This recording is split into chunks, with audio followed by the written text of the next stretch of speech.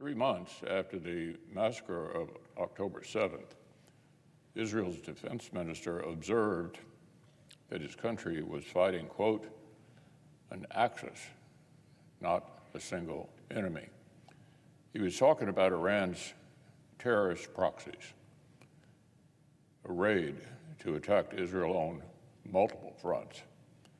But the reality of facing interconnected threats isn't unique to Israel. Around the world, our adversaries are colluding in new and aggressive ways. Authoritarians who disdain the West are arming and underwriting one another's aggression. And as the Senate continues our work on supplemental national security legislation, we would do well to keep this in mind. Israel reports that it has succeeded in significantly degrading Hamas military capacity in northern Gaza. But while the pace of operations may have slowed, Israel continues to face a dug-in Hamas threat in southern Gaza. And their terrorist enemies continue to exploit innocent civilians in their bid for survival. Hamas fighters brazenly steal international aid shipments, use Gazans as human shields, and hold more than 130 hostages, including Americans.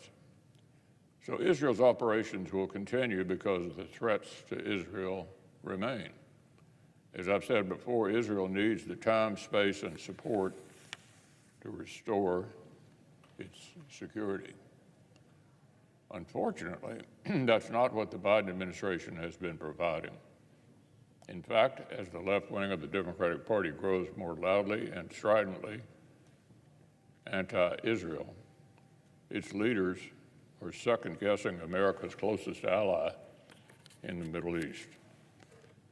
Administration officials have taken to anonymously and shamefully accusing Prime Minister Netanyahu of seeking conflict with Hezbollah for domestic political reasons. Of course, reality is quite the opposite. For decades, it's been Hezbollah that seeks conflict with Israel and the West. It is the terrorists, with Israel and American blood on their hands, who have chosen violence regardless of the current governments in Israel or the United States. And Hezbollah's attacks against Israel have only grown since October 7th. It's not Prime Minister Netanyahu who forces tens of thousands of Israelis to evacuate their homes in northern Israel. It was Hezbollah threats. But now we all know about Hamas terror tunnels. Well, Hezbollah has built them too. I led a delegation to Israel, and we saw them with our own eyes, efforts to infiltrate northern Israel for the same purpose that Hamas struck in Israel's south. This is not a coincidence. And it's not a myth conjured by the Prime Minister. It's a real and growing threat that even his leading political opponent and fellow member of Israel's war cabinet, Benny Gantz, also warns about. Rather than sniping at Israel's war cabinet for taking Hezbollah seriously, the administration should tell Congress and our ally how it proposes to change the murderous calculus of Iran and its proxy. So, Mr. President, the best way we can help our friends is to restore our own credibility in the region and take bolder steps to respond to our common aggressor, Iran. The Biden administration has work to do to repair the damage done by 3 years of retreat. The first thing they could do is admit they have a problem. Instead, they are busy patting themselves on the back. Last week, an administration spokesperson declared with pride that the president was taking a proactive approach to threats from Iran-backed terrorists. Honestly, nothing could be further from the truth. And instead of aggressively targeting the launch facilities and Houthi terrorists responsible for harassing global shipping and U.S. naval assets, or sinking the Iran spy vessel reportedly facilitating Houthi strikes. President Biden's passive policy means the Navy is expending $1 million missiles to swat away $1,000 drones. $1 million missiles to take out $1,000 drones because apparently we don't have the nerve to launch facilities. Rather than imposing costs on our enemy, we're allowing the enemy to impose costs on us. In response to more than 100 attacks on U.S. personnel in Iraq and Syria, the President has authorized isolated jabs at low-consequence peripheral targets. No wonder Iran isn't deterred. Tehran's strategy is actually working. If Hamas' capacity for violence is not destroyed, Palestinians and Israelis alike, including the hostages still in captivity, are going to continue to suffer. If the Houthis' capacity for violence is left intact, they'll continue to attack civilian ships and disrupt the global economy. If Iran does not pay a price for its insidious support for terror from Israel and across the Middle East to Ukraine, it will continue to underwrite violence and claim innocent lives. America owes our ally Israel our continued support, and we owe Iran's web of terror the firm deterrence and swift justice it has always deserved. Now, on another matter, it's been 3 years since President Biden put radical activists in charge of American energy policy, and 3 years in, the American people continue to bear the burden of its devastating effects. The Biden administration's policies have contributed to sky-high gas prices. Energy regulations are driving up the cost of natural gas and home heating. The cost of gasoline has increased a cumulative 43.5% since Biden took office. Fuel oil prices have increased 71%, and electricity prices have increased 24.3%. So here's one example. The Biden administration has worked overtime to strangle domestic oil and gas drilling to a trickle. And they've bragged about their plan to offer the smallest number of oil and gas lease sales in history. This year, in fact, we'll see zero new offshore oil and gas lease sales. From day one, Americans have been suffering under the weight of a climate agenda tailored to the preferences of coastal elites. From electric vehicles to solar panels, the Biden administration seems to take its cues from the greenest follies of the bluest states. And 3 years in, they're showing no sign of stopping. This week, the Senate is expected to vote on the president's choice to elevate one of the masterminds of this war on affordable American energy to a senior role at EPA. You'd be hard-pressed to find anyone whose record more closely reflects liberal climate orthodoxy than Joseph Goffman. That's because he wrote much of it himself. This U.S. Supreme Court has repeatedly given the EPA a slap on the wrist for acting outside its authority. Cases such as West Virginia versus EPA and Sackett versus EPA have repeatedly ruled that the agency is acting outside its congressional mandate. In fact, just before Christmas, the court agreed to hear yet another case involving EPA emission plans, this one brought by Ohio. Mr. Goffman has defied these warnings from the highest court of the land. He's engineered a more active and aggressive EPA, And in the face of bipartisan criticism of the Clean Power Plan, illegal excesses, he's crusaded without shame in the Biden administration's war on affordable American energy. By one estimate, Mr. Goffman's tenure at the EPA has coincided with the elimination of over half of the nation's coal jobs. And he's continued to indulge the left's obsessive push for electric vehicles, despite the fact that this push is killing American jobs and enhancing our top strategic adversary. By every measure, this nominee is the exact wrong person to deserve a promotion at EPA. So I'd like to thank my colleague from West Virginia, Senator Capito, for sounding the alarm on Mr. Goffman's nomination. And I would urge each of our colleagues to join me in voting no this afternoon. House and Senate negotiators work hard to reach an agreement on top-line government funding levels for the current fiscal year. And work continues to deliver full-year appropriations through regular order. Shutting down the government, even part of it, would interrupt this important progress.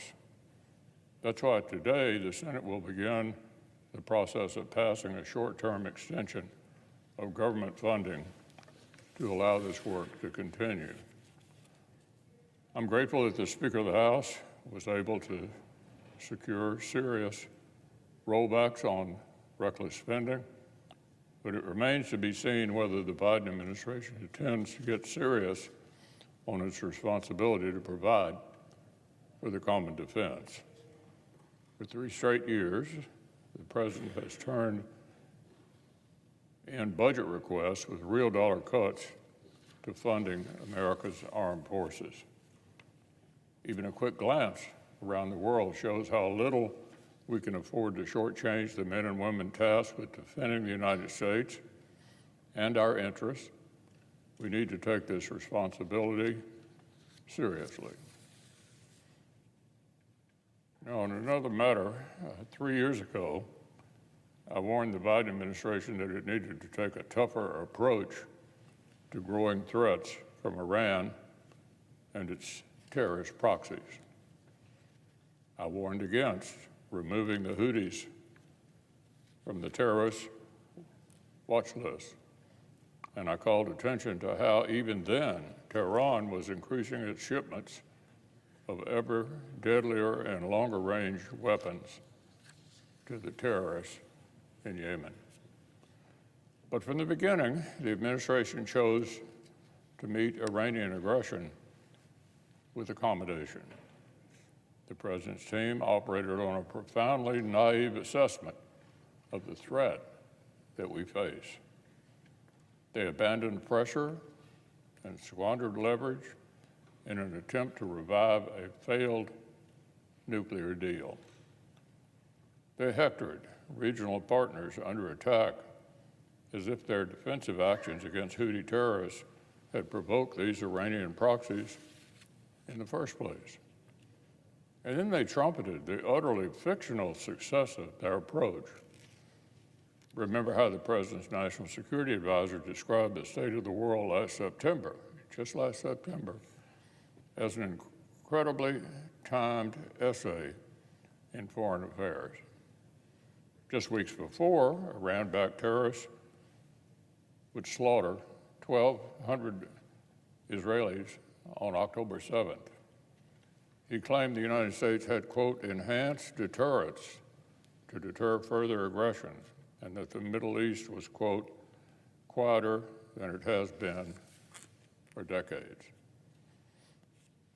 3 years in, the price of these delusions has become inescapably obvious. To the extent that President Biden sought détente with the world's most active state sponsor of terrorism, he was woefully ill-advised about the nature of the Iranian regime. To the extent that this administration ever seriously sought to deter Iran and its proxies, their efforts have demonstrably failed. So let's be absolutely clear. The United States is capable of destroying those who threaten our allies, our interests, and American lives. A global superpower is equipped to bring enormous force to bear against its enemies. But deterrence isn't just about capabilities. It's not enough for Iran to know America has the means to demolish its military and its network of terrorists. No, deterrence requires that our adversaries actually believe we're willing to use these capabilities. It requires credibility.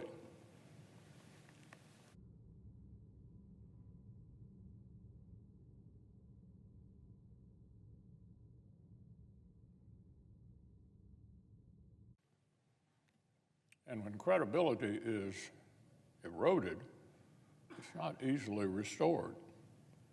It'll be difficult for the Biden administration to convince Tehran and its agents that after 3 years spent scolding our partners for wanting to defend themselves from Houthi terrorist attacks, America now intends to do the same thing. It'll be difficult for the administration to convince our adversaries that after years of bending over backward to accommodate Iran and wringing our hands over the use of military force against its proxies, we're now prepared to respond directly against Iranian targets. Restoring credible deterrence means identifying what our adversaries hold dear and proving we're willing to hold it at risk.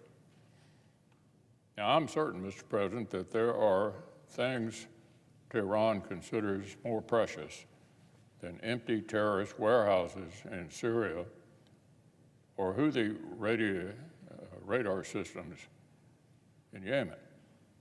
Iran uses proxies precisely because they consider them expendable, taking pains to avoid killing these proxies or targeting Iranian forces and interests themselves tells Tehran that its strategy is actually working. President Biden owes it to the American people to explain how exactly he intends to compel Iran and its proxies to actually change their behavior. He owes it to the nation to start explaining how the stakes of conflict in the Middle East ripple across the world, how the challenges we face in the Red Sea, Ukraine, and the Indo-Pacific are all connected, and how the cost of failing to meet them compounds. Unfortunately, the Biden administration is not alone in its failure to take this responsibility seriously. This afternoon, the Senate must take it upon ourselves to reject an attempt to degrade our nation's credibility even further. The resolution brought forward by Senator Sanders is little more than performative left-wing politics.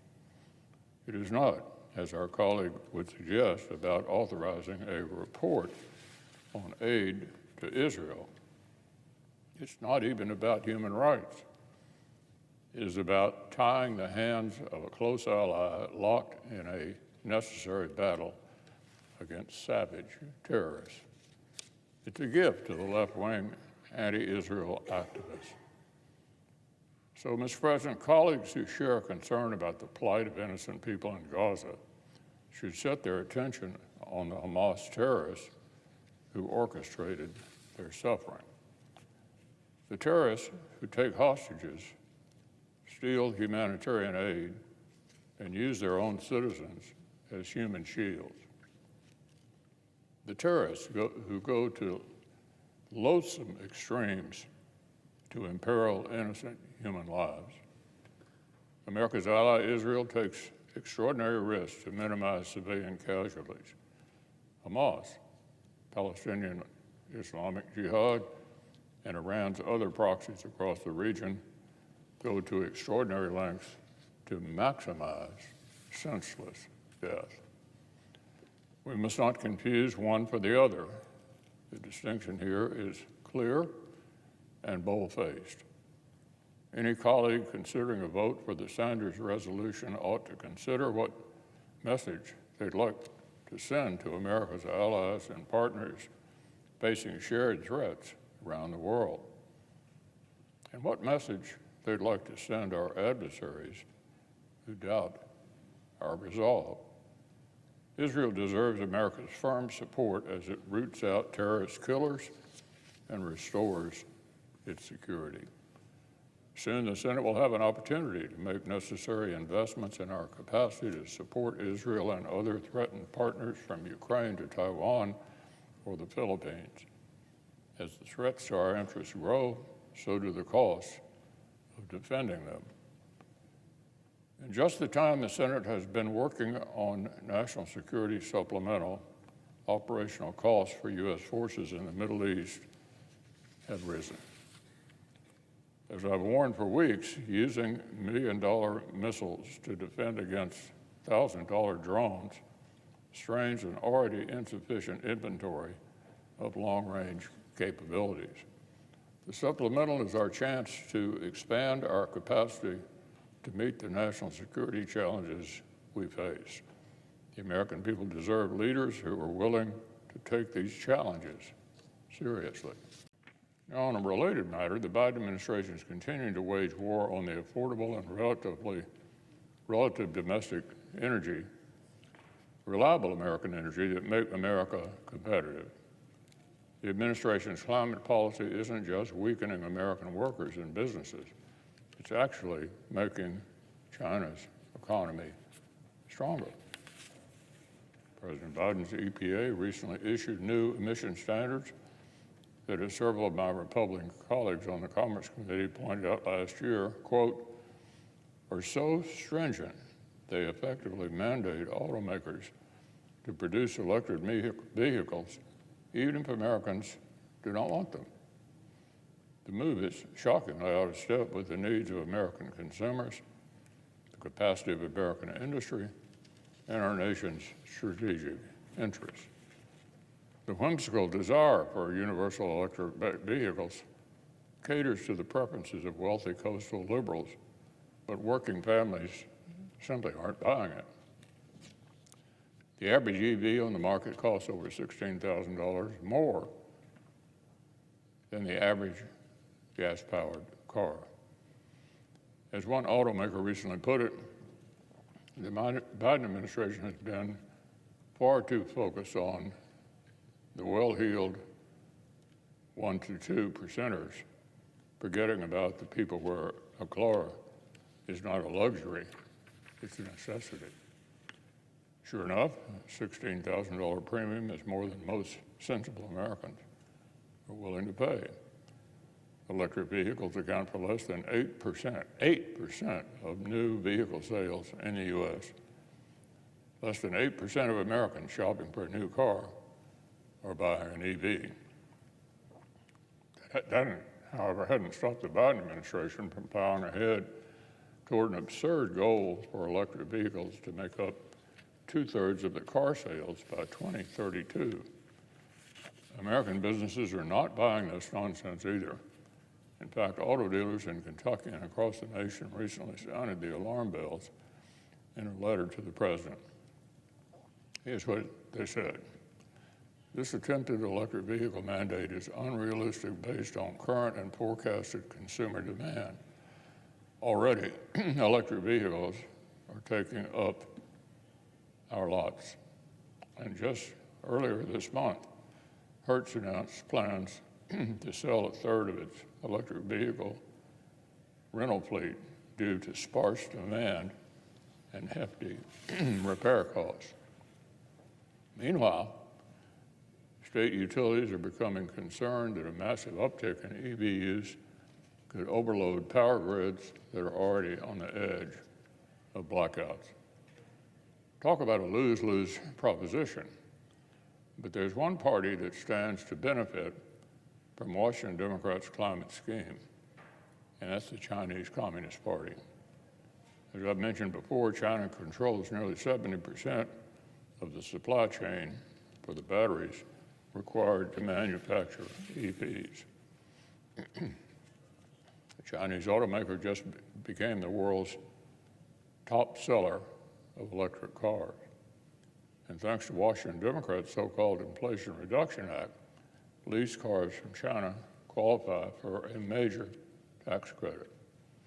This means hardworking Americans like the Kentuckians I represent are directly subsidizing California millionaires and the CCP all at the same time. So it's one thing for the Biden administration's outgoing climate czar to spend this time begging China voluntarily to engage in unenforceable green diplomacy. But it's quite another for Washington Democrats to forcibly create a pipeline that pumps working American tax dollars into the pockets of our biggest strategic adversary. It's time for President Biden to choose between the American people and a left-wing dream that communist China can't wait for us to realize. Now, on another matter, this year, like last year, President Biden is still taking to the road, trying to sell the American people on the wonders of Bidenomics. But working families still see right through him. On average, they're spending more than $11,000 than they were when the president took office, just to maintain the same standard of living. Less take-home pay means less spending, and small businesses are feeling the pinch. Out in Iowa, the owner of a one-of-a-kind manufacturing operation is closing its doors after 125 years in business, and the owner says lower discretionary spending is to blame. And mother of three in Arizona recently lamented to reporters, quote, "It's probably been one of the worst years. It's been very difficult for us. It's been difficult just buying groceries and paying bills." And across the country, working families sympathize. One poll last month found that just 14% of Americans thought that Biden's economic policies were actually helping them. So the president can moonlight as a traveling salesman all he wants, but pretty soon he'll have to face facts. Bidenomics is a dud.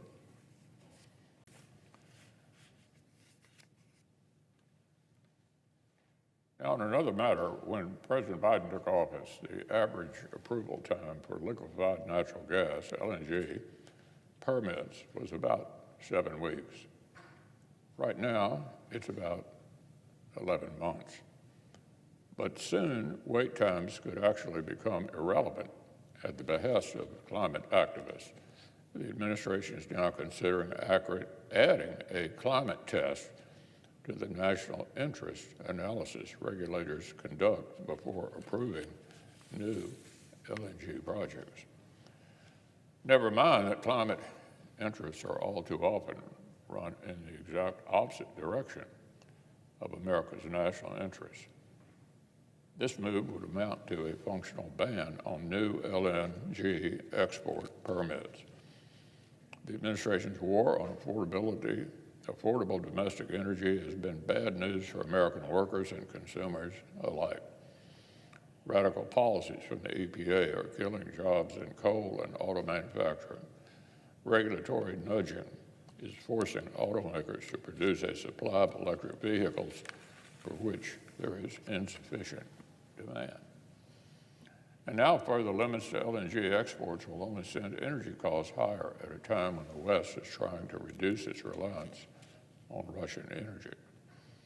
This agenda is not just bad for America at home either. It's directly at odds with America's interests on the world stage. From Russia to Iran to China, it is abundantly clear that our adversaries are not waiting for us to wake up from this experiment in green self-harm. Russia is building a new export facility for liquefied natural gas that is scheduled to be up and operating as soon as next year. Iran is also in the process of completing an LNG export facility to be ready next year as well. It should be without saying that increasing global reliance on Russian and Iranian energy is not sound strategy. The Secretary of Energy herself has described Russian gas as the, quote, dirtiest form of natural gas on Earth. And China, for its part, increased its emissions last year by double the amount of U.S. emissions, while double the amount U.S. emissions actually declined. Our allies in Europe are increasingly relying on us to keep their lights and their heat running. It was LNG exports from the United States that allowed Europe to reduce its reliance on Russian energy in the wake of their attack on Ukraine. So if the Biden administration is foolish enough to shut down our LNG exports or saddle their national interest analysis with the Green New Deal schemes, I hope they understand which nation's interests they're advancing. Shows our nation's interests or blindly follow some green radical scheme to empower our political rivals in China, Iran, and Russia. It's hard to fathom that this is even a question the Biden administration is contemplating. The Constitution of the United States, the consensus of our nation's founders, and the weight of exhaustive historical precedent give the President the clear authority to use military force when American lives and interests are under attack. The Commander-in-Chief does not lack authority. Rather, he is failing to sufficiently exercise the authority that he has. Right now, every day, enemies of the United States are engaged in a campaign of brazen aggression that threatens American service members, our interests, and our allies in the Middle East. This campaign is hardly new. Year after year, the world's most active state sponsor of terrorism trains, equips, finances, and coordinates efforts to drive America, the great Satan, from the Middle East and to wipe Israel, the little Satan, off the map. When President Biden took office, Senate Republicans warned him not to go soft on Iran. We urged him not to abandon maximum pressure, not to obsess over restoring a failed nuclear deal, and not to ignore Iran's relentless campaign of terror. But the President failed to heed this advice. He ignored the 80-some attacks on U.S. troops over his first 2 years in office. He failed to recognize the killing of an American in an Iran-backed drone attack in Syria last March as a wake-up call. Instead,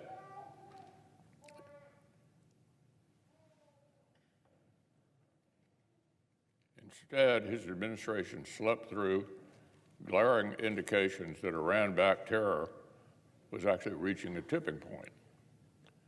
So today, America and our allies face an adversary profoundly undeterred. Iran's proxies are responsible for more than 150 lethal attacks and counting against U.S. personnel in Iraq and Syria since October 7th, and for persistent strikes against U.S. warships and civilian vessels in the Red Sea, including just yesterday. We have yet to see signs that the administration understands how to compel Iran and its proxies to stop.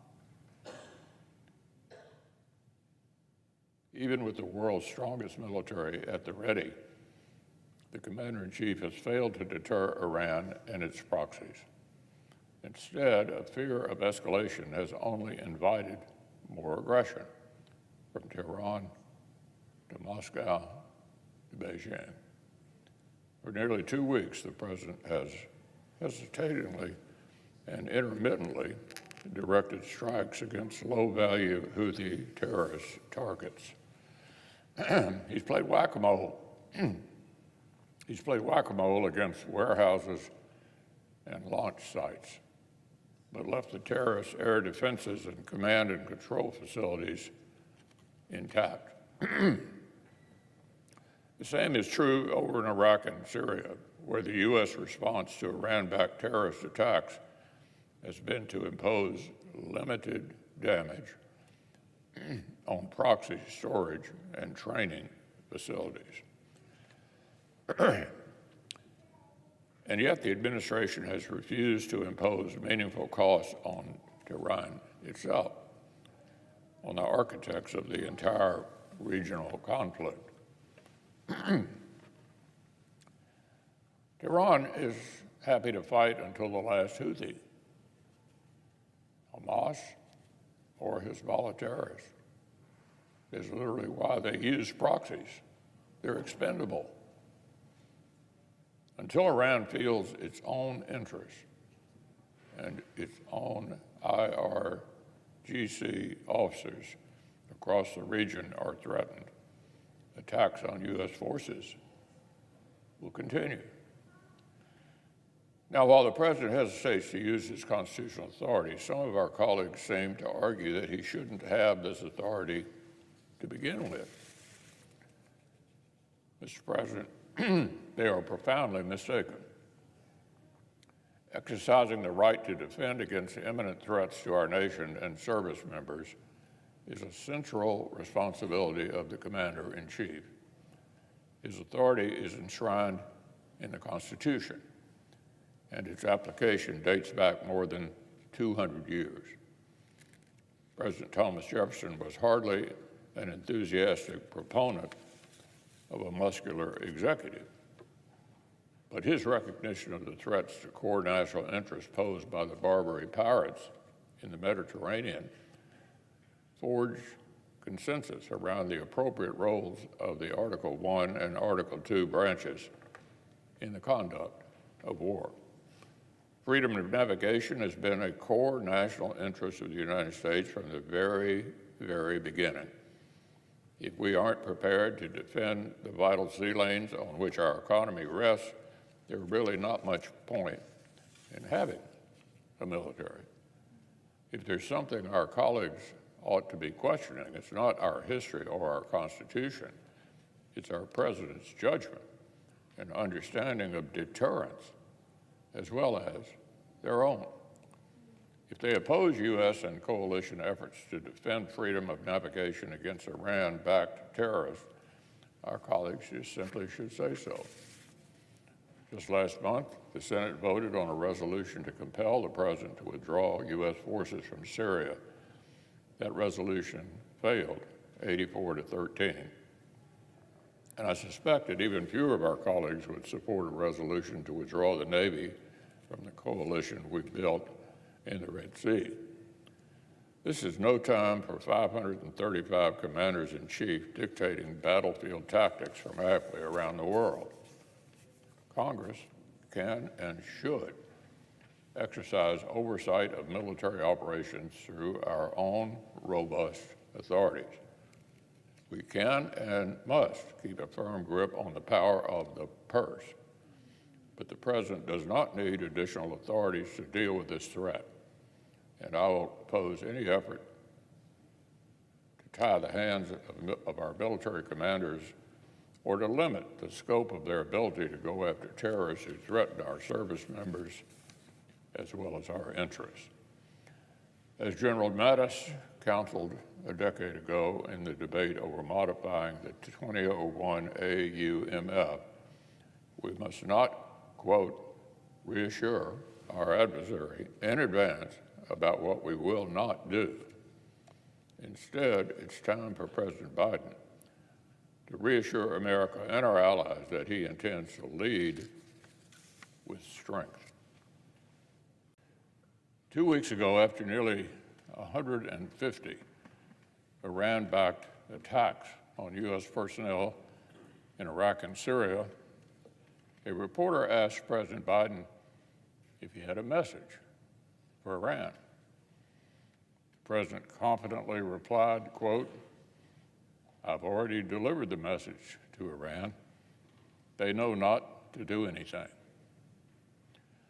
Well, the commander-in-chief had the temerity to suggest that the world's most active state sponsor of terrorism was effectively deterred.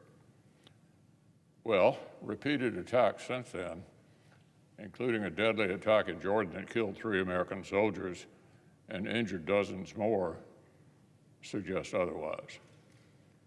Sergeant William Rivers, Specialist Kennedy Sanders, and Specialist Breonna Moffett now rest with generations of brave Americans before them who've given their lives in service to our country. I know my colleagues join me in grieving with the families and comrades they leave behind. For 3 years, the threat of Iran-backed terror against American personnel and interests in the Middle East has been growing. Iran is emboldened and believes it can use its proxies to attack America with impunity. And the Biden administration has hastened this erosion of deterrence. Their public hand-wringing and fear of escalation sends exactly the wrong message to Tehran and other enemies of America. To paraphrase Henry Kissinger, when our primary objective becomes avoiding war or escalation, we're at the mercy of our most ruthless adversaries. The United States' objective is not to avoid escalation at all costs. If it was, the quickest way to achieve it would be to retreat and cede the whole Middle East to Iran. Instead, our objective is to compel Iran and its proxies to stop attacking American forces and our interests in the region, and to preserve American influence in a critical part of the world. But to achieve this objective, we have to convince our adversaries that we are prepared to escalate and to threaten the interests that they hold dear. If the Iranian regime thinks America is most afraid of escalation, it will use that fear because it believes it will drive us from the Middle East, just as we were driven from Afghanistan. It was reasonable to hope that the eruption of proxy violence against American forces in the wake of October 7th massacre in Israel would convince the Biden administration to start seriously exercising American strength. It was reasonable to hope that a global superpower might finally begin to act like one. That hasn't happened yet, but perhaps the gut-wrenching tragedy of American casualties will finally wake this administration from its delusional approach to Iran. Yesterday, the Secretary of Defense echoed President Biden's hollow assurance from earlier this month, insisting that the administration, quote, "will not tolerate attacks on U.S. forces, and we will take all necessary action to defend the U.S. and our troops." Unfortunately, this sentiment isn't yet backed by any action.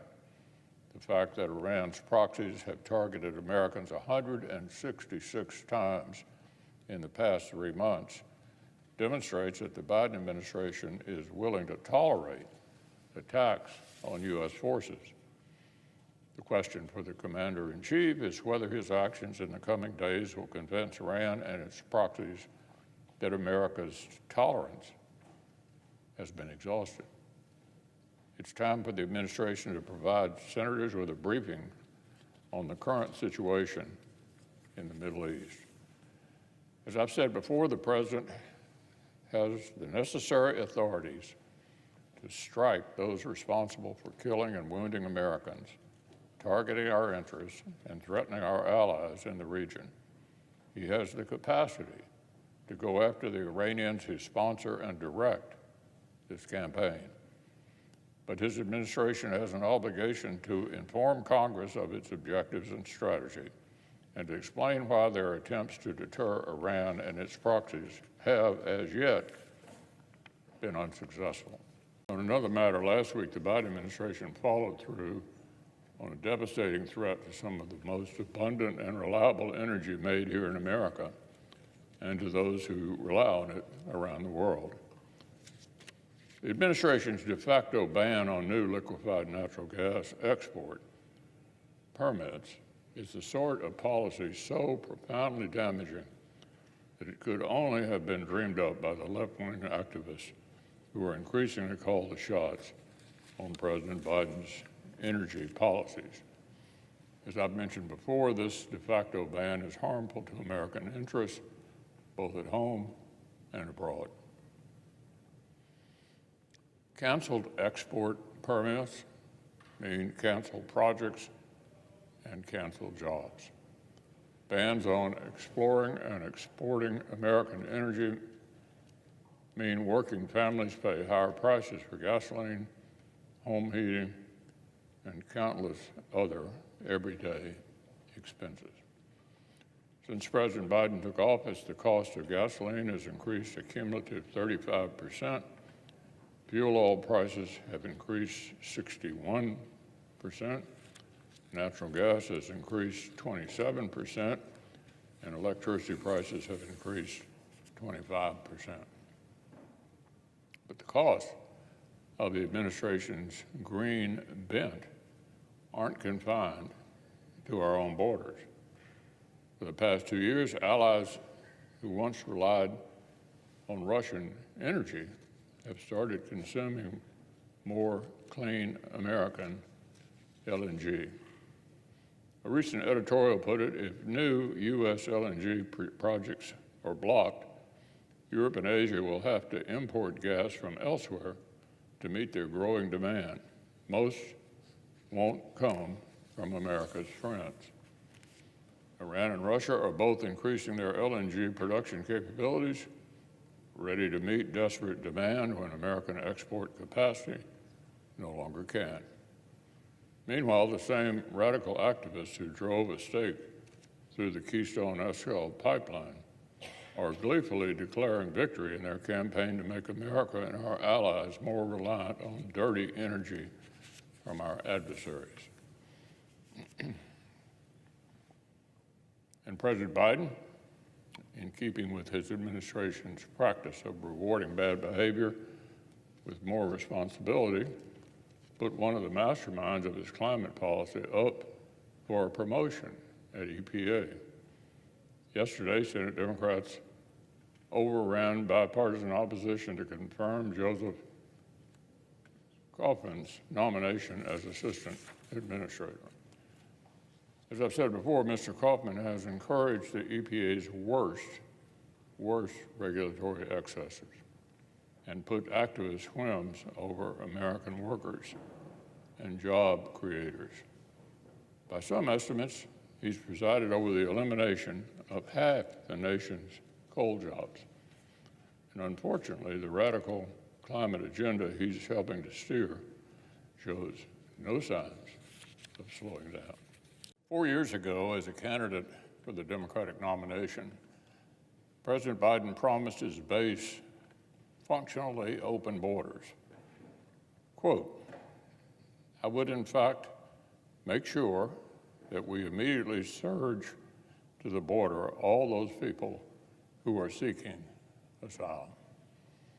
That was President Biden as he took office.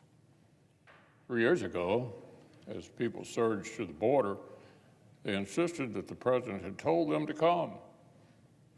And by his actions, we know they were exactly right.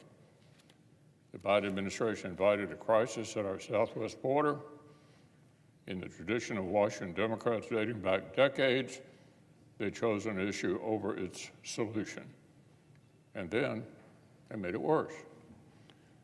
The President of the United States threw out essential border security tools like Remain in Mexico, froze new funds for common sense measures like border wall construction, and abandoned the brave men and women of CBP and ICE to clean up the mess. President Biden's border crisis has upended the life in communities across America.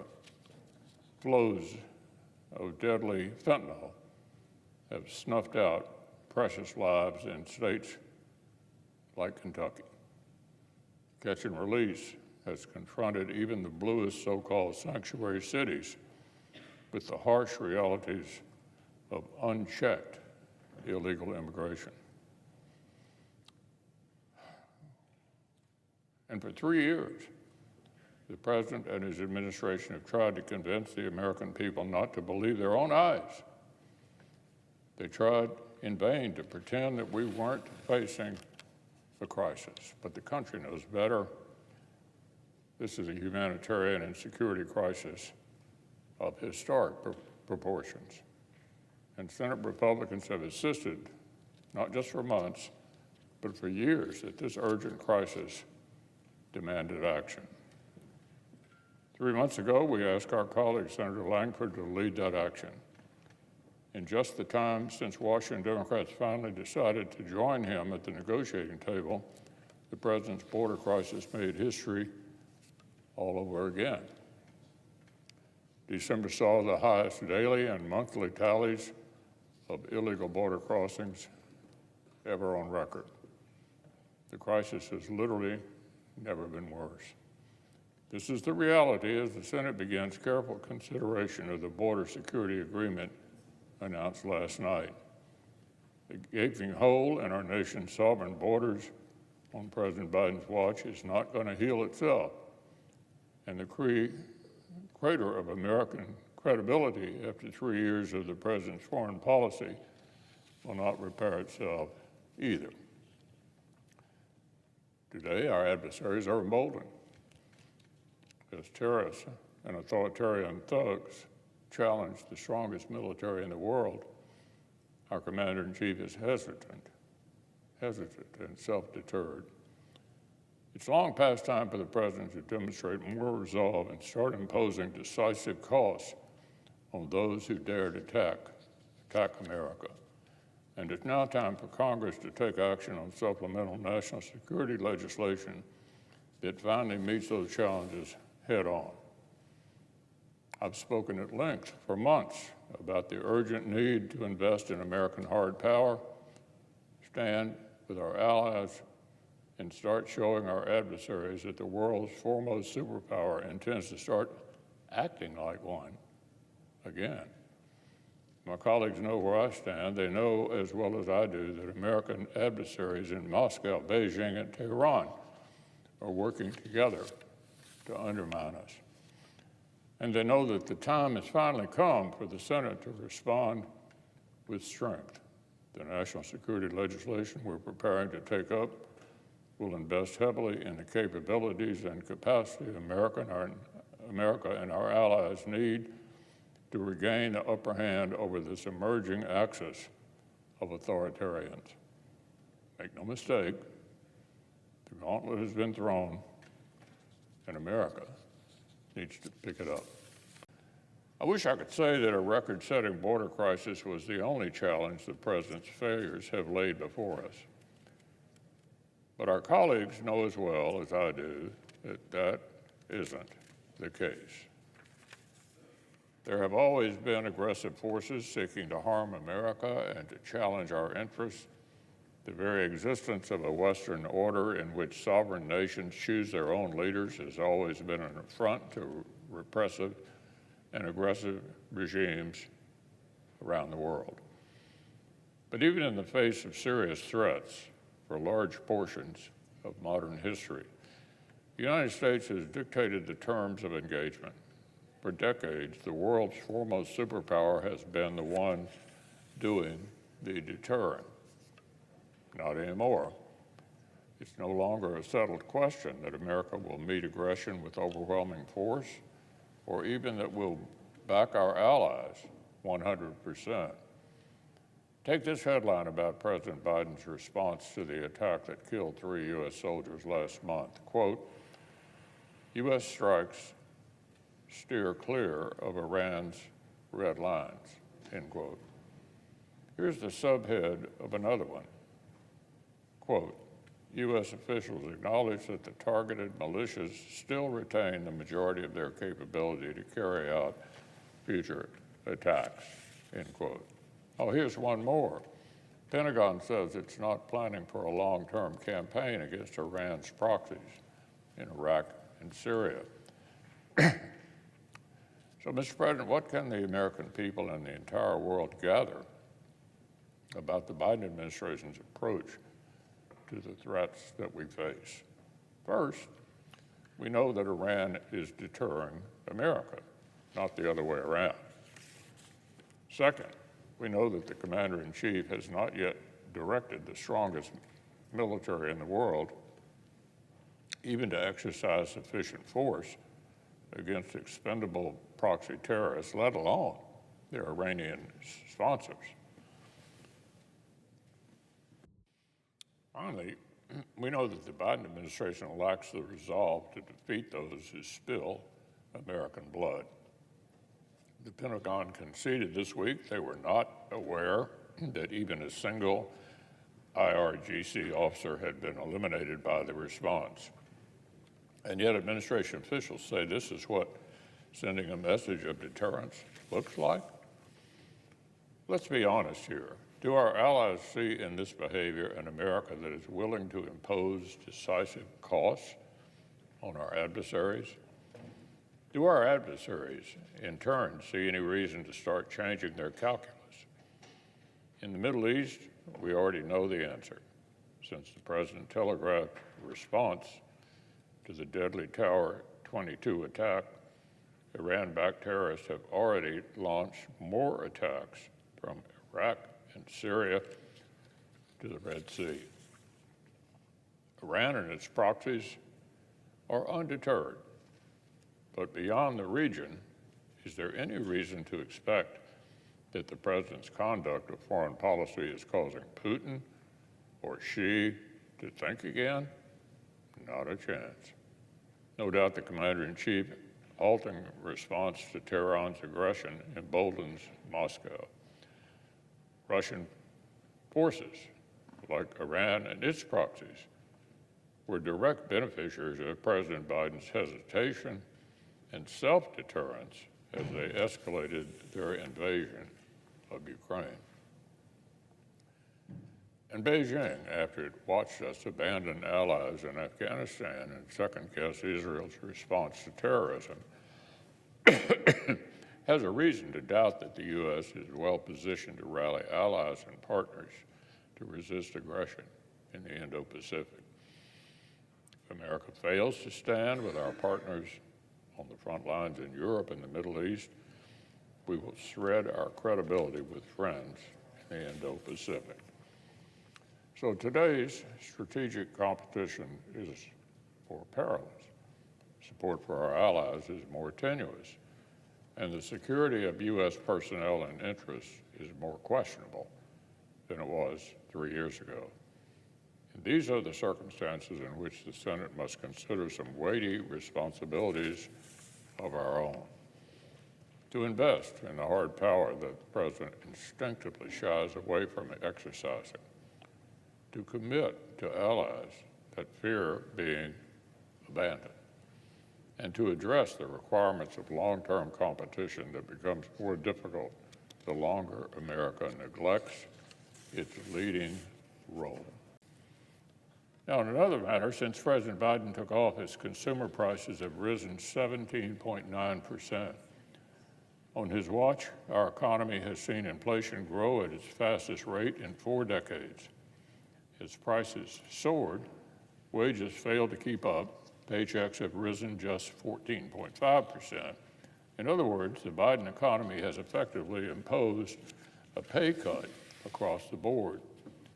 The effects of Washington Democrats' reckless spending have forced working families to do more with less. As the American people struggle to make ends meet, they're carrying record-high credit card debt, 34% more than they were just 3 years ago. And polls continue to report that the country isn't very bullish on the prospects of undoing the Biden administration's damage anytime soon. By one recent survey, fewer than 3 in 10 Americans rate today's economic conditions positively, and barely 1 in 4 expect things to improve over the coming year. So, Madam President, this president's economy is leaving workers feeling suffocated. The effects of historic inflation are inescapable.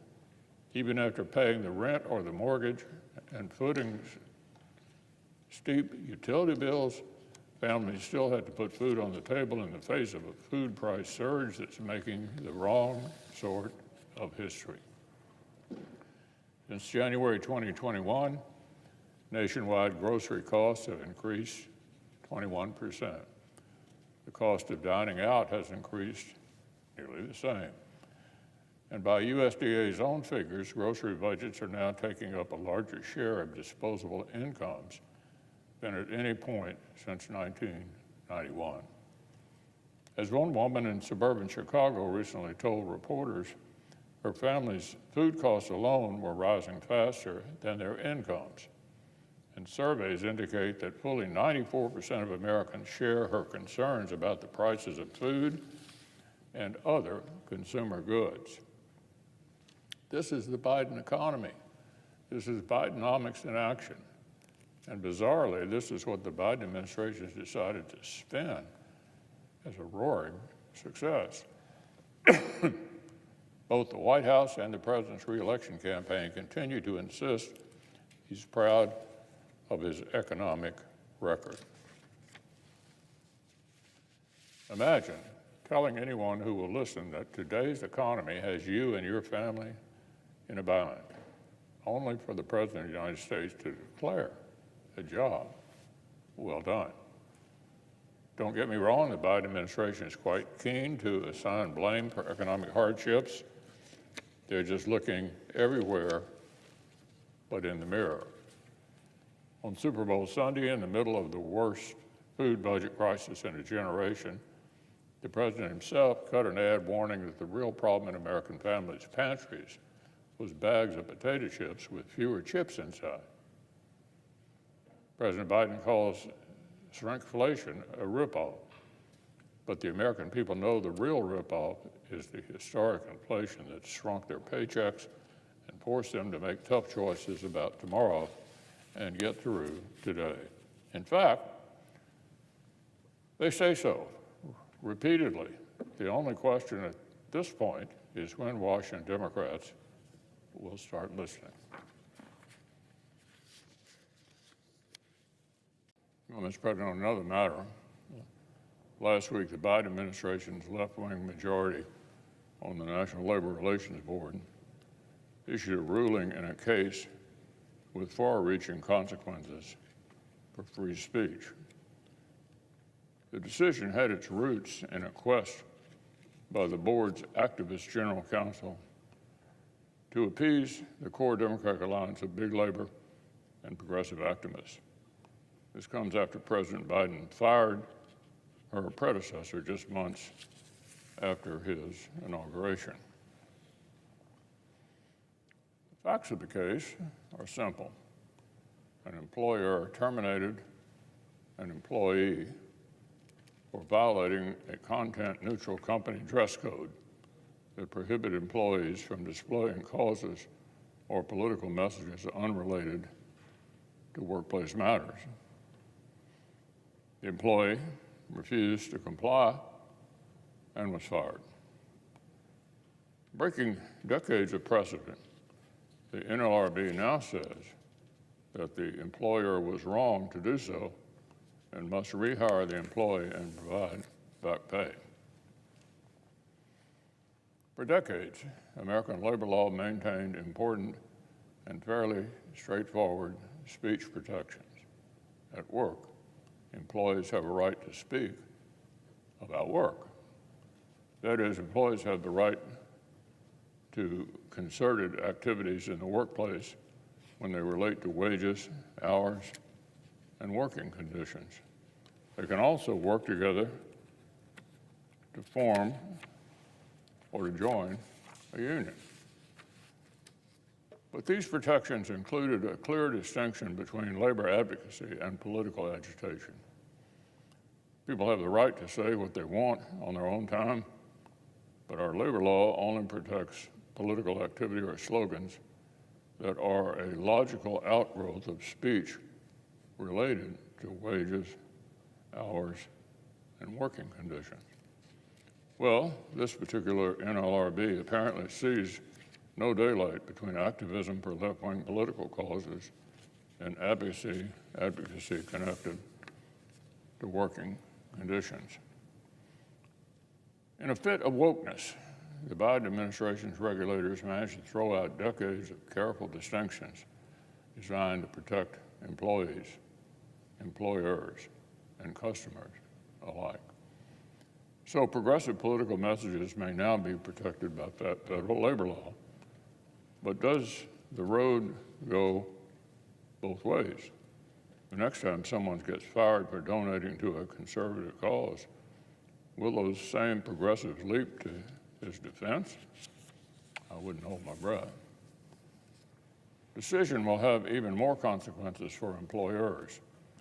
Employers will have to associate themselves with the politics of their employees or else face rebuke from federal labor regulators.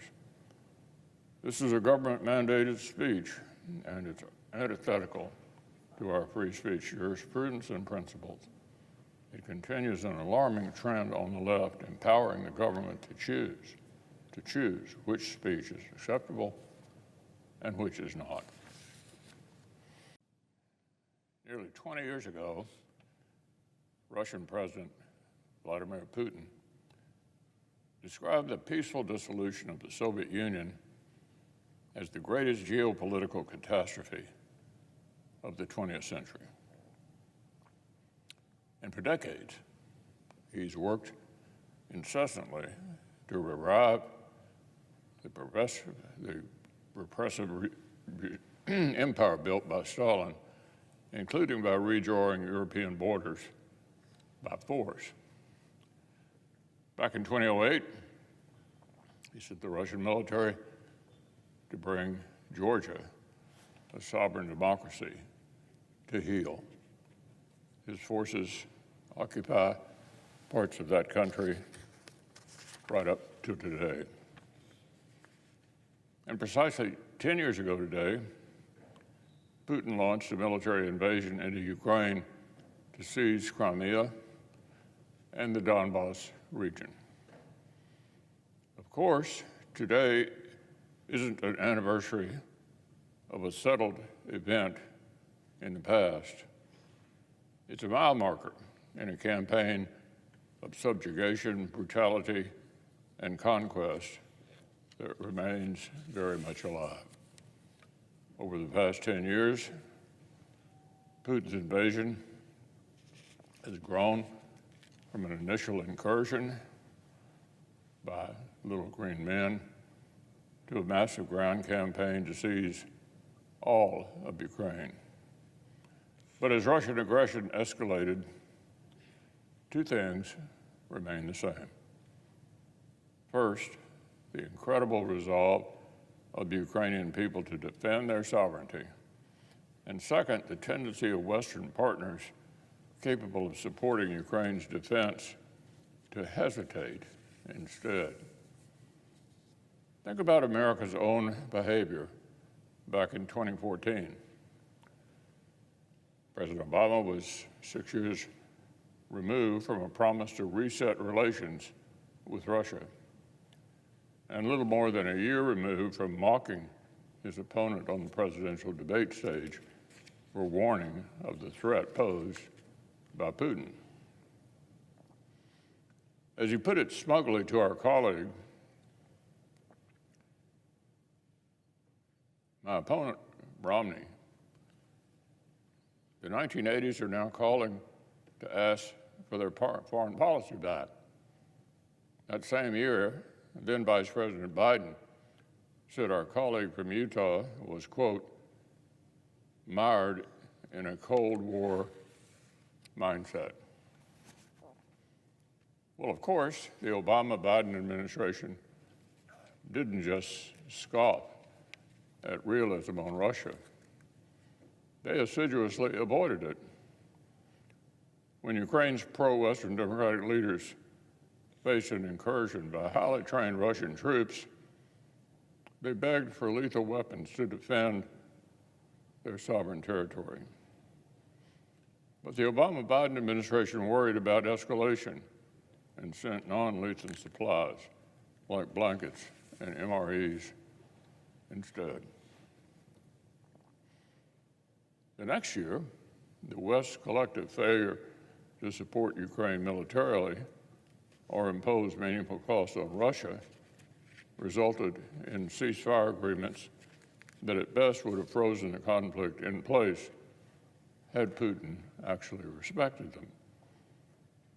Even as the next administration moved to provide lethal assistance and training for Ukraine and begin the process of rebuilding our own military strength, too few European allies were taking Russian aggression or their own pledges to increase defense spending after Putin's 2014 invasion seriously enough. Unfortunately, President Biden compounded the problems he had helped sow back when he was vice president. From a disastrous, credibility-shredding withdrawal from Afghanistan to his costly refusal to steer European allies away from reliance on Russia, especially Russian energy, it's not a mystery why Putin was undeterred. The weakness and indecision that defined the Obama-Biden administration's response to Putin's 2014 invasion have actually echoed in the Biden-Harris administration's response to his 2022 escalation.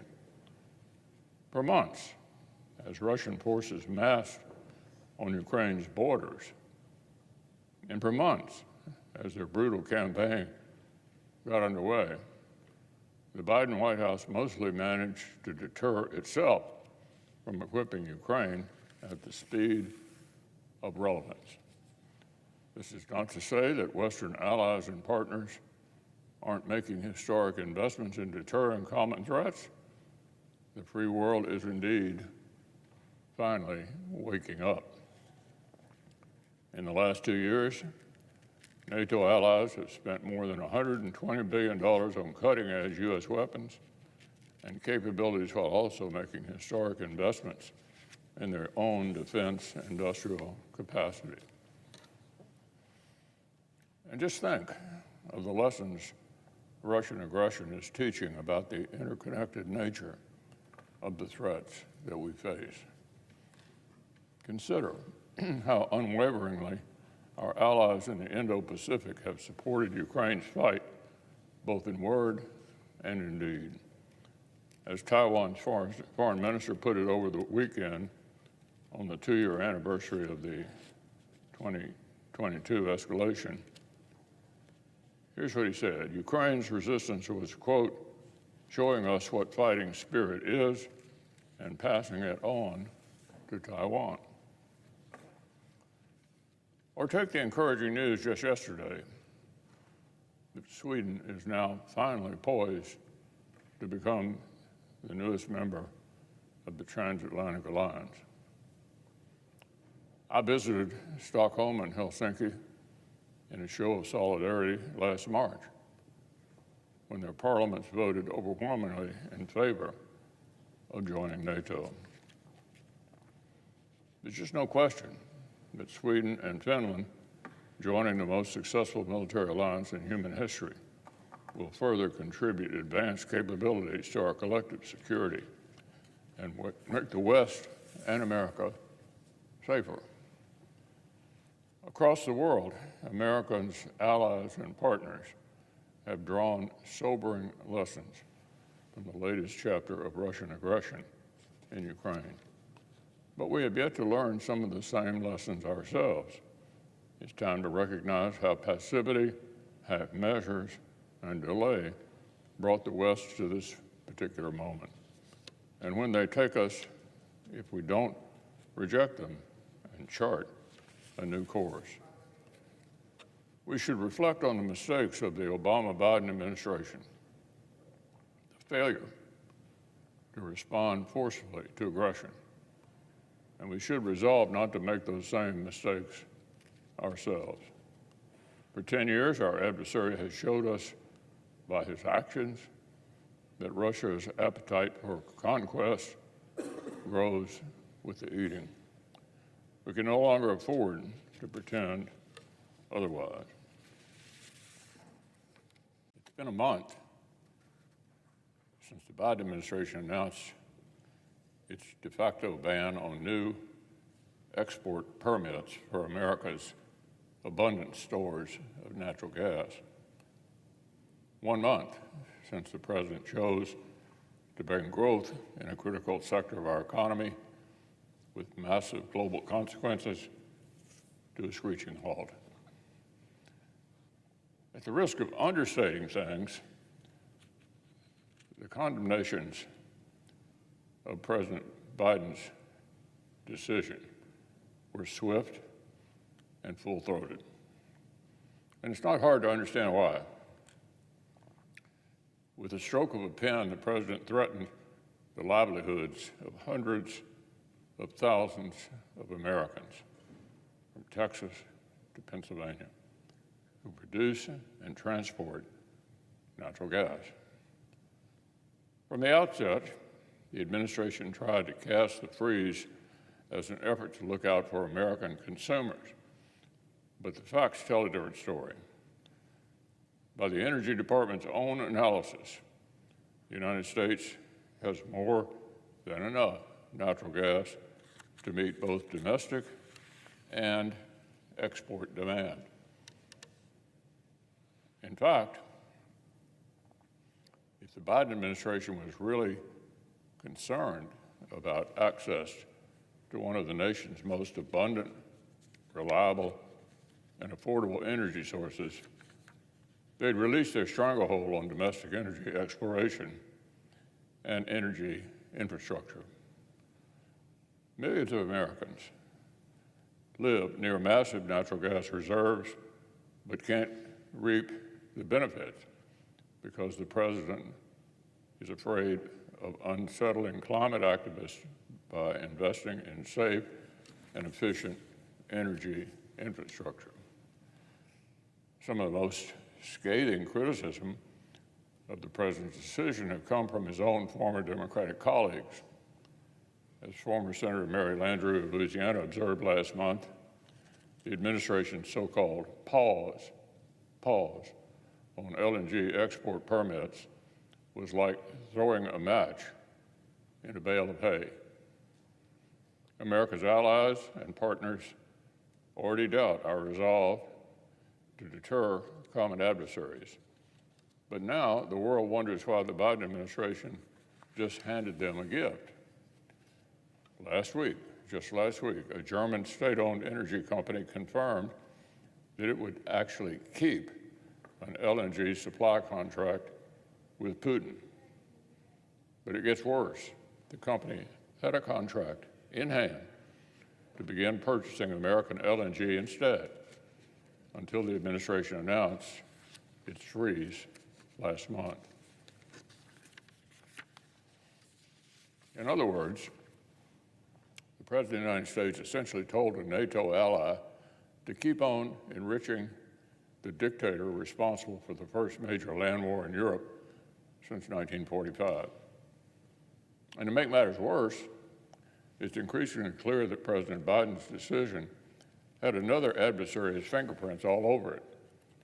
Left-wing activists have been in the driver's seat of the president's energy policy since day one.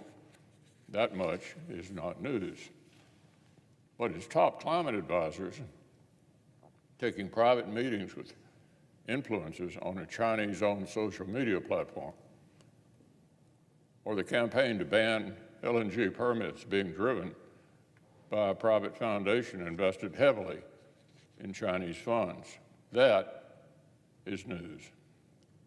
So, Mr. President, LNG exports are one of the only areas of U.S.-China trade in which the PRC is reliant on the United States. Beijing would be all too happy for an excuse to buy less clean U.S. energy and more of what President Biden's Energy Secretary called, quote, the dirtiest form of natural gas on earth, Russian LNG. Well, it appears that President Biden has given our top strategic adversary precisely such an excuse. It's hard to understand the President's decision as anything other than a compulsive, short-sighted grab for more fleeting praise from his activist base. Clearly, it makes no strategic or economic sense.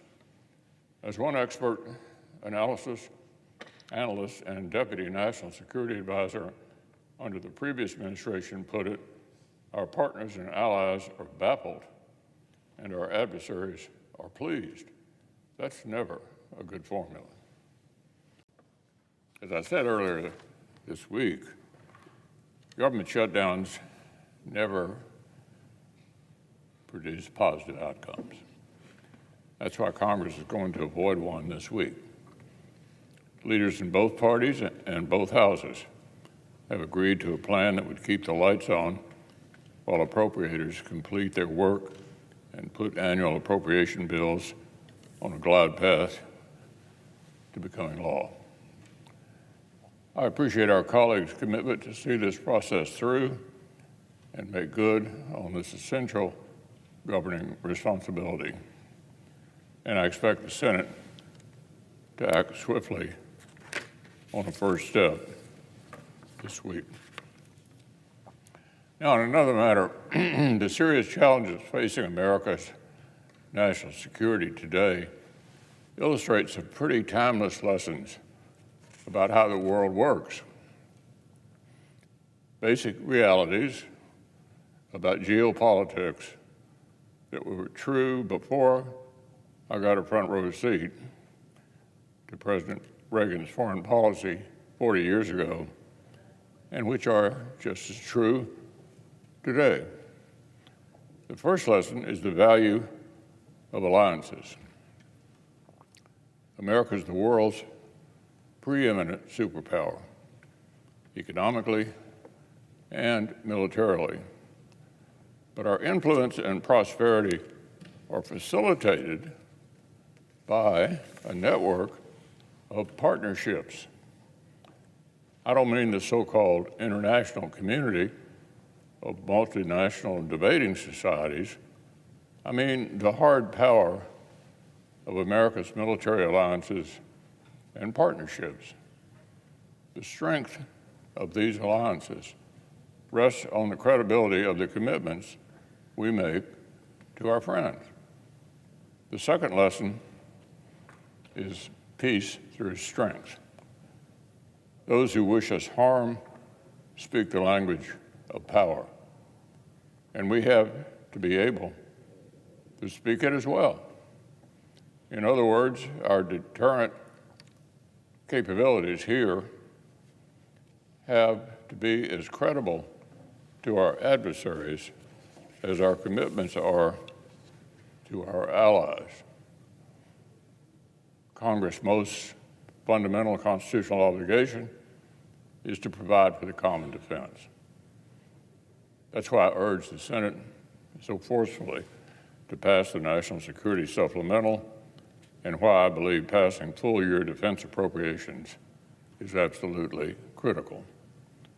When America is strongest, America provides sufficient funding to preserve America's military primacy, and our adversaries and allies alike actually trust that the Commander-in-Chief is prepared to use force decisively. The last lesson is the importance of clear strategy.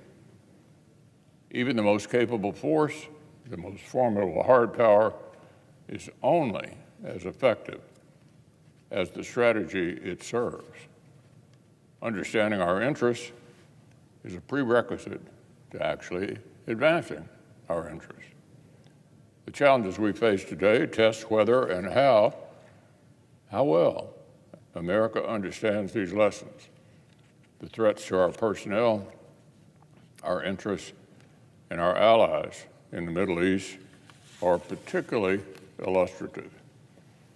Since October 7th, America's closest ally in the region has been engaged in a serious fight to rescue its people and restore its security against Iran-backed terror.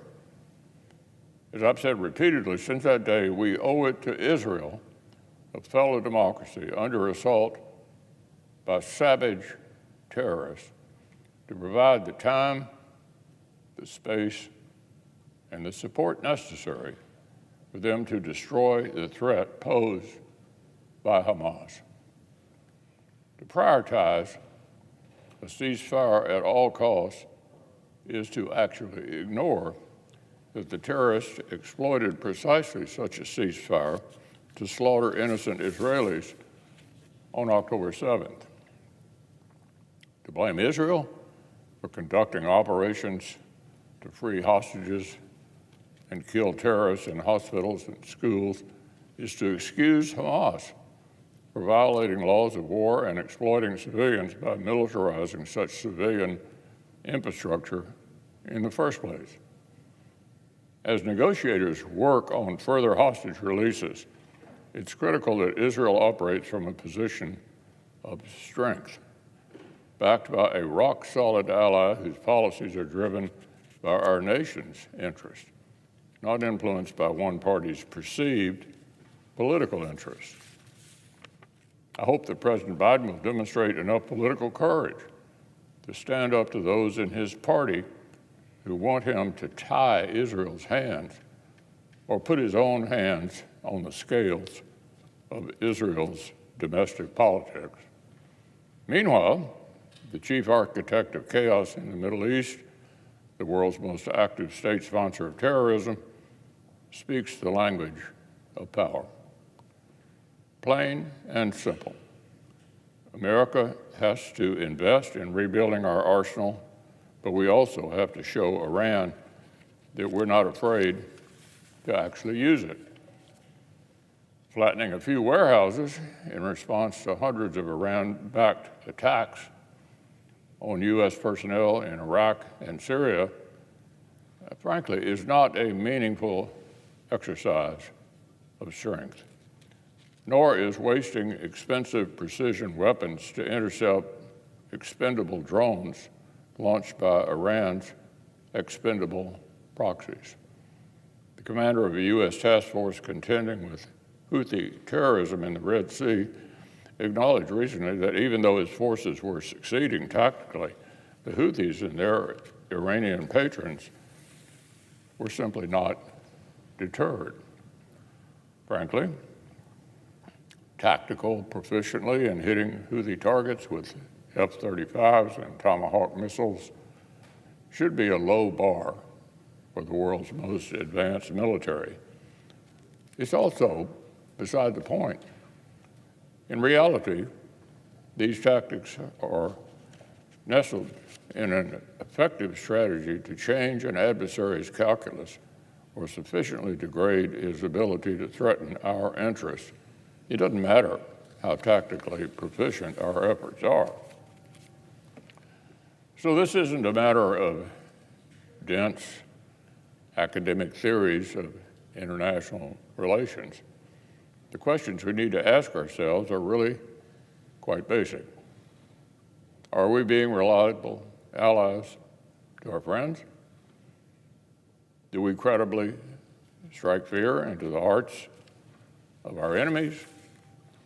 Are our tactics aligned with a coherent strategy? If not, what are we doing here?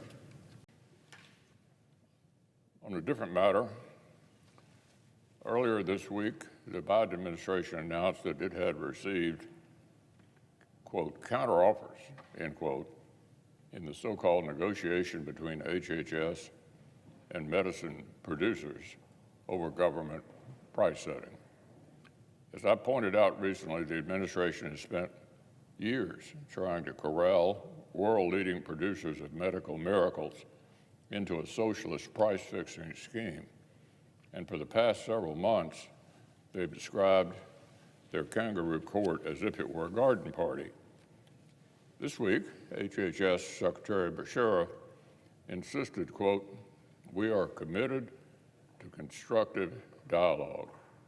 These are good faith, upfront negotiations."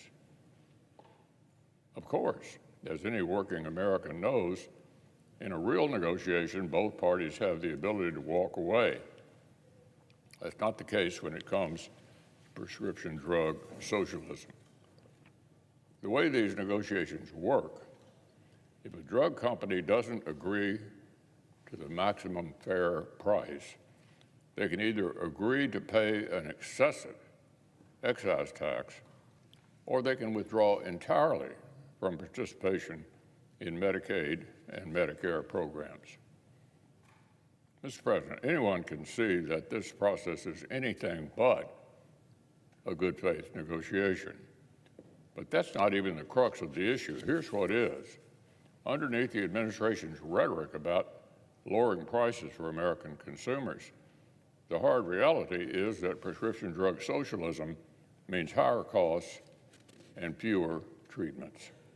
According to one estimate, this scheme would eliminate 9 times as much funding as the 2016 Cancer Moonshot Initiative created.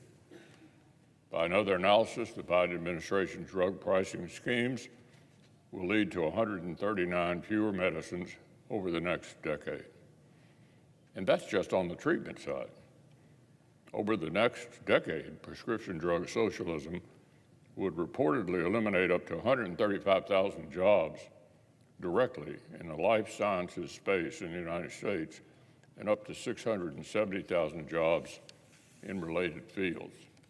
Apparently, the Biden administration's really just out to make it harder for the world's foremost engine of medical innovation to do what it's best at, finding cures. And the worst side effect, the millions of people who will go without groundbreaking American-made treatments. Well, tonight, President Biden will deliver the last State of the Union address of his term. For the past 3 years, these speeches have served as mile markers, but not of any meaningful progress toward a more perfect union. Instead, each year, the American people tuned in to see just how far the president's own version of his record is from the reality of their lives. For 3 years, the president who campaigned as a moderate has governed like an activist from the furthest fringe of the Democratic Party. The Biden administration's agenda has meant pain at home and weakness abroad. It didn't have to be this way. President Biden took office amid strong tailwinds from an economic recovery that was already restoring the record-setting prosperity we saw before the pandemic to an historic modernization of our military that was well underway. He inherited everything he needed to point our nation toward further security and prosperity. But he chose weakness and invited danger instead. Today, nearly 2/3 of voters say our economy is worse than it was 4 years ago. Not even 1 in 4 think our country is on the right track.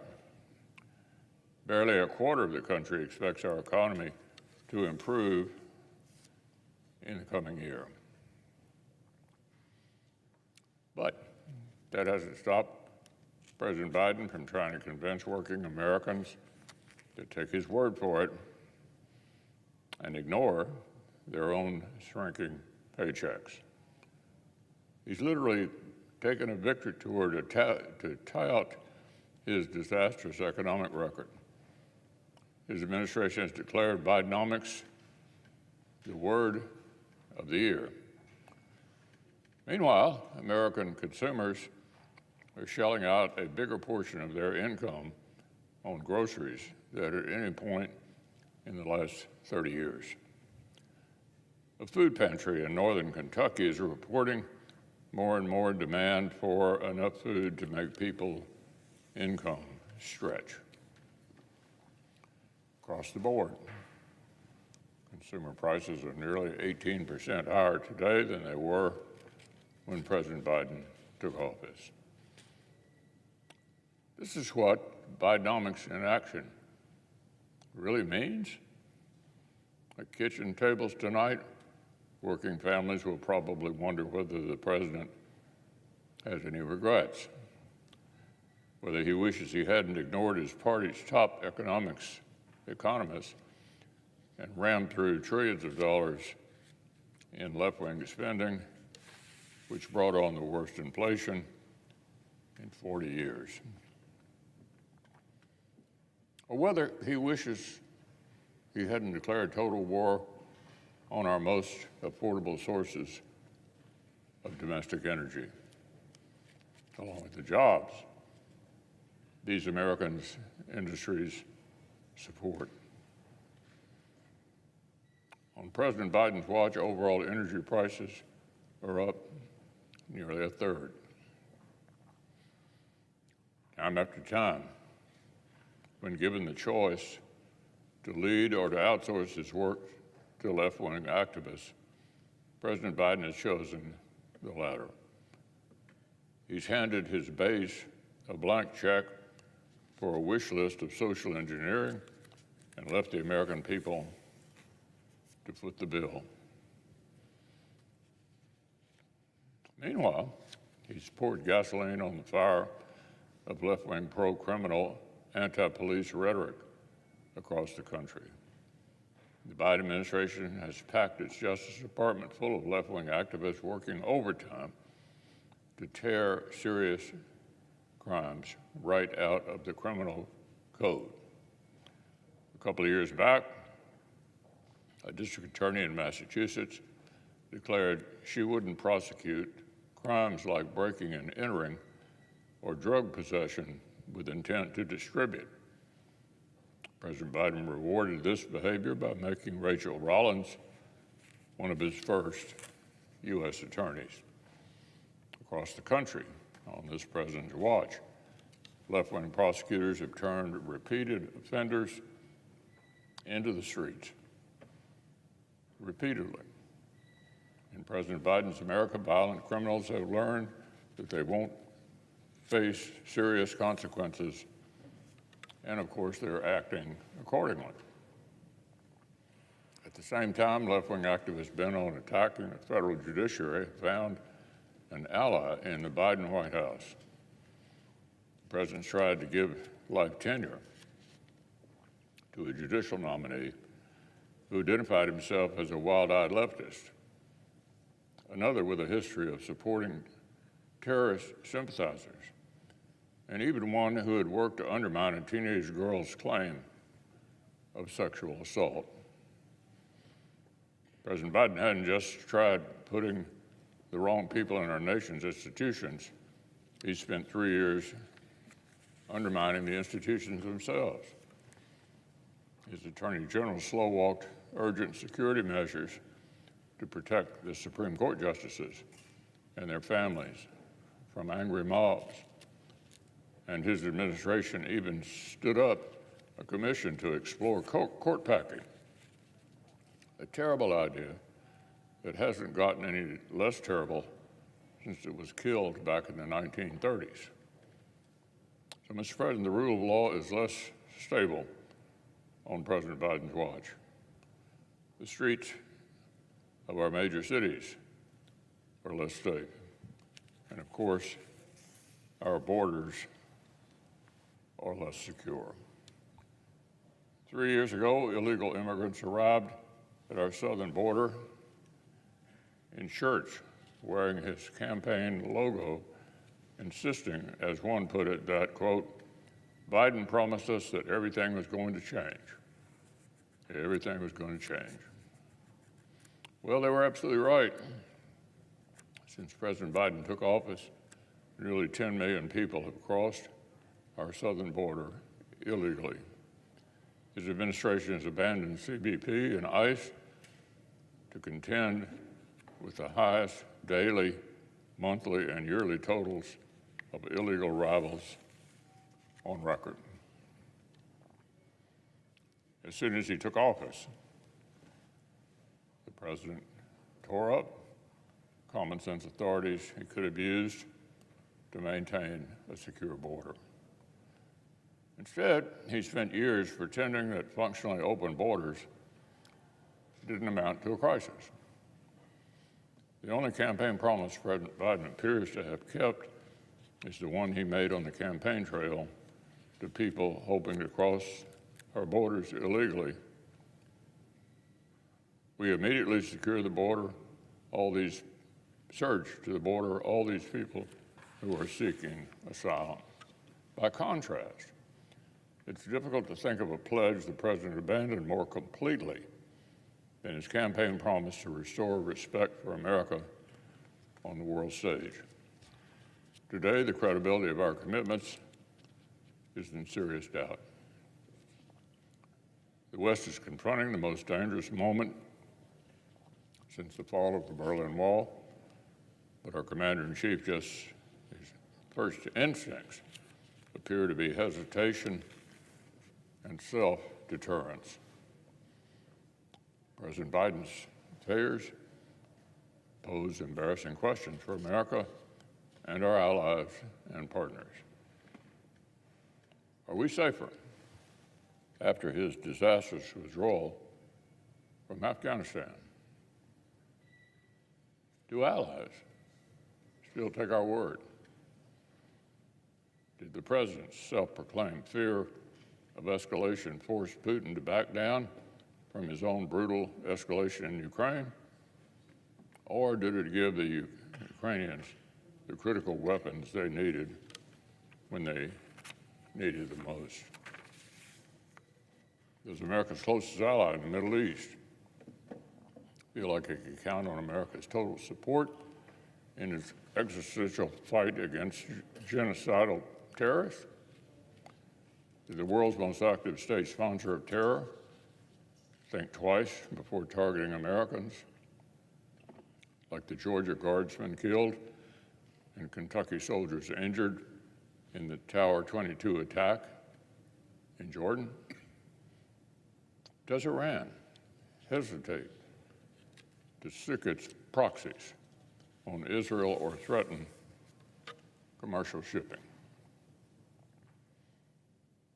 Did the Biden administration's climate diplomacy with Beijing close any meaningful gaps in strategic competition with our top adversary? Did it reassure our allies and partners in the region that we understood the importance of hard power? The answer to all these questions is a resounding no. President Biden's 3 years in office have left American leadership a weaker brand and our resolve less a fearsome asset. And we'll be dealing with the consequences of his failures for years to come. Around the Biden administration's 100-day mark, I warned the president that it wasn't too late to change course and start governing as the moderate he promised he'd be. Needless to say, certainly didn't take my advice.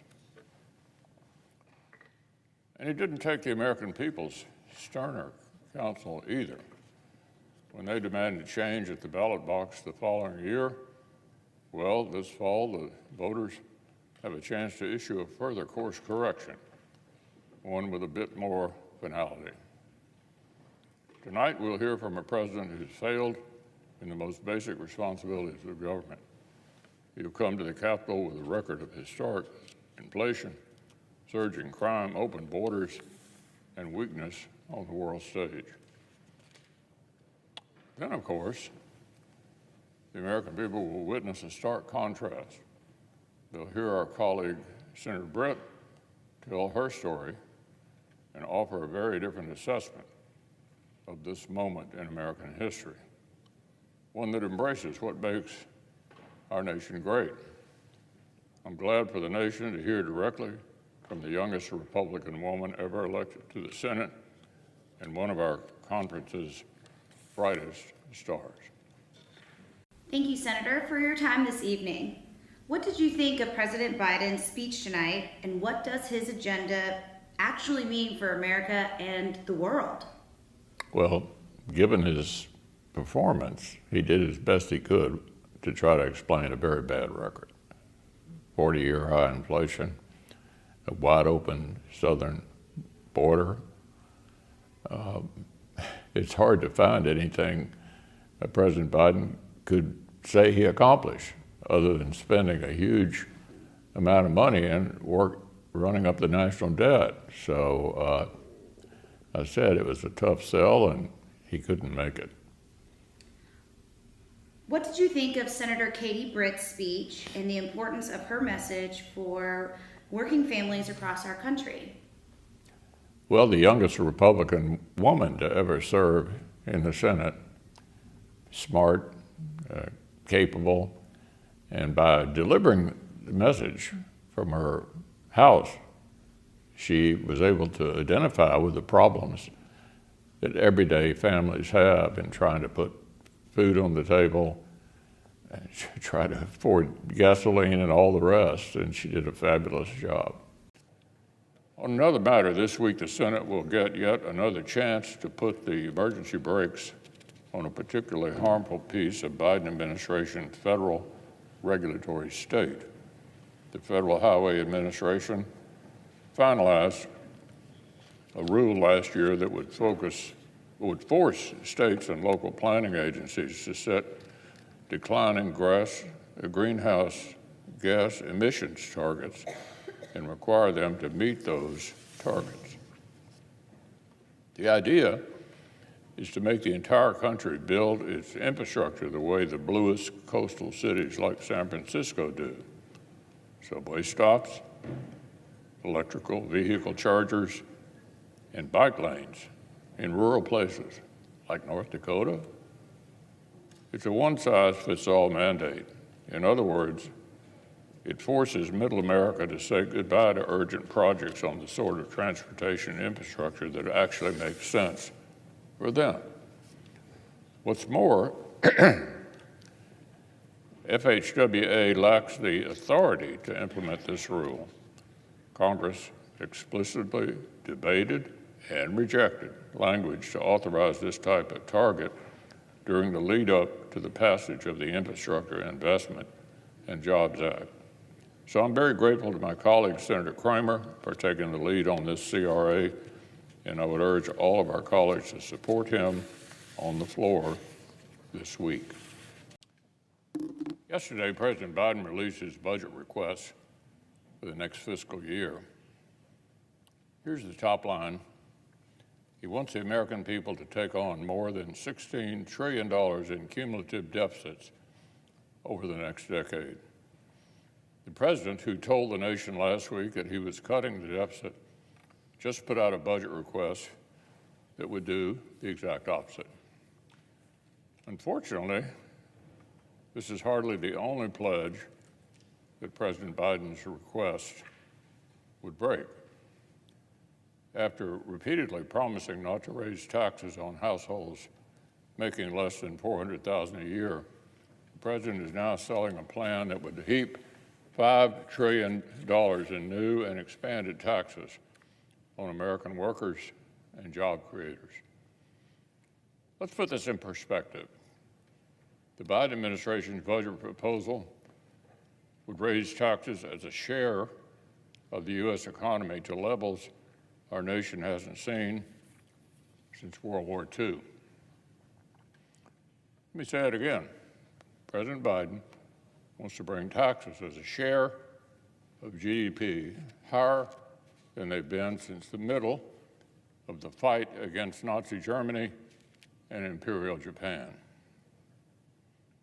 Now, I've been pretty frank in my assessment that the threats America is facing today are as dangerous as we've seen since the Cold War, if not the era of the Axis powers. But here's the rub. The president apparently only wants to tax the American people at wartime levels. By contrast, he shows no interest in the sort of defense investments that were needed to squeeze the Soviets in the 1980s, let alone to liberate Europe and Asia in the 1940s. It's far more expensive to fight wars than to deter them. American defense spending during World War II spiked at 37% of GDP. During the Korean War, 14% of GDP. Vietnam, 9% of GDP. By contrast, the Reagan buildup that helped end the Cold War hit only 6% of GDP in 1986. But today, in a renewed era of major power competition, the Biden administration appears to lack the will even to sustain such credible deterrence. And here lies another broken promise. After engaging in political hostage-taking over the debt limit last year, the Biden administration apparently doesn't intend to honor their own agreement on spending limits. The latest budget request uses accounting gimmicks to blow clear through agreed-upon limits for domestic discretionary spending, and yet at the same time, administration officials insist it should not have been a surprise that the president sees spending caps on national defense as sacrosanct. Of course, this reckless behavior follows a predictable pattern. Under this commander-in-chief, U.S. military faces the same historic inflation as everyone else in our country. As gas and groceries get more expensive, so do the capabilities our servicemen need. And yet, this is the fourth straight time the Biden administration has turned in a defense budget request that amounts to a net cut after inflation. Apparently, the president hadn't yet learned the lessons of Bidenomics. Instead, for more than 3 years, a global superpower has responded to growing coordination among its major adversaries. A restored haven for terrorists in Afghanistan, the first major land war in Europe since 1945, the deadliest slaughter of Jews since the Holocaust on October 7th in Israel, and breakneck military spending and modernization from our top strategic rival, but cutting our own military strength. In a budget request full of gross excess in all the wrong places, neglecting the national defense is the takeaway that history will remember as the most alarming. Mr. President, on another matter, last week in his State of the Union address, President Biden bragged that he's taking, quote, the most significant action on climate ever in the history of the world. What he failed to mention is that his radical climate policy almost always comes at the expense of American workers and job creators. Just recently, the Biden administration rolled out yet another job-killing mandate that would impose more unilateral economic pain here at home. This one goes well beyond the regulatory standards of most of our European allies, let alone our top strategic competitor, China. The EPA wants to tighten limits on fine particulates in the air, known as PM2.5, despite its own data showing that concentrations have actually gone down over 40% in the last 2 decades. The vast majority of these emissions come from sources like wildfires and dust from agriculture and roads that are not easily contained and in some cases impossible to control.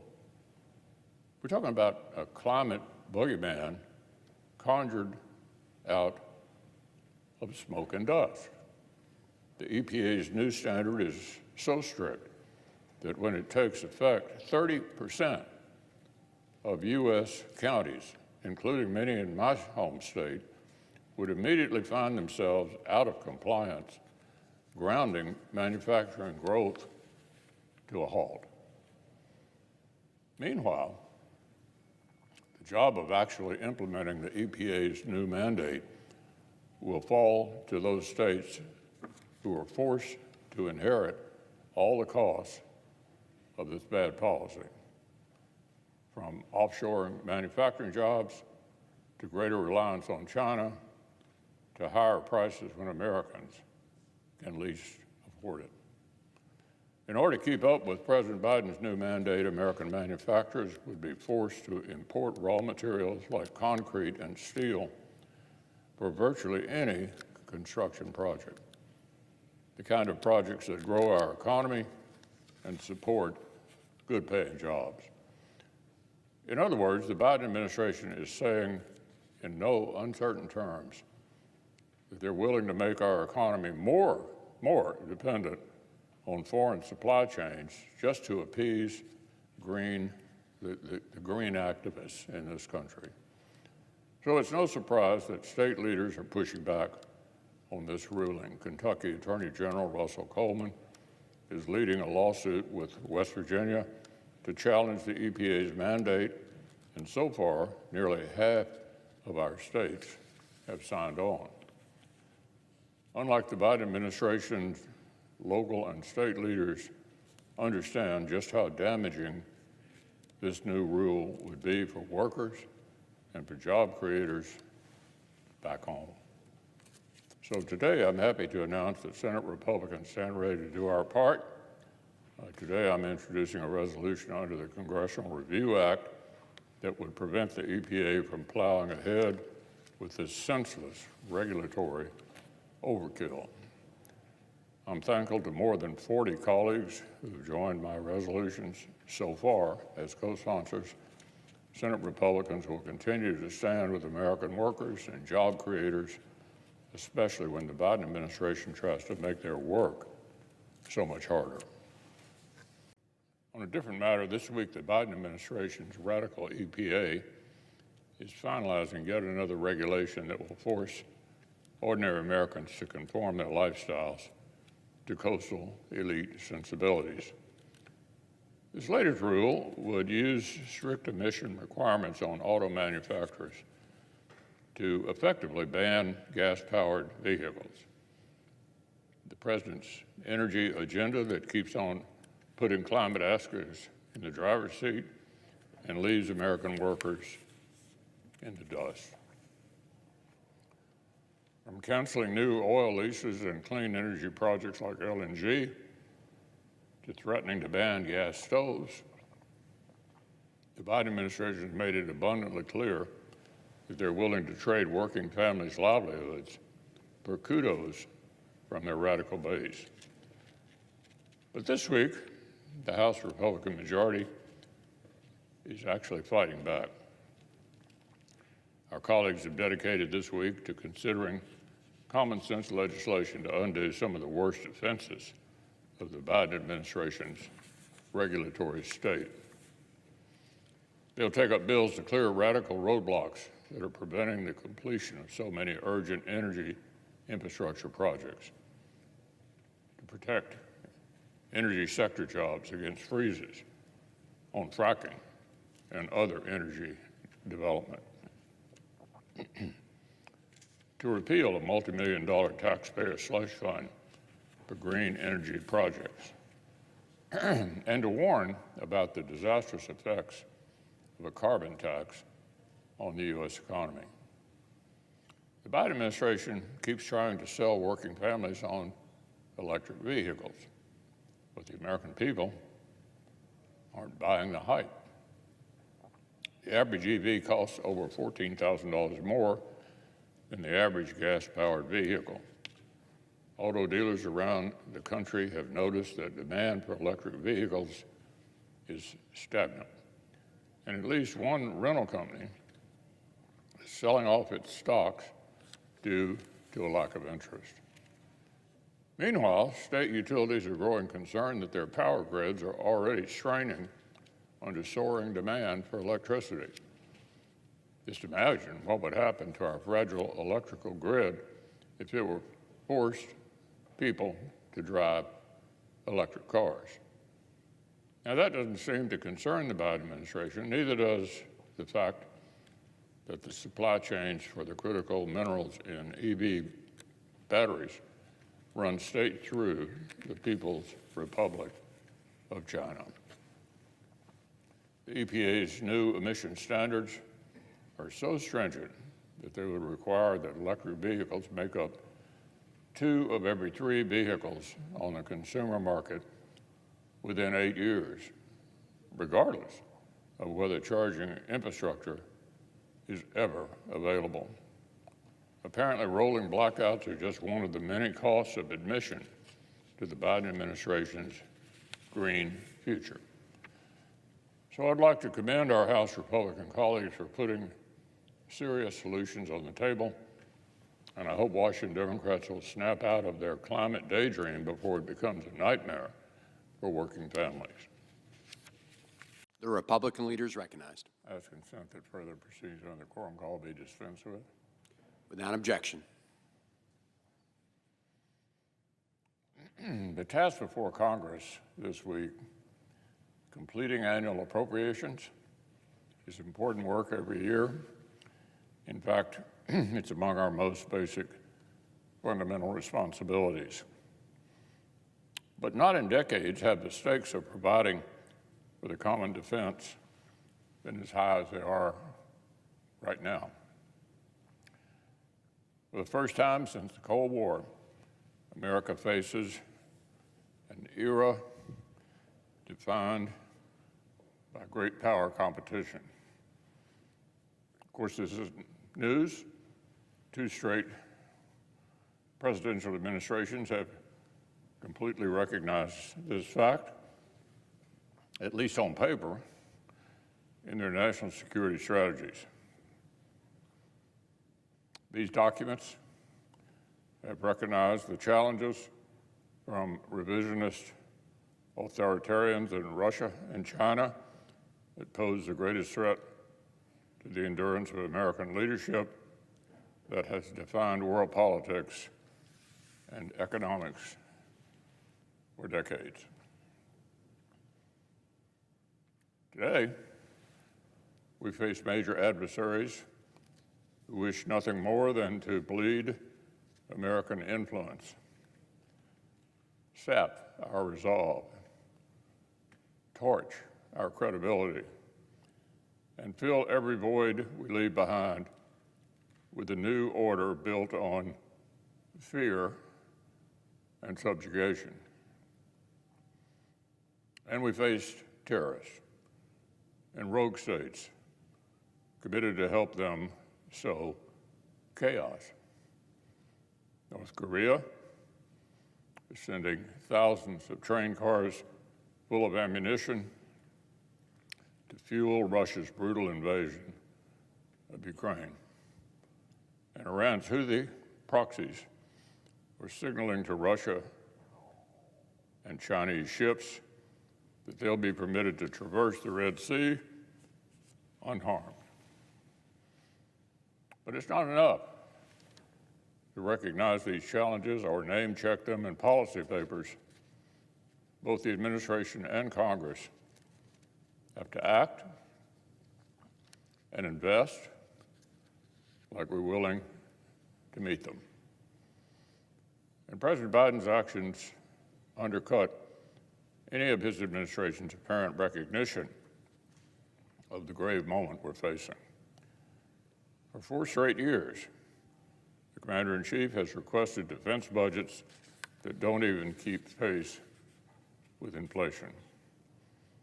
De facto cuts to U.S. military funding do not signal seriousness about outcompeting our biggest strategic adversaries. China's defense, for example, is growing by more than 7% year over year. And neither did the president's hand-wringing and delay over equipping Ukraine with the capabilities needed to better defend itself against Russian aggression. Frankly, President Biden seems to have a deep-seated discomfort with cultivating and exercising hard power, a necessary foundational part of the statecraft that protects America and preserves our interests. Of course, Congress has a say and a responsibility. And our work on fiscal year 2004 defense appropriations represents a critical down payment. But important requirements will remain unmet even after the needed investments this defense bill will make. Republicans recognize the constraints of the budget caps, and we worked hard to ensure that the national security supplemental we passed in the Senate would make further critical investments in our own military and defense industrial capability. Earlier this week, the commander of U.S. Indo-Pacific Command, Admiral Aquino, made the case for passing the supplemental to our House colleagues, saying, any win for Russia is a win for China. And so what we do, quote, supporting the Ukraine problem set, also provides a deterrent value in the Indo-Pacific. Together with full-year appropriations, the supplemental is a serious, urgent, and necessary investment in American hard power. And I'll continue to urge the House to take it up and pass it without further delay. But as the Senate prepares to finish our work on annual government funding, I want to once again thank our colleagues on the Appropriations Committee for the diligent work required to get to this point. Senator Murray and Senator Collins made a commitment nearly a year ago to restore as much regular order to the process as possible and to work constructively across the aisle. I'm especially grateful to my friend Susan Collins, whose leadership and skill have continued to improve the legislation on behalf of Senate Republicans at every step of the process. And I'm particularly proud of how the legislation before us will deliver on the priorities of my fellow Kentuckians. In significant ways, the work of rebuilding American hard power begins right here at home. It means good-paying manufacturing jobs for hardworking Americans across the country, including Kentucky.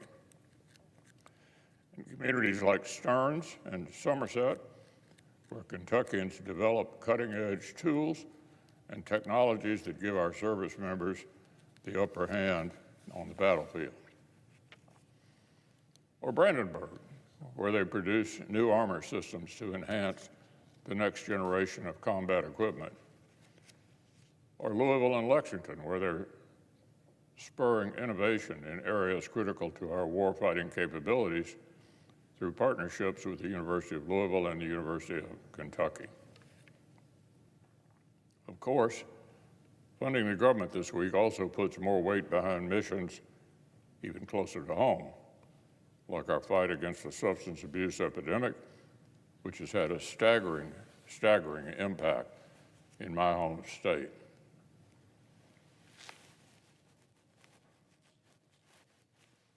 We're devoting more resources to the Kentucky National Guard to reinforce state and local law enforcement as they combat the flow of illegal drugs literally pouring over our border. And we're directing billions towards states like Kentucky so we can promote long-term recovery, find new ways to treat addiction, and spare more lives from this deadly crisis. Through prevention, treatment, and enforcement, we're taking direct aim at a health crisis that has hollowed out our communities and hit middle America especially hard. Our work is far from finished, but I'm proud of what my Senate colleagues have accomplished to close out the annual appropriations process. It's now time to finish the job. While the Senate was away from Washington, we received some sobering reminders about the challenges facing America and our friends in a dangerous world, and about how to meet them. In Gaza, innocent people continue to suffer for the cowardice and hateful violence of Hamas and Palestinian Islamic Jihad. And just last week, as Israel continued the difficult, necessary, and existential work of eliminating the terrorist threat, the tragic consequences of this war were brought once again into focus. The misidentification that led to the deaths of 7 aid workers in an IDF strike was a gut-wrenching reminder that even when a sovereign nation exercises the utmost restraint in the face of enemies who use violence as a first resort, even as our ally, Israel, takes great pains to minimize casualties among the innocent civilians who its enemies exploit at every turn, war is still hell. And for people in Gaza over the past 17 years, since Hamas seized control, life has been its own sort of hell as well. For years, the supposed authorities in the enclave have spent their time burrowing under the homes and mosques of innocent families and the schools of innocent children. They've used concrete and building supplies intended for civilians to build military bunkers instead. They've brazenly stolen the humanitarian aid their civilian subjects depend on. They've thrown Palestinians loyal to political rivals off of buildings, and they've continually traded innocent lives for one more day to wage a war on Israel. Iran's terrorist proxies in Gaza are responsible for the horrors of this war. Their hatred for Jews and refusal to acknowledge the existence of the Jewish state of Israel is the reason for this pain and suffering of the last 6 months. America cannot afford to lose moral clarity about the conflict, but I'm afraid that too many of our leaders are. President Biden expressed outrage at last week's deadly accident, an event his own administration acknowledged was a tragic accident, which begs the question of whether he's also outraged at the way Israel's terrorist aggressors violate international law by turning hospitals and schools into fighting positions. Instead of welcoming Israel's swift investigation and efforts to hold personnel accountable for their mistakes, accountability that has been sorely lacking during President Biden's own administration, the president caved further to domestic political pressure. He indulged his radical base and called for an immediate ceasefire. He embraced an alternate reality in which ceasefire wasn't exactly the state of play that Hamas exploited on October 7th. A fantasy world in which leaving Hamas intact doesn't lead to further terrorism against Israelis and Palestinians alike.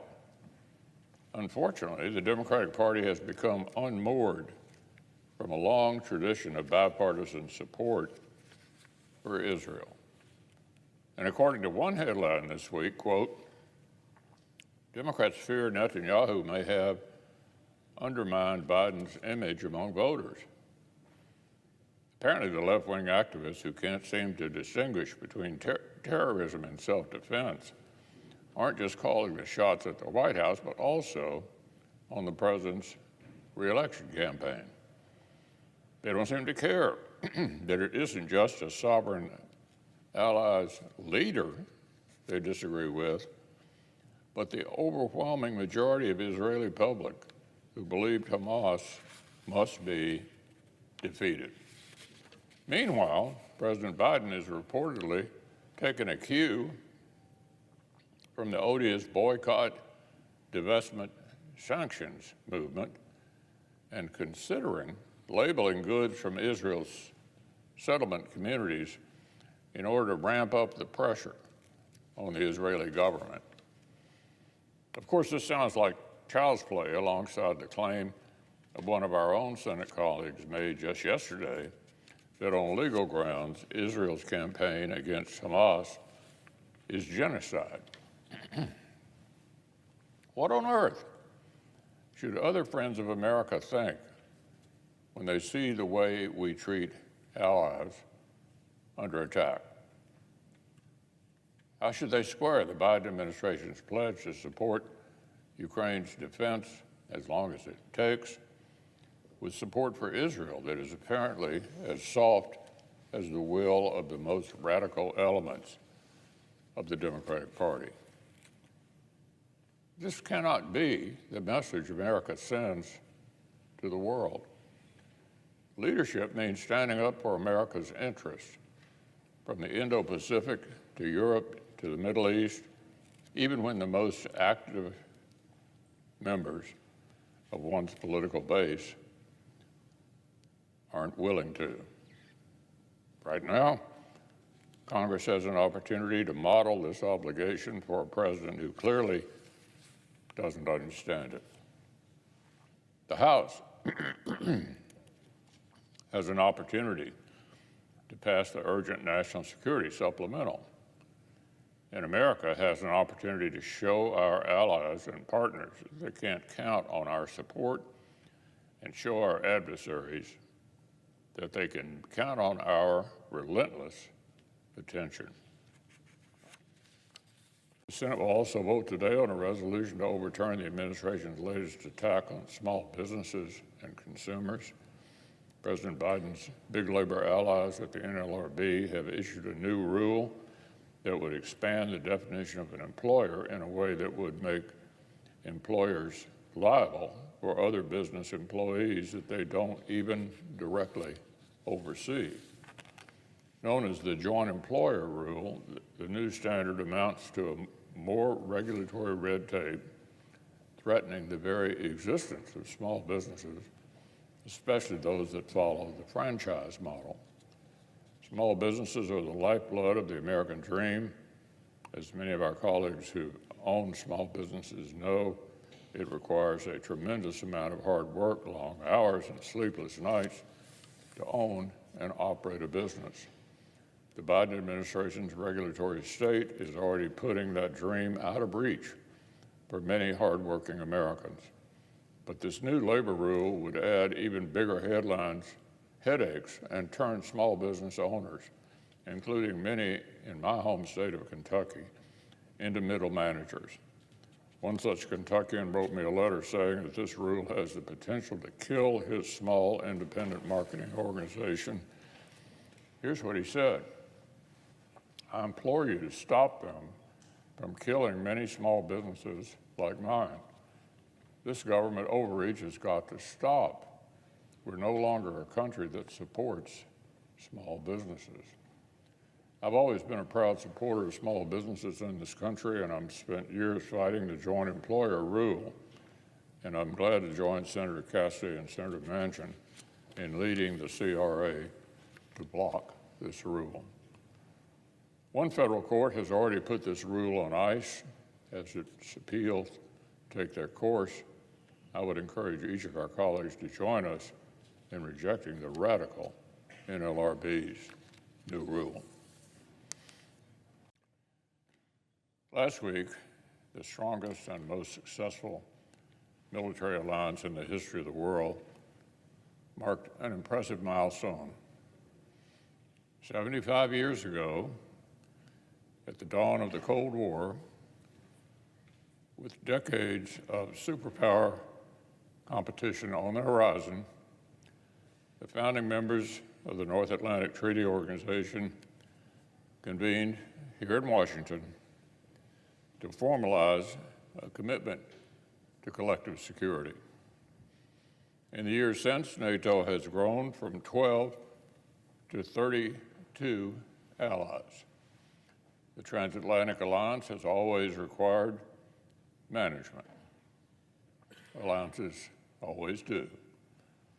But as Churchill observed, the only thing worse than fighting alongside allies is fighting without them. While we have experienced periods of pronounced tension within the alliance, today is not one of them.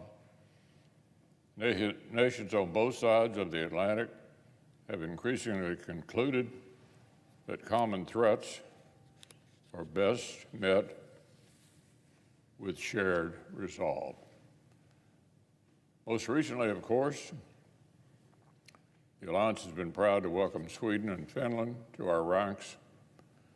With highly capable militaries and advanced economies, our newest allies were already taking their own defense seriously. And in the face of Putin's brutal escalation in Ukraine, they decided to share the burden of collective security. But Russian aggression hasn't just expanded the NATO alliance, it's also prompted longtime allies to take their treaty obligations more seriously. Just last week, the Norwegian government confirmed it would meet the NATO 2% defense spending target this year, and that it would nearly double its defense budget over the next 12.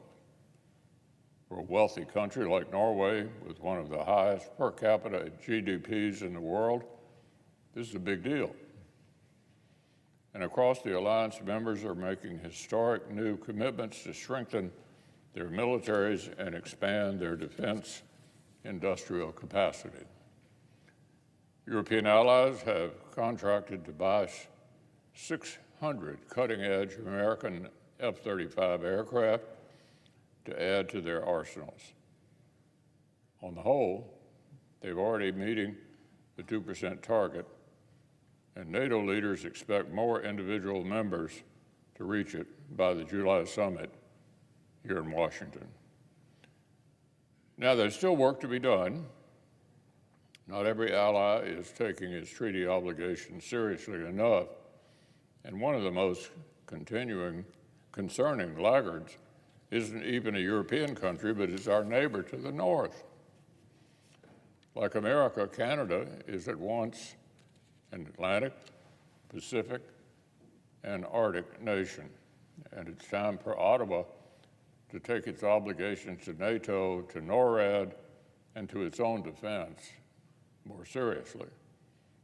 That said, for our European allies, the holiday from history really is over, and their greater investments in collective defense also include growing contributions to Ukraine's defense. In fact, 18 countries are making a larger relative contribution to helping Ukraine resist Russian aggression than the United States. Of course, this doesn't absolve America from playing a leading role. America is the glue that keeps the alliance together. We are a critical catalyst of allied contributions. Nations all over the world look to Washington for guidance. From before Russian forces even advanced in February of 2022, I've urged the Biden administration to quit its hand-wringing and hesitation over delivering Ukraine the lethal tools it needed to defend itself. The president's unfounded fear of escalation deprived our friends of the advanced long-range capabilities they needed to make a more decisive stand against Putin sooner. And avoidable supply shortages continue to prevent Ukraine from taking the fight to Russia across the front lines. The conflict is at a critical moment, and it's exactly the wrong time for folks on our side of the aisle to imitate and compound the timidity and short-sightedness of our commander-in-chief, which he's displayed from the outset of the conflict. The vast majority of armed conflicts end in negotiated settlements. But whenever and however this particular conflict is resolved, it is in America's interest that Ukraine operate from a position of strength. Our own security, the security of our closest allies and most important trading partners, the credibility of America's commitments, none of these interests are served by withholding assistance to Ukraine or with withholding urgent investments in the sort of industrial capacity and capabilities that both our friends and our armed forces need. Starving Ukraine of needed capabilities wasn't a smart way for the Biden administration to avoid escalation, and neither is it a political masterstroke by some of the administration's Republican opponents. It is strategic and moral malpractice that risks dooming Ukraine and undermining our own national interests. From Europe to the Middle East to the Indo-Pacific, the world is watching to see whether the United States still has the will to lead the West and preserve the international order responsible for our own prosperity for the better part of a century. So I'll continue to urge our House colleagues to take up and pass the National Security Supplemental without delay. Madam President. The Republican leader. In response to Iran's massive attack against Israel over the weekend, we saw two things. First, we saw a sovereign nation that takes its security seriously mount a successful defense. Israel's air defense, with the help of regional and coalition partners and the vigilant support of brave U.S. service members in the region, intercepted and neutralized the bulk of the 300 drones and missiles launched by Iran. Unfortunately, the second thing we saw was a commander-in-chief sticking to the same playbook, second-guessing the will of the Israeli people and trying to tie the hands of an ally under attack. President Biden insisted ahead of Iran's attack that America's commitment to Israel was ironclad. But after 3 years of appeasement and weakness and 6 months of quibbling over Israel's right to self-defense, I'm not really sure who he expects to believe that assertion. Just saying so, saying our commitment is ironclad, doesn't make it so. Words don't paper over the glaring rifts between the Biden administration and the National Unity Government in Jerusalem. The public criticism of Israel by senior administration officials undoubtedly influences the decisions of Israel's adversaries. If the president's commitment to a vital ally were, quote, ironclad, end quote, his response to this weekend's attack would not be to lecture her leaders against responding in self-defense. Would an American commander-in-chief fail to respond if an adversary launched 300 missiles at American soil? The fact that our collective defense has worked in this case doesn't obviate the threat.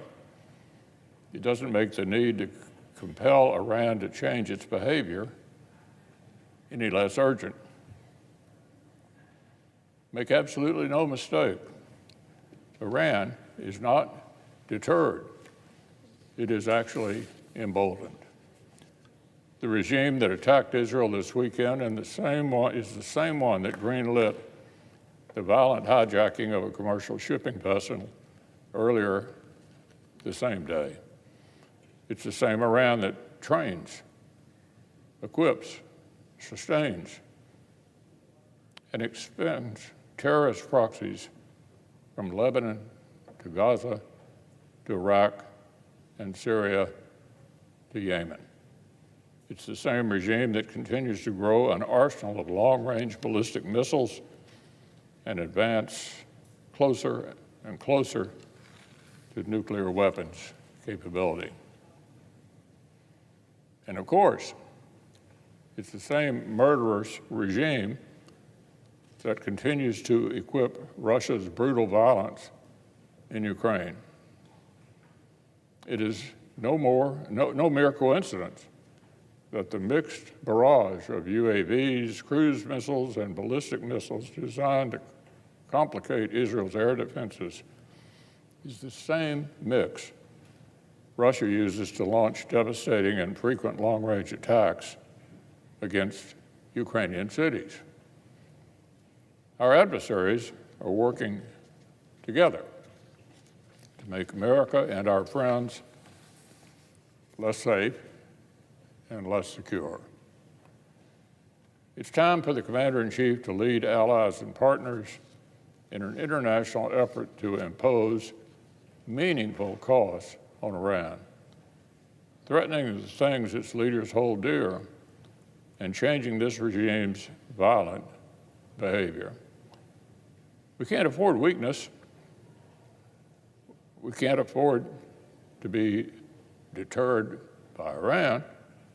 The easiest way to hasten escalation and widen war is to show you're unwilling or unable to meet aggression with strength. There's only one way to stop a bully. So it's time for the Commander-in-Chief to stand by our allies and stand up to our adversaries. He can actually begin that today.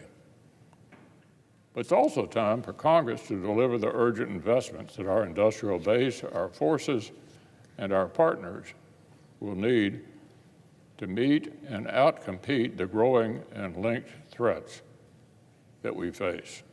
The Senate passed an urgent national security supplemental 2 months ago. 2 months ago.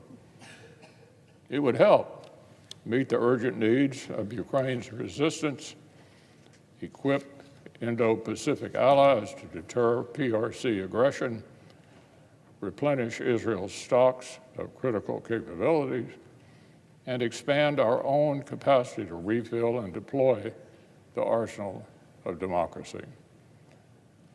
Anyone taking the challenges we face seriously knows that these unmet needs are absolutely urgent. So I'll once again urge our House colleagues to take up this legislation without delay. Now, on one final matter, last week, cumulative inflation since President Biden took office hit 19.4%. Since January 2021, gas prices are up 47.8%. Car repair costs have increased 6.7%. And in barely 2 years, car insurance premiums have increased, listen to this, 45.8%. Americans know that stable prices and basic safety shouldn't be much to expect from the new leaders. As one woman recently told reporters, what can you do? You need insurance. You can't have a vehicle or a house without them. So you have to figure out where you can cut other things to make sure you can drive around. Of course, the soaring cost of insuring a car has a lot to do with the dangers of driving one in blue cities across America where soft on crime policies let violent offenders run free. Today, drivers are more likely than ever to become victims of crime. 2023 saw new rates of car theft tick up by 29% in 34 cities across the country, more than double since 2019. And 2023 was also the second year in a row that car theft surpassed 1 million in the United States. Here in Washington, local residents and members of Congress alike have fallen victim to an unchecked surge of carjacking, and the city's response: hand out free tracking devices. Millions of Americans are waiting eagerly for this fever of incoherent policy to break. They're recalling woke prosecutors, and I suspect they plan to fire many more of their local, state, and national leaders this fall. Bidenomics isn't working, and neither is soft on crime radicalism. Thursday, the Pentagon announced for the second time in as many weeks that U.S. military personnel would withdraw from years of work on security cooperation with major nations in North Africa. America has now effectively been pushed out of Chad, Niger, Mali, and Burkina Faso, making more room for Russia and China. Here at home, appropriators are parsing President Biden's fourth straight proposal to cut defense spending in real dollar terms. And they're discovering, among other glaring red flags, that he intends to meet China's surging spending on shipbuilding with the smallest request for Navy ships in 15 years. The Biden administration's national security strategy and national defense strategy explicitly prioritize great power competition. But does it sound like America is effectively engaged in that competition? Does any of this look like the behavior of a superpower that intends to maintain its influence and defend its interests?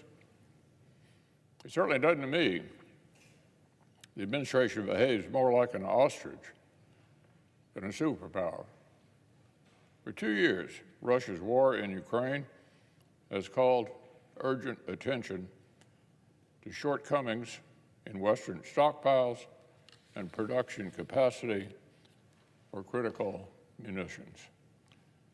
For months, defending against attacks from Iran and its proxies has forced the United States to incur a significant unplanned cost and expend major stores of cutting-edge missiles and air defense interceptors. But despite the surging demand, the President's request leaves the budget for munitions stagnant. I've said repeatedly that growing our production capacity and munitions stockpiles in a sustainable way will require more than urgent supplemental investments. It will take building these requirements into our base budget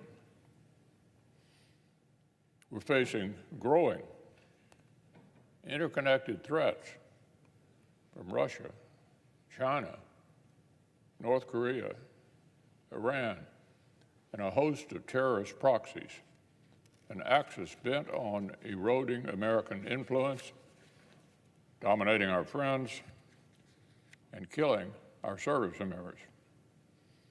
This is not news, and unfortunately, neither is this sort of willful blindness from Democratic administrators when it comes to growing threats.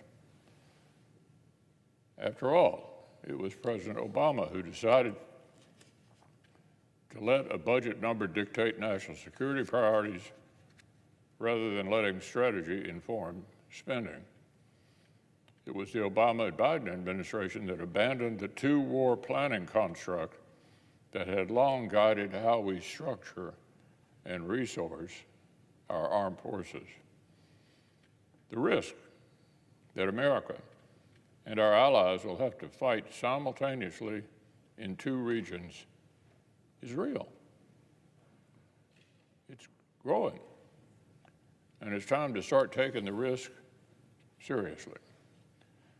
It is absurd to pretend that we can out-compete the pacing threat from China, let alone simultaneous conflicts, when the president won't even submit defense budgets that keep up with inflation. We're spending half as much on defense as a percentage of GDP as we did during President Reagan's buildup. But we're facing even more serious threats than he did back then. Show me your budget, and I'll tell you what you value. Those are the words of President Biden. I had hoped that the chaos of the world's events would lead our friends on the other side of the aisle to see the value in addressing grave and growing threats to our national security. But the president's budget requests actually suggests otherwise. And so does the latest suggestion from the chair of the Appropriations Committee that she would pair any increase in defense spending with more domestic spending on her party's priorities. So, Mr. President, the game is up. We cannot afford to pretend it is business as usual around here. We can't let partisan spending priorities hold the common defense hostage. It's time to acknowledge that the growing threats to our peace and prosperity deserve our utmost attention. But if neither our Commander-in-Chief nor our Congress take investments in American leadership and American strength seriously, how on earth can we expect our adversaries to?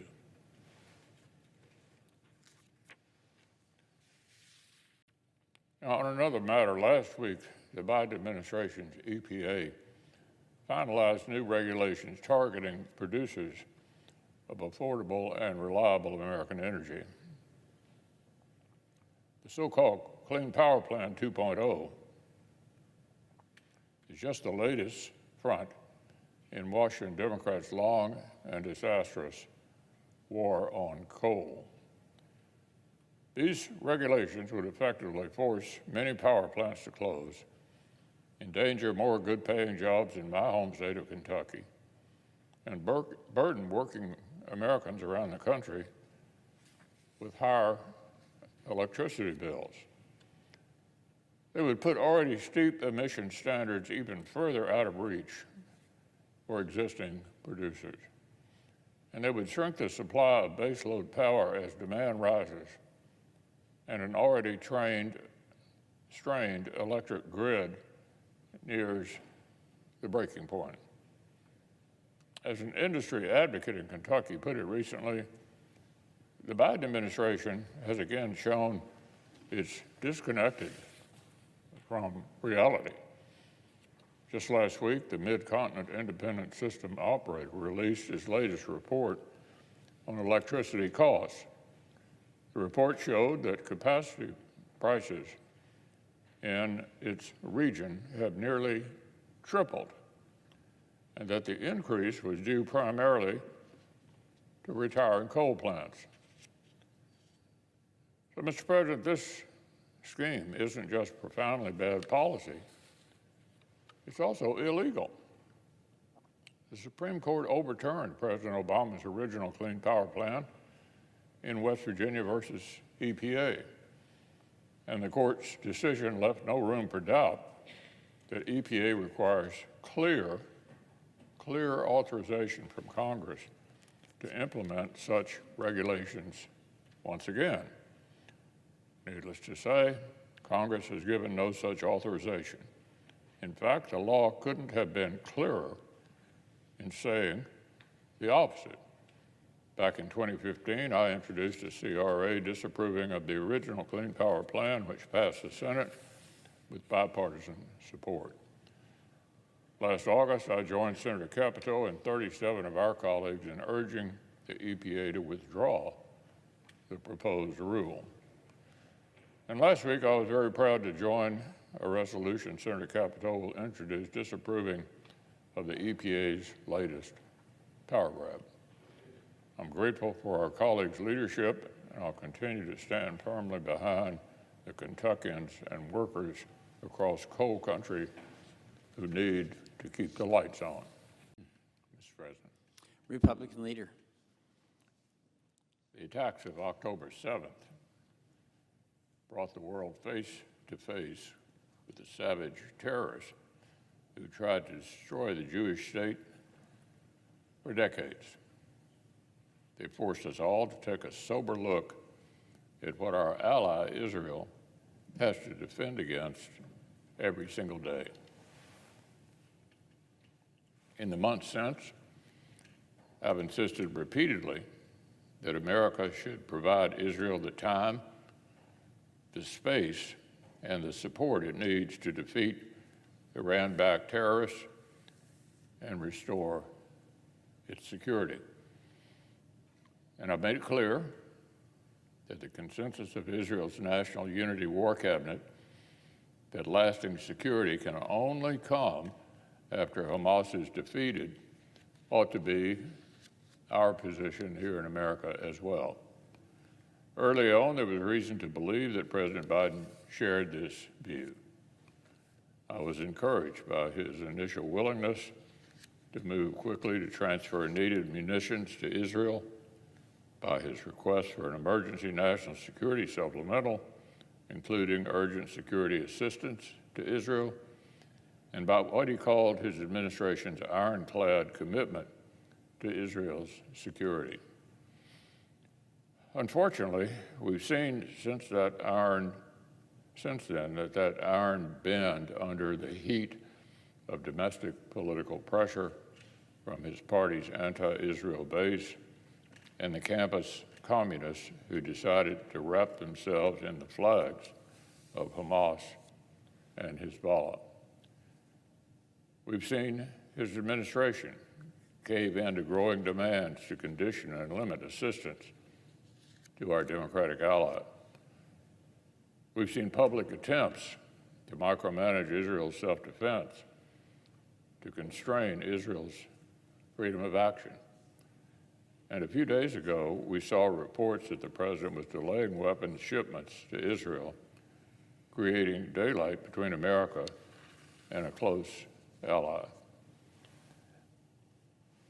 As it turns out, these reports were true, and the decision to pause these shipments was withheld from Congress. We still don't know the key facts.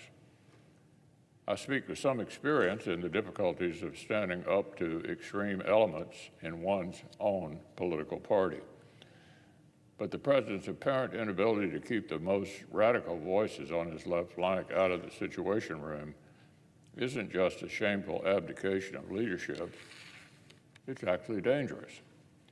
Failing to pass the Emergency National Security Supplemental would have been devastating to Ukraine's defense and America's credibility. For the administration to withhold assistance from Israel is devastating in its own right. At home, it will only whet the appetite of the anti-Israel left, and abroad it will embolden Iran and its terrorist proxies. There's no secret shortcut to restoring peace and security. A return to the status quo ante doesn't solve the challenge at hand. The status quo before October 7th was what allowed Iran the latitude to export terror across the Middle East and allowed Hamas to exploit a ceasefire to launch the attacks.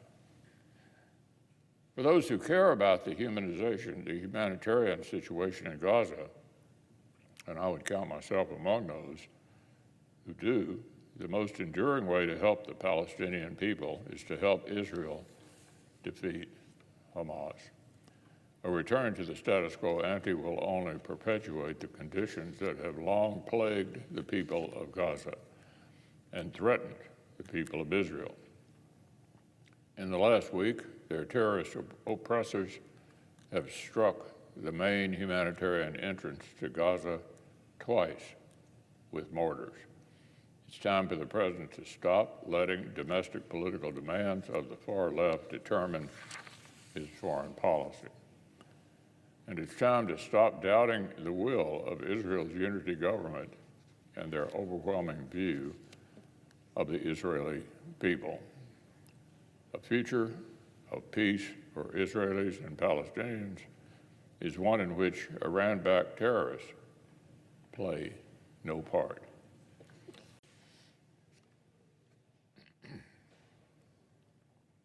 Now, on a related matter, last week brought news that some of the biggest names backing President Biden's re-election campaign are also behind major left-wing groups stoking campus chaos, from training on occupation and resistance tactics to outright Hamas apologists.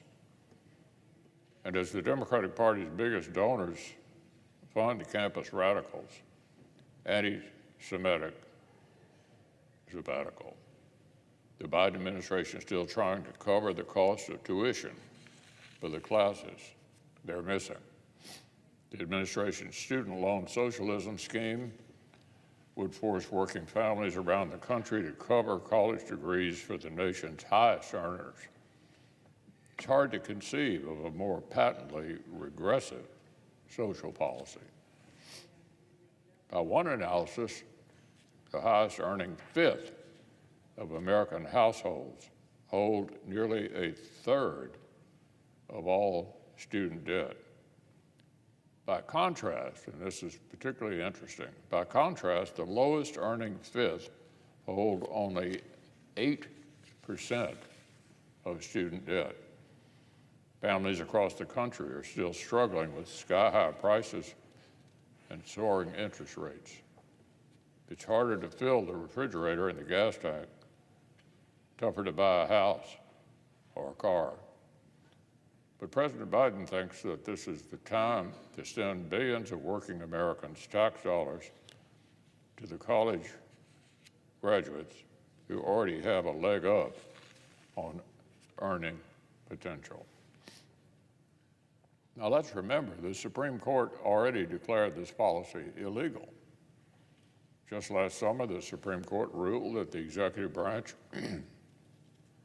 lacked the statutory authority to implement blanket student loan forgiveness. Well, like many of the chaos agents who have taken over college campuses in recent weeks, President Biden seems to have no problem disregarding the law. We're talking about a scheme that has already spent hundreds of billions of taxpayer dollars. And the proposed rule administration bureaucrats placed in the Federal Register would cost nearly $150 billion more and has already drawn over 28,000 comments from the public. Here's what some of these frustrated taxpayers have to say. Quote, "There's no such thing as free money. As a homeowner, we're not getting mortgage forgiveness." Quote, "This would be a burden on taxpayers This would be unfair to people that have already paid student debt or those who have paid down significant student debt. And one particularly frustrated taxpayer said this: I acquired $30,000 in student loan debt, which required hard decisions and accountability. I worked the entire time I was in college, both during the school year, summers, and breaks. It meant instead of buying an expensive car or getting a nice apartment, I lived within my means and paid my student loan payment every month that I agreed to make. The American people know the president is handing them a raw deal, but apparently he either isn't listening or doesn't care. I'd like to begin my remarks today with a quote. The idea that we would cut off military aid to an ally, our only true ally in the entire region, is absolutely preposterous. It's just beyond my comprehension why anyone would do that. 5 years ago, then candidate Biden was saying the right thing about America's commitment to the Jewish state of Israel. Unfortunately, today, he's doing the complete opposite. The president and his administration are withholding critical military assistance from Israel as it fights to restore its security against savage terrorists. And they're refusing to answer basic questions about it. Last week, the Speaker of the House and I sent a letter to the Biden administration pressing for specific details on which weapons were being withheld and why they were being withheld. And while we waited for an answer, the Secretary of State spent the weekend dodging requests for any serious rationale driving the president's decision. Now, it's no secret that the administration is under immense pressure from the anti-Israel left. It's evident in the words of some of our own colleagues. Members of this body have urged the president to, quote, be more aggressive with the Israelis. They've demanded, quote, not one penny go to support America's ally unless Israel yields to their view of what's acceptable in self-defense. And of course, they've even engaged in grotesque political interference, calling for regime change in a sovereign democracy. The Intelligence Committee is holding a hearing tomorrow about foreign interference in our politics and elections. And yet, too many of our Democratic colleagues can't seem to resist the temptation to put their fingers on the electoral scales of other democracies. Far too many Washington Democrats have indulged what I've called the BB derangement syndrome, an absurd trope that's setting a dangerous precedent. Some of our colleagues talk about an Israeli government dominated by shadowy far-right forces. That government literally does not exist. Israel is led by a coalition, a national unity government, and its war cabinet, which includes members of multiple political parties, is distinguished by the absence of the most conservative members of the coalition.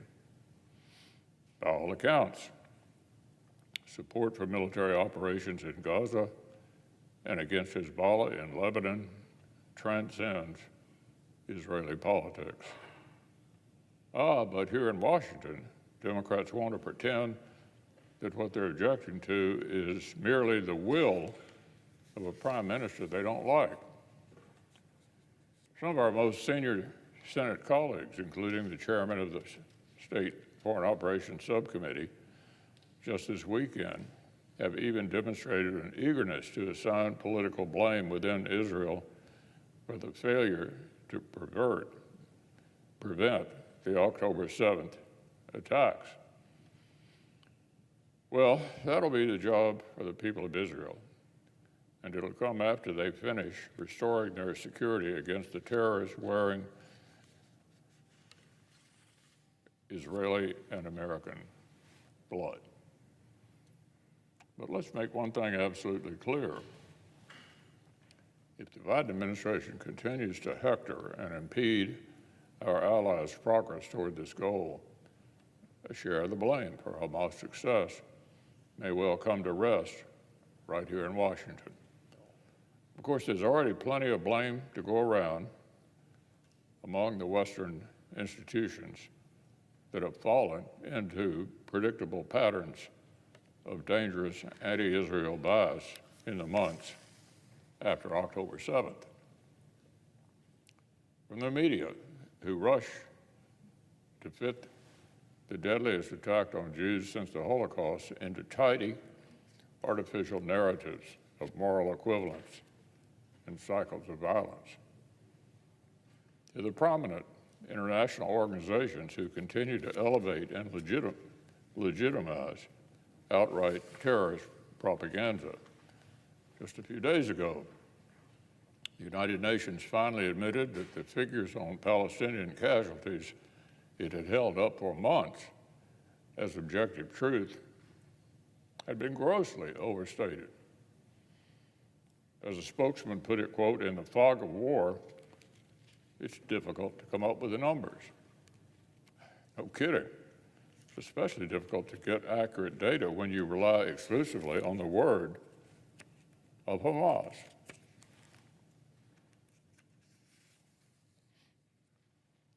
Unsurprisingly, just days after announcing its revised numbers, the UN backtracked yesterday and resumed taking the Hamas-run Ministry of Health in Gaza at its word.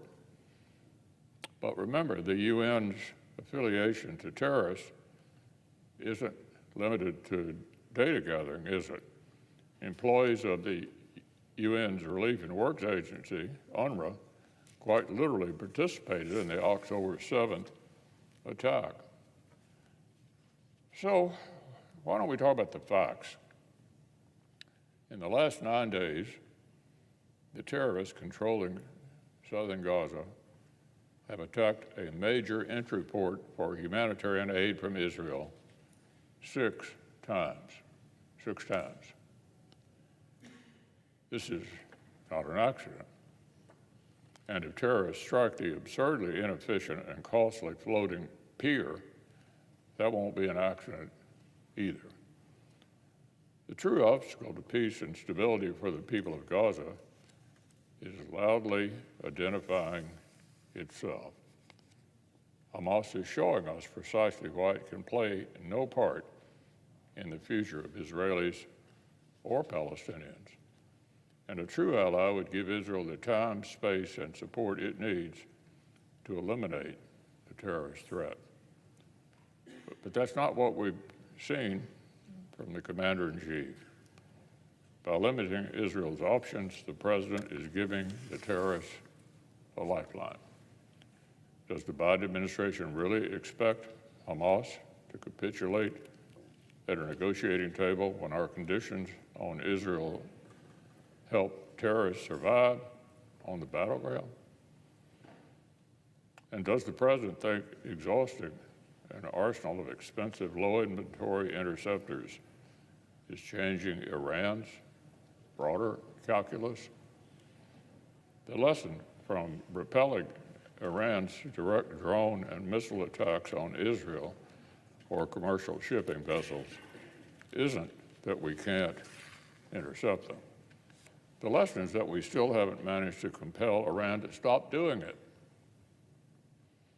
and that we ought to be doing much more to rebuild our stocks and capacity to produce air and missile defenses, as well as the long-range weapons that can credibly threaten what Iran and other adversaries hold dear.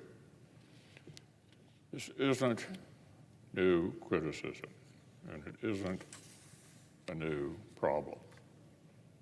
An emboldened Iran, an unchecked network of proxies and brazen violence against Israel, America, and the global economy.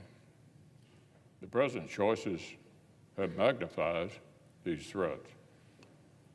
He's invited them with retreat, with hesitation, and with appeasement.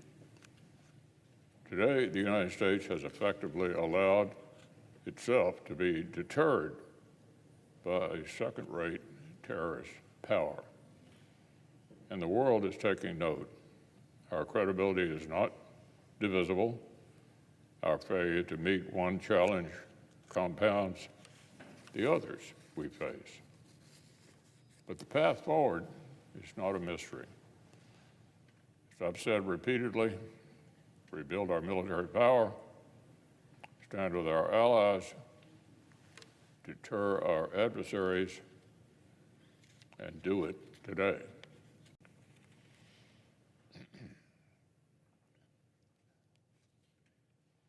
On another matter, for 3 consecutive months, major national polls have ranked immigration as the most important problem facing our country. And this year, for the first time, a majority of Americans say they support erecting physical barriers along our southern border. So perhaps it's not a coincidence that the Democratic leader has indicated his intention to once again turn the Senate's focus to the border crisis and to portions of the bipartisan legislation Senator Langford helped produce earlier this year. But in his own remarks on the subject yesterday, my colleague from New York seemed to acknowledge what we all know: the key to securing our southern border are already in the hands that created this crisis. As the Democratic leader proudly declared, President Biden is taking action to secure our border. Last week, he said the president began announcing a series of administrative actions. Last week, Mr. President, after 3 years on the job, apparently it's time to give the Commander-in-Chief kudos on his handling of a crisis that still lets nearly 5,000 people cross our border illegally in a day. Of course, President Biden does have the authorities he needs to start rapidly undoing the damage of the historic crisis that unfolded on his watch. How do we know? Because he voluntarily took them off the table on day one. Remain in Mexico, off the table. The border wall construction, a majority of Americans support, not a chance. Any sign at all this administration would like to actually secure the border? Don't hold your breath. So, Mr. President, the path out of the deepening border crisis is actually not a mystery. It just requires a president who's willing to stop digging. That easy. Leader McConnell, in this Republican-led bill to try and compel Israel to the U.S. to provide these weapons to Israel, is that the best path forward? Can you compel Leader Schumer to take that out? Well, we're beyond frustrated. I mean, I can't imagine anything less appropriate than us telling the Israelis, a Democratic elected ally, that they ought to have an election and what their military tactics ought to be. So the weapon sales ought to be related to what they need now, not years from now, as the announcement last night. I mean, how would we react if people came across our border and did what Israelis experienced on October 7th? I don't think we'd be taking anybody's advice about how to proceed to pay them back. Should there be a red line, though, about how many Palestinian civilians are injured or killed? No, I don't think we ought to tell the Israelis how to conduct the military campaign, period. Twice in the last week, President Biden has suggested that inflation was 9% when he took office and claimed credit for bringing it down. The Washington Post gave him a rating of 4 Pinocchios for that very tall tale. In reality, inflation in January of 2021 was 1.4%. As of this month, prices have increased 20% since then. By one estimate, listen to this, the average U.S. household has to spend an additional $1,074 every month to keep up the same standard of living they had when President Biden took office. The numbers don't lie, and neither do the American people. They know nonsense when they hear it. A 32-year-old engineer from Nevada who voted for the president in 2020 told reporters he's frustrated with the way the White House frames the economy. Here's what he had to say. It's concerning to me when I keep seeing press come out of the White House where they keep saying the economy is good. That's really weird because I'm paying more on taxes, more on groceries, more on housing, and more on fuel. So that doesn't feel good. Small business owners in particular have been hard hit by increased prices. They have smaller margins to absorb the increased costs for materials, labor, and other operating expense. And they risk losing customers every time they raise their prices. One small business owner in New York, fourth-generation roofer, reported, we've increased more in the last 4 years than we did in 10. We don't have a choice. The owner of a small printing company in Washington state described painful price hikes as death by 1,000 paper cuts. He went on to say, people are tired of price increases. We are tired of price increases. That's that. The American people are tired of price increases. They're tired of lies about it. And they're safe to say they're tired of Bidenomics. On another matter, yesterday, the Democratic leader once again tipped his cap to President Biden for what he describes as many actions in recent weeks to secure the southern border, which leaves me with a couple of questions. First, what took the president so long? And second, why isn't he taking the actions we know would actually begin to address the crisis that he actually invited? The reason I ask is because time matters here. The cost of an average day of avoidable crisis at the border is measured in thousands of apprehensions of illegal arrivals and the interdiction of lethal drugs like fentanyl. And if that's not alarming enough, consider the story reported earlier this month of the catch and release of a military-aged male who spent 2 years free in the interior of the country before he was detained for alleged affiliations with ISIS-K. Of course, everything I've mentioned so far, we only know because the Border Patrol was able to stop it. But think about what border officials know they're not catching: the known gotaways. For 10 years before President Biden took office, under administrations of both parties, An average of about 125,000 people per year successfully crossed the southern border and escaped into the interior.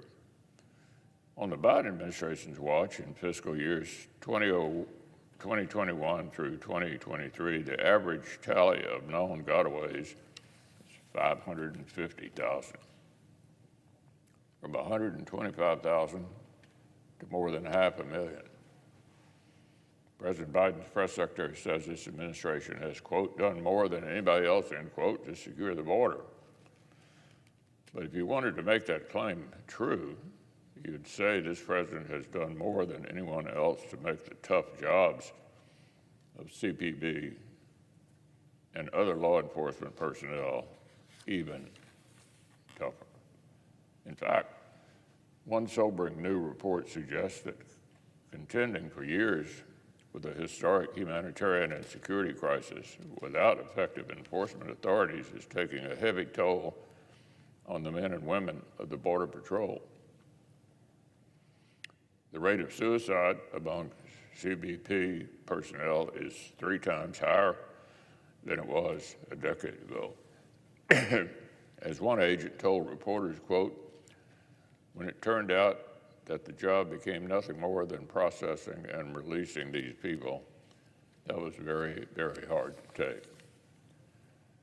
Going soft on border security may have started as just a short-sighted campaign strategy, a reckless debate stage promise to surge asylum seekers to the border might have been just a cynical play to court left-wing voters.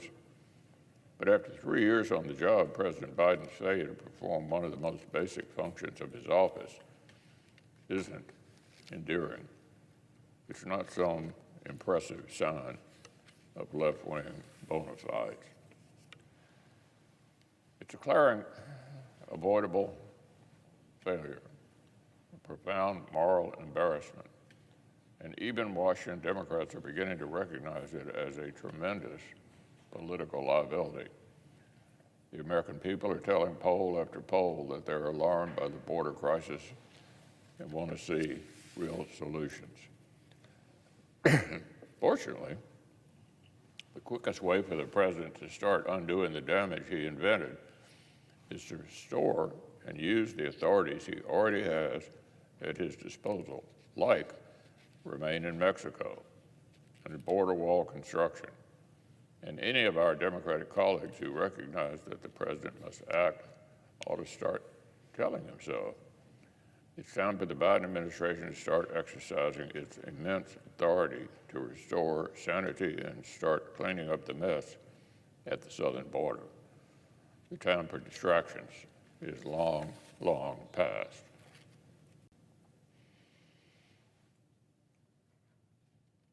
On one final matter, speaking of failure to discharge basic responsibilities, the Biden administration's Department of Education. Around the country, high school seniors and their parents are still reeling from delays and processing errors in a botched rollout of the free application for federal student aid. Families have had to make tough decisions ahead of enrollment deadlines with incomplete information. One such parent described the frustration she and her daughter were facing back in April. Here's the quote. She's supposed to decide by the end of the month and pay her housing deposit, but we can't commit to anything until we know what the financials look like. It certainly makes one wonder, what are all those bureaucrats at the Education Department up to if they can't complete a fundamental part of their job? Unfortunately, but unsurprisingly, the answer seems to be spending time and taxpayer dollars on activities that run contrary to the department's mandate. The rest of these activities, as I've discussed before, is student loan socialism. Of course, the Supreme Court made it clear that this scheme is illegal, and basic common sense tells us it is profoundly unfair, both to folks who opted not to pursue a 4-year degree and to those who worked through college and paid their own bills. But President Biden has continued, undeterred, Last month, his administration proposed a new rule to allow the Secretary of Education to cancel additional student debt for certain borrowers. It's estimated that this will cost taxpayers nearly $150 billion. But the department's illegal nonsense doesn't stop there. Unelected bureaucrats are also trying to rewrite Title IX of the Civil Rights Act. The Biden administration apparently wants to take a law that was designed to promote equal opportunities for women in education and make it do the exact opposite. This rule would require states and educational institutions to abandon biological sex as the determinant in program decisions and to use so-called gender identity instead. And institutions that refuse to comply would lose access to federal funding.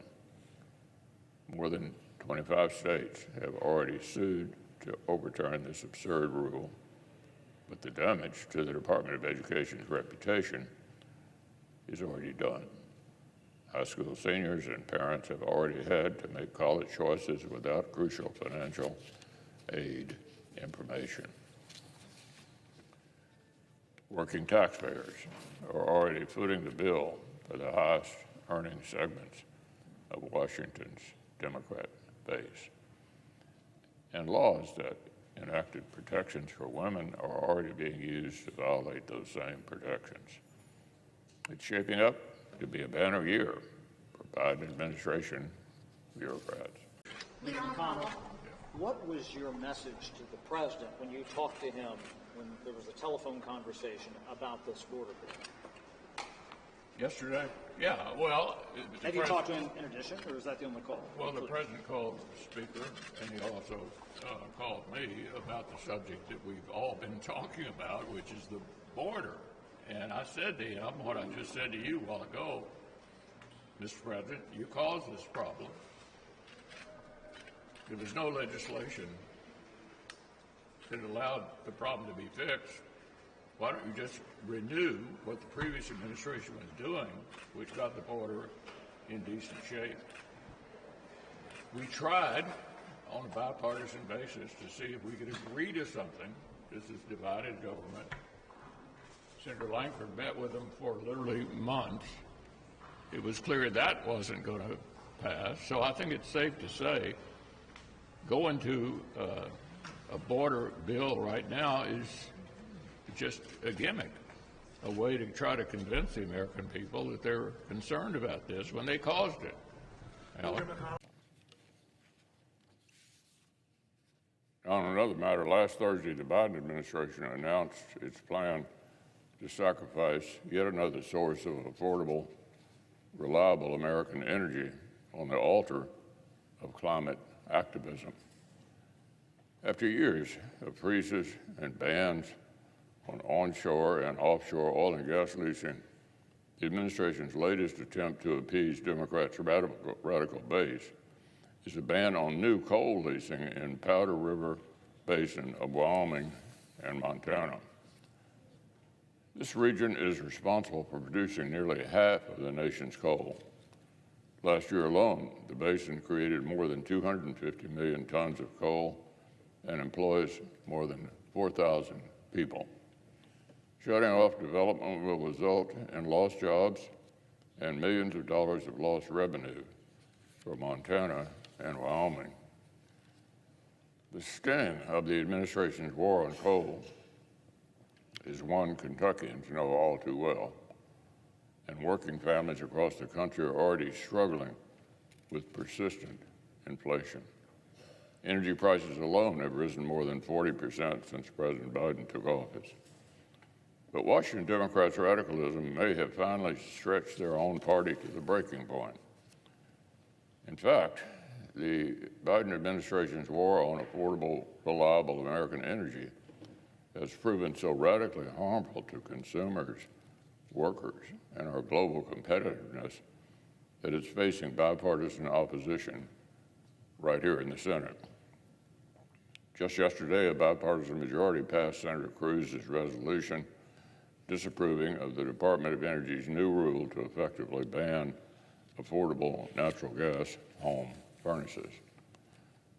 This rule would signify increase the existing efficiency standard and effectively ban the sale of more affordable home heating furnaces that don't need it. By one estimate, this rule will heap as much as $4 billion in new costs on the consumers who already can't afford the high cost of the Biden economy. The American people have suffered enough from Bidenomics to the Green New Deal. I'm glad a majority of the Senate agrees it's time to slam the brakes on the administration's assault on gas appliances. And I'm thankful to my colleague, Senator Cruz, for bringing attention to this madness. 1,231. That's how many days it has taken President Biden to do something, anything, about the humanitarian and security crisis that has consumed our southern border and is engulfing our country. Here's another number. There are 154 days until Election Day. In other words, the Biden administration has waited nearly its entire term before lifting a finger to address the open borders anarchy that it invited. In that amount of time, CBP has reported more than 7.8 million encounters with illegal migrants at the southern border, and that's not counting the 1.6 million known gotaways. Fentanyl poisoning is now the leading cause of death among American adults between 18 and 45. The lethal pipelines that began with Chinese chemical makers flow north across a broken U.S.-Mexico border. And perhaps most disturbing is the increasing number of individuals on the terror watch list who have exploited the border chaos to set foot on American soil. With an election just months away, the President hopes that issuing an executive order will demonstrate that he cares about this crisis and is trying to fix it. Never mind that his order would still allow more than 900,000 illegal aliens to come in every year at the southern border. This is on top of the 500,000 illegal parolees President Biden intends to continue waving into the country. Combined, that's more than the population of 10 states. It's a new Dallas, Texas, every year. This is like turning a garden hose on a fire alarm fire, and the American people are not fools. They know that this play is too little, too late. Well, good afternoon, everyone. My assumption is the President is either speaking now or just as recently spoken about the border. Too little, too late. This is the biggest unforced error of this administration, in my view. All of this crisis goes right back to when the President was first sworn in. The policies he pursued created the crisis at the border, and it will not be solved by any executive step that he takes this late. Now, on one final matter, since President Biden took office, the cost of energy has risen 41.65%. Fuel oil prices are up 56.8%. Gasoline is up 55.5%, and natural gas is up 22%. This, of course, is not news to working families who've been struggling to keep up with the past 3.5 years. But Washington Democrats are just now waking up. Suddenly, right before an election, Democrats are concerned about the high prices Americans are paying to fill up their gas tanks. But they still can't seem to correctly assign the blame. Just last month, the Democratic leader berated, quote, big oil companies for continuing to rake in the cash at the expense of the American people. I thought high energy prices were a primary feature of the left-wing climate agenda. As a report from Columbia University's Center for Global Energy Policy put it, quote, a price on carbon makes those responsible for the damages caused by greenhouse gas emissions pay for those damages. A carbon price makes carbon-intensive goods and services more expensive. Well, there you have it. High prices for hardworking Americans are a feature, not a bug. If Washington Democrats are looking for a scapegoat for soaring energy prices, it's about time they looked in the mirror. And as our colleague from West Virginia, Senator Capito, reminded us recently, the very law Washington Democrats claimed was designed to lower prices is instead sending taxpayer dollars to support inflationary climate programs and other radical causes. The EPA sent $50 million from the so-called Inflation Reduction Act to support the Climate Justice Alliance. Now we already know that climate justice means higher gas prices for working Americans and electric vehicle subsidies for high-earning elites. But what about the organization's plan to, quote, break the rules that need to be broken, shut down extractive facilities and extractive economic structures, and place race, gender, and class at the center of the economy?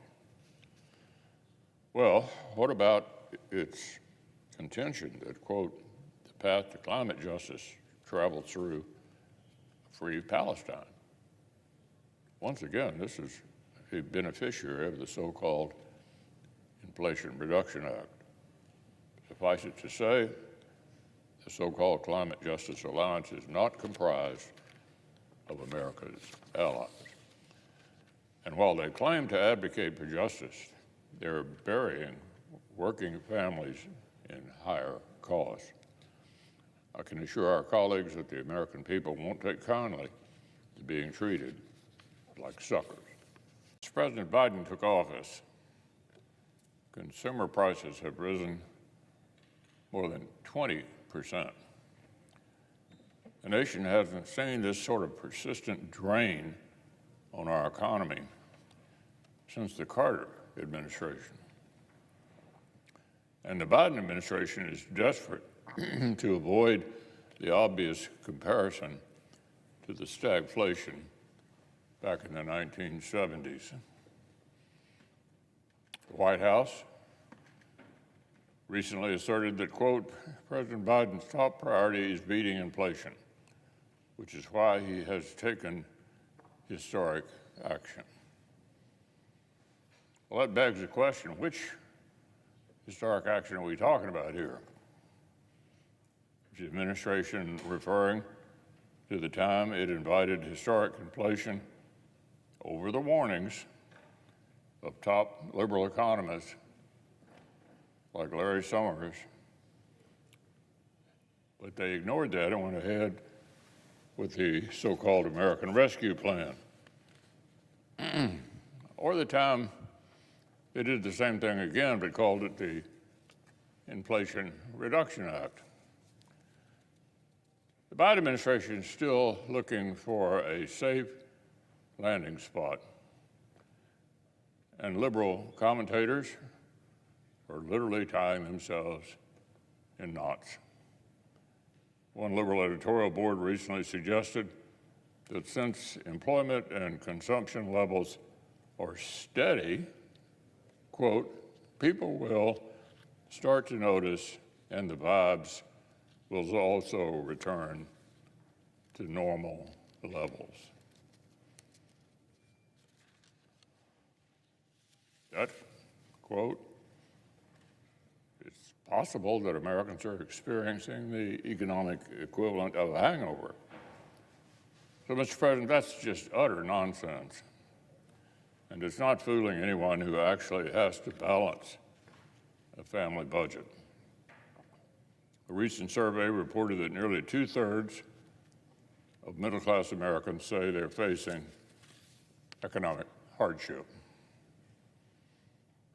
Numbers don't lie. Neither do consumers. The high prices they're facing aren't a matter of bad vibes. They're the predictable and avoidable consequences of Bidenomics. On one final matter, earlier this week, Senate Democrats took up the Biden administration's banner of prescription drug socialism. Our colleague, Chairman Sanders, announced he would ask his Help Committee colleagues to subpoena a drug company executive to testify before the committee about the prices of innovative treatments. Never mind that U.S. senators shouldn't require remedial lessons in the working of the market economy. And never mind that the company in question had already expressed willingness to testify. Our colleague has decided to take the route of maximum escalation. I've discussed the facts behind America's world-leading medical innovation sector at length before. What innovator would sink the time, resources, and risk into the development of a new treatment if there were no prospect of recouping their investment? Apparently, Senate Democrats aren't the only ones who seem to be stumped by this question. The Department of Commerce is taking steps to finalize a framework it announced last December known as March-in Rights. Under this policy, if the federal government deems that the prices of certain drug treatments are too high, it would elect to march in and seize the company's intellectual property rights. It's a rather ironic twist. The Democrats' proposed policy relies on a law, the Bayh-Dole Act of 1980, that was designed to do the exact opposite, to promote cooperation between government and innovators. This time around, the latest chapter of prescription drug socialism would send all the wrong signals to would-be innovators behind future life-saving cures. It would tell them not to take risks, not to build new things, not to invest their time, resources, and creativity to develop more of the greatest medical achievements the world has ever seen. Leader McConnell, you've seen the videos of the president in Europe and here in the States. Do you believe that these videos are deep fakes and that and is there a national security issue here in terms of how our adversaries and our allies see the ability of our commander-in-chief to make critical decisions in response to new conflicts? Look, I think when it comes to national security, and that's what you're talking about, right, it's collective responsibility on the part of all of us to make defense spending, as I said earlier, job one. We're going to have an election this fall, and the American people can decide which of these candidates they want to lead us into the next 4 years.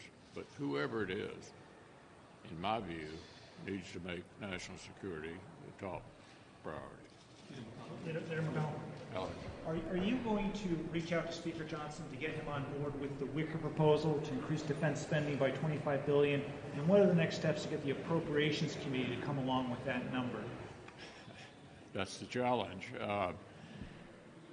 Senator Murray has said once again she's going to insist on equal treatment for defense and non-defense. That, in my view, is absurd. It doesn't reflect current needs. The agreement that former Speaker McCarthy and the President reached has the top line in it. Whether that still makes sense a year later, given all the intervening events, is something we're going to have to try to work out. But in the end, what I feel very strongly about is we need to begin to deal in a way that Senator Wicker laid out over the next 5 years with reflecting the actual changes to our national defense needs. And there are tripwires you have to deal with in the process. Burgess? Do you plan to attend and or speak at the Republican National Convention this summer? National Convention? Yes. Yeah. Will you be speaking there too? Speaking there? I don't know what role I'm going to play, but I'm going to be chairman of the Kentucky delegation, as I have been for a number of years, and I'll be there. Okay. Do you believe bump stocks should be banned legislatively? Last week, a U.S. company announced it had reached an agreement to begin exporting American liquefied natural gas to Ukraine for the first time.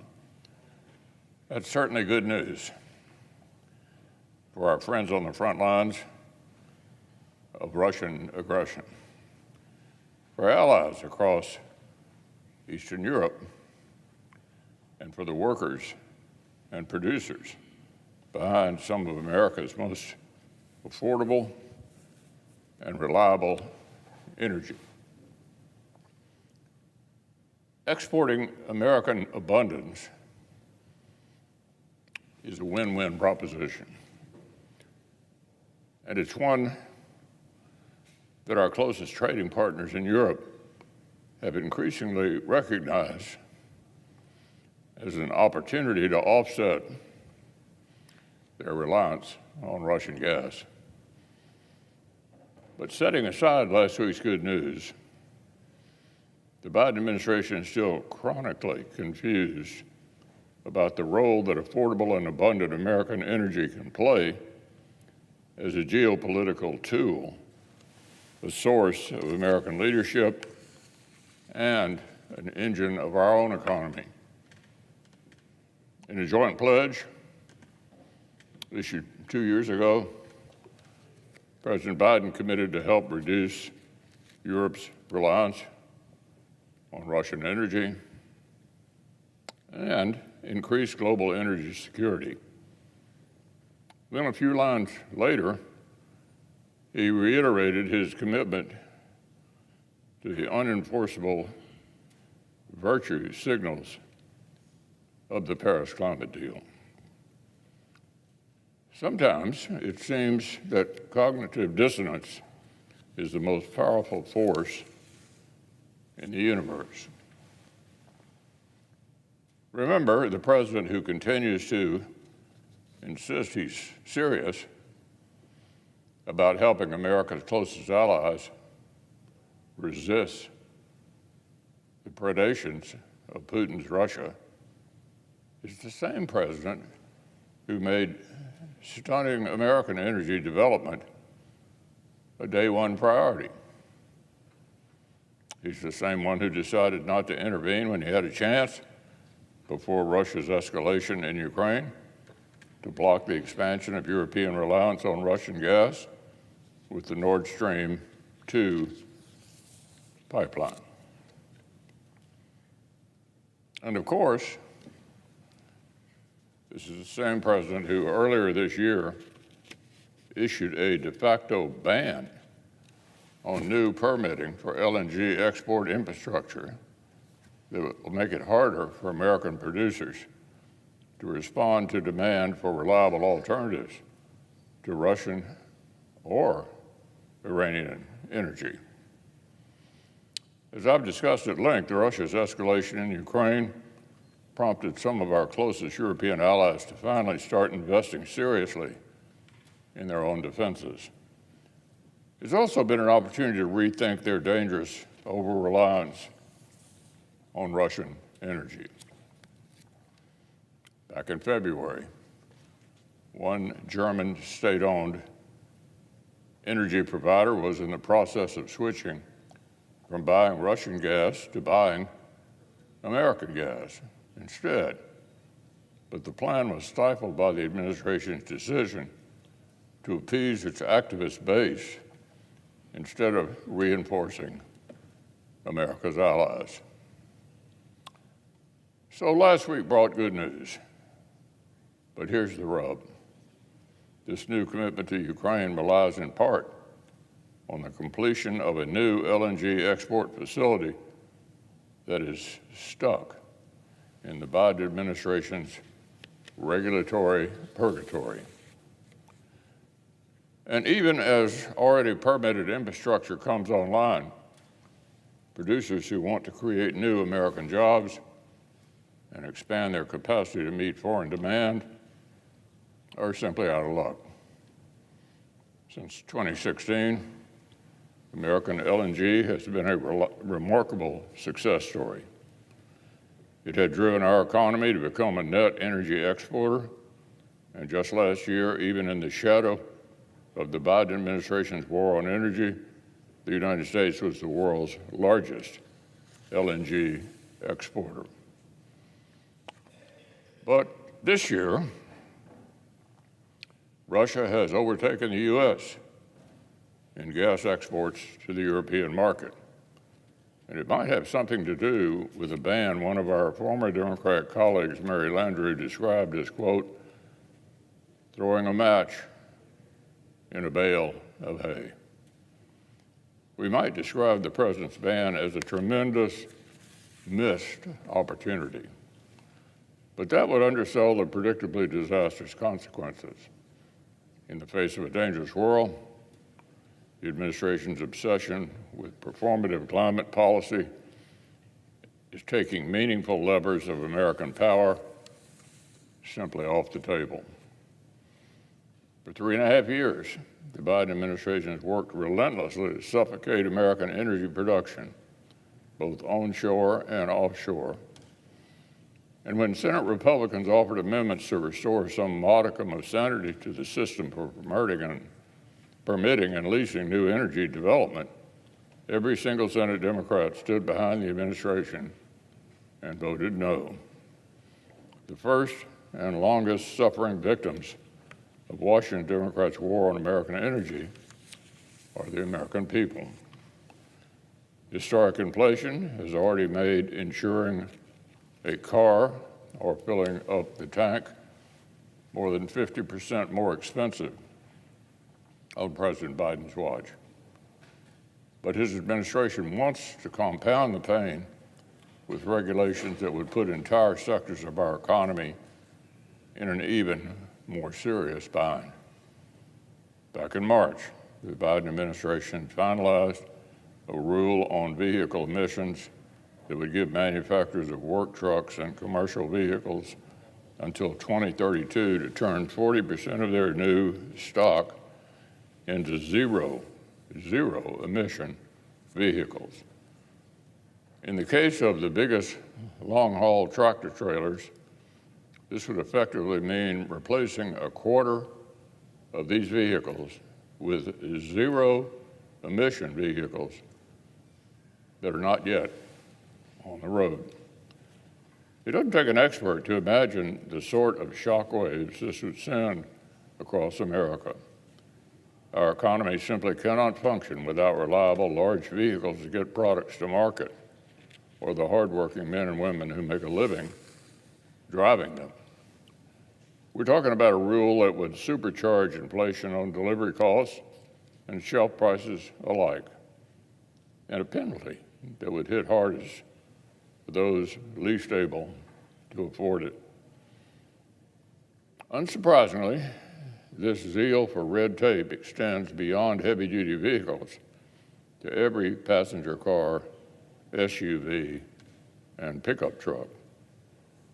In 8 years, if the administration had its way, 2 of every 3 vehicles manufactured for American consumers will have to be electric vehicles. Now, consumers have already made it abundantly clear that they don't want Washington bureaucrats telling them what car to drive. And major engines of our economy have joined together to take the Biden administration to court over all of this nonsense. Folks in my home state of Kentucky are following this progress closely. I spoke recently with a car dealer from Richmond. When it comes to his livelihood, he doesn't mince any words. Here's what he had to say. I don't want to be in court fighting a government agency. I just want to sell and service the cars and trucks that my customers want. Right now, and for as long as I can see, my customers don't want vehicles that our government requires them to buy.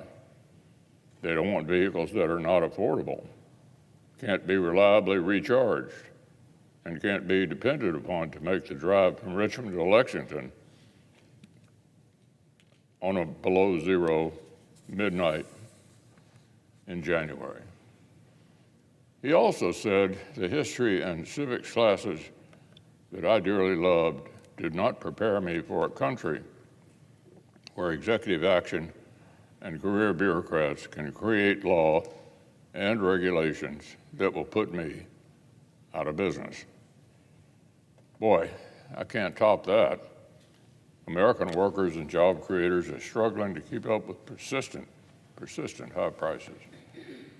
And all the Biden administration seems to be offering as consolation is more red tape.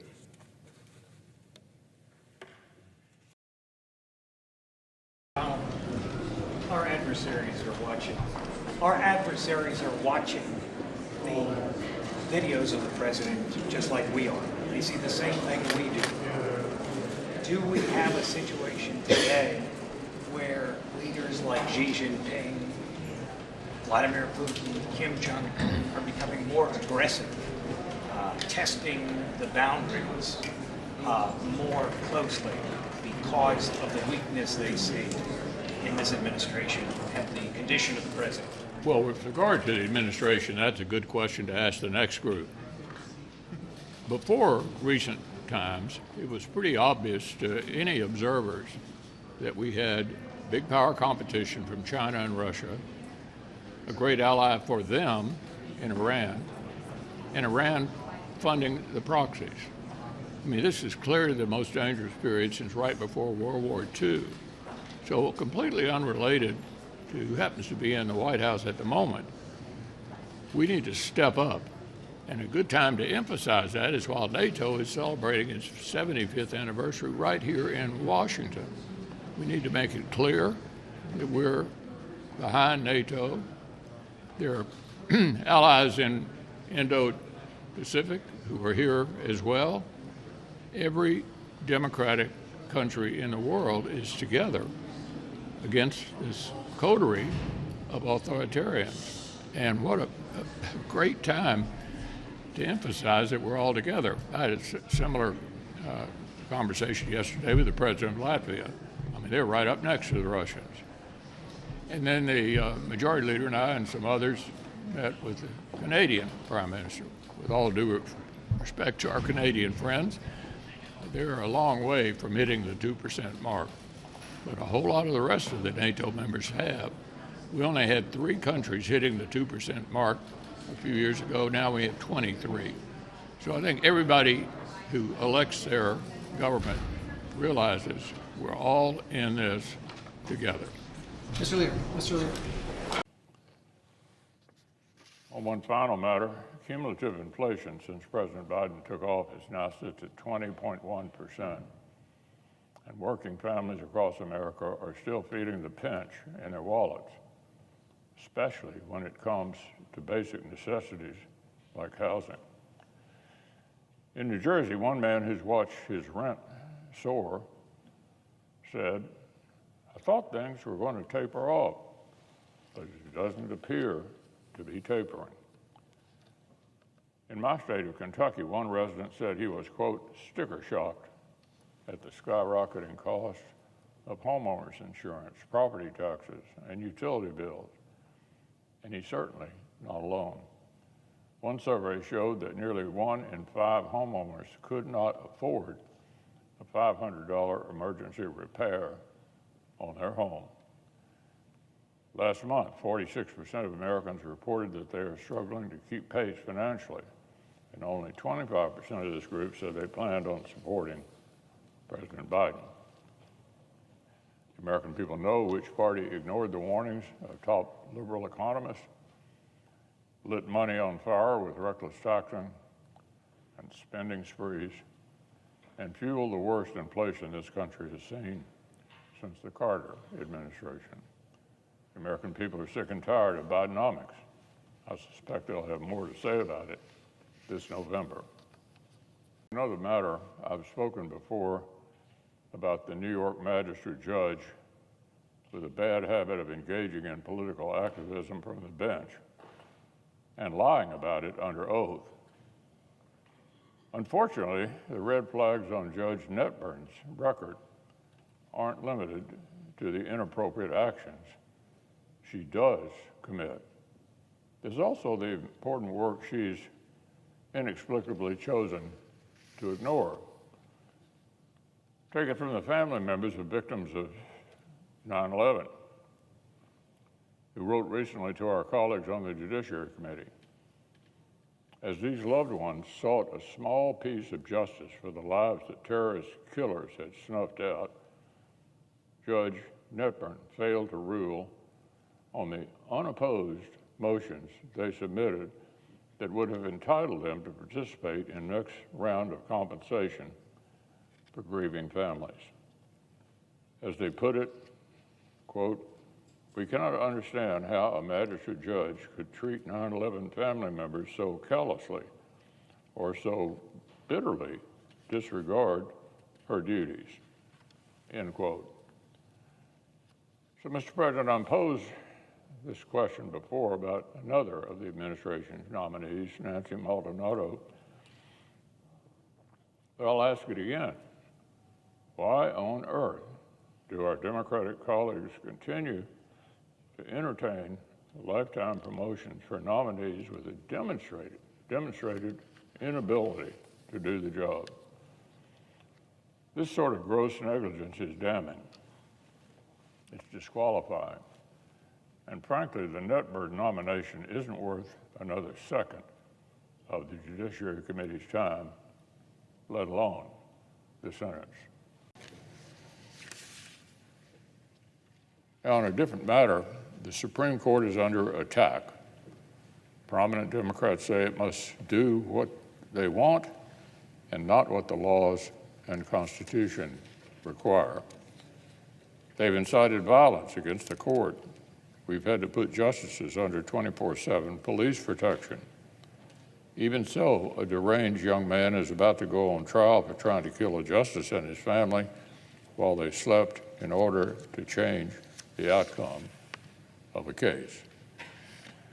In polling last year, the court was the branch of government with the highest level of trust from the public. But that hasn't stopped Democrats from devoting the last 8 years to an all-out campaign against the court's legitimacy and ultimately against its very existence. Radical liberals have called for court packing. Influential members of this body, including the senior senator from Rhode Island and the chairman of the Judiciary Committee, have threatened ominously that, quote, "Perhaps the court can heal itself before the public demands it be restructured."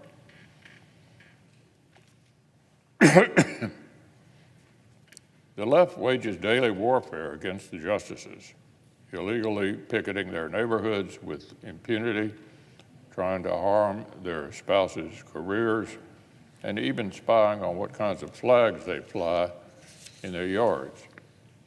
Today, the Biden-Harris administration, which desperately wants these radical votes, is once again jumping right into the fray. After talking to a Harvard law extremist who had helped then Senator Biden stage manage the character assassination of Robert Bork almost 40 years ago, they decided the time has come to eliminate the Supreme Court as we know it.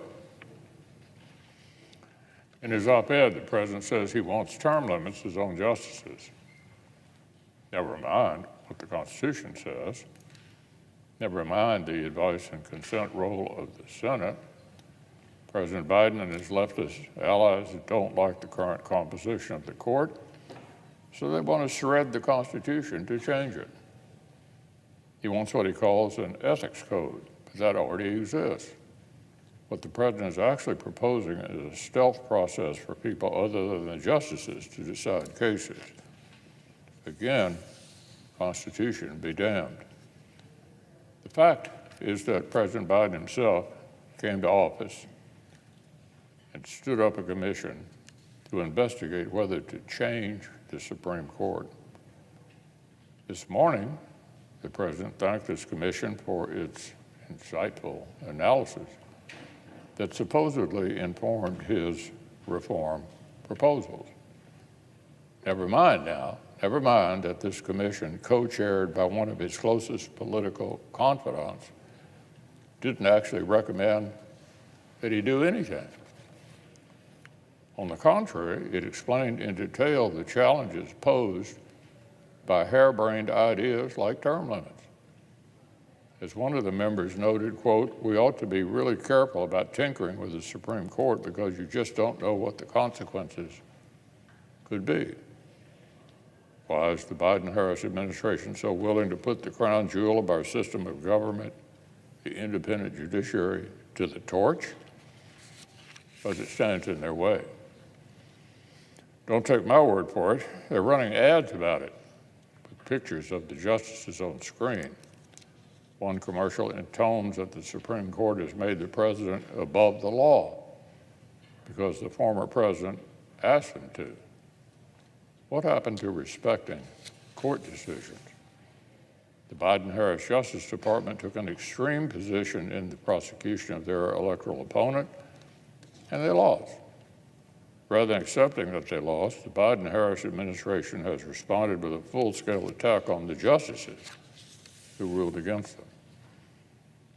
This from the folks who love to remind us that, quote, "You can't only love your country when you win." Perhaps the president and vice president should take a good look in the mirror. The partners, puppets, and proxies of America's biggest adversaries spent a busy weekend repressing and killing innocent people. On Saturday in the Golan Heights, Israeli Druze children were playing soccer when Hezbollah launched a rocket made in Iran and killed 12 of them. And on Sunday, Venezuela's communist dictator hijacked an election, promising the suffering people of his country even more brutal days to come. We live in a world where thuggish repression and terrorist violence are increasingly common. Tragically, the slaughter of innocent children by terrorists is not surprising. Neither, unfortunately, is a stooge of the world's most powerful authoritarians tightening his own chokehold on power. But one thing doesn't ever get less shocking or alarming: the continued naivete with which our leaders respond. The Secretary of State says the Biden-Harris administration has, quote, "serious concerns that the results announced does not reflect the will or the votes of the Venezuelan people." Well, many of us have serious and longstanding concerns that the administration does not know how to credibly change the calculus of America's adversaries. autocrats don't care about disapproving looks from Western diplomats. Don't believe me? Ask the mullahs in Tehran how worried they were about stern condemnations of their ongoing nuclear enrichment efforts. We certainly don't have to wonder whether promises of sanctions relief from Washington succeeded in convincing Maduro to permit a free and fair election. Concern is not a strategy, and speeches, for that matter, are not policy, especially when they're not backed by facts and by force. Last week, President Biden tooted the horn of his own foreign policy and declared proudly, the United States is not at war anywhere in the world. Well, that was news to America's service members deployed in harm's way. The very next day, Iran-backed terrorists attacked U.S. personnel in Iraq and in Syria again. For months, at his orders, U.S. Navy destroyers have expended more than $1 billion in high-tech munitions to intercept the Houthis' Iran-made arsenal of missiles and drones, in exchange for no measurable increase in deterrence. It's well and good to insist that America is not at war, but a growing list of authoritarians, rogues, and strongmen are at war with us. The President's failure to respond decisively to threats may have let him believe we're not at war, but the same failure has emboldened our adversaries. Time and again, the Biden-Harris administration has limited support, agonized over perceived risk of escalation, and tried to micromanage the way our friends in Ukraine and Israel actually defend themselves. In Secretary Blinken's first public comment after Hezbollah's most recent strike, he insisted, quote, "We don't want to see it spread." Well, neither did Israel on October 6th, before Hamas spread murderous violence into peaceful kibbutzes in violation of a ceasefire agreement. And neither does Israel now, as its military continues to focus on finishing the job against Hamas and building the pressure necessary to secure a stable peace. There's simply no question that Iran and its proxies are the instigators and aggressors in this conflict. They have planned and prepared this violence for years, and they will escalate, spread, and perpetuate it until it is no longer in their interest to do so. If the so-called international community wants an end to the war at Gaza and the chaos in the region, they could do more than issue statements expressing concern about escalation. It's past time for civilized countries to present Tehran with cold consequences, with heavy pressure on the leaders responsible for the campaign of death and destruction across the Middle East. Instead, Western leaders have repeatedly blamed the victim.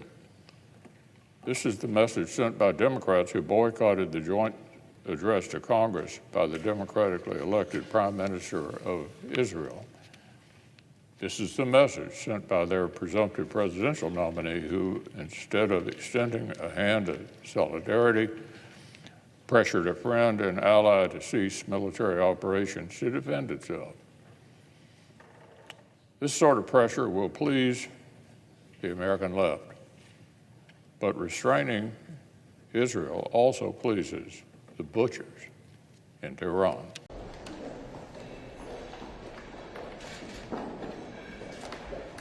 Watching great interest yesterday, the President's suggestions about the Supreme Court. I couldn't be more disappointed. This is a man who was chairman of the Judiciary Committee for a long time. He absolutely knows what he recommended is unconstitutional. Try to limit the terms of Supreme Court justices who under the Constitution are appointed for life. That shows you the depths to which they've gone lately to attack the Supreme Court because they don't like the current makeup of the court and decisions that they disapprove of.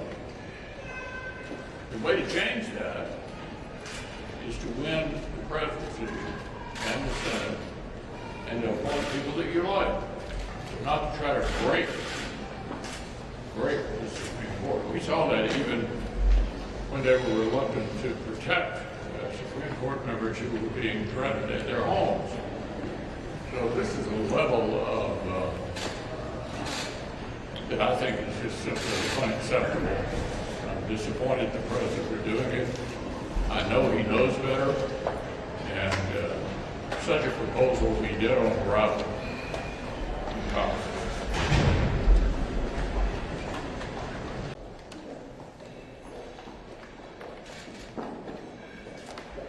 I watched with great interest yesterday the president's suggestions about the Supreme Court. I couldn't be more disappointed.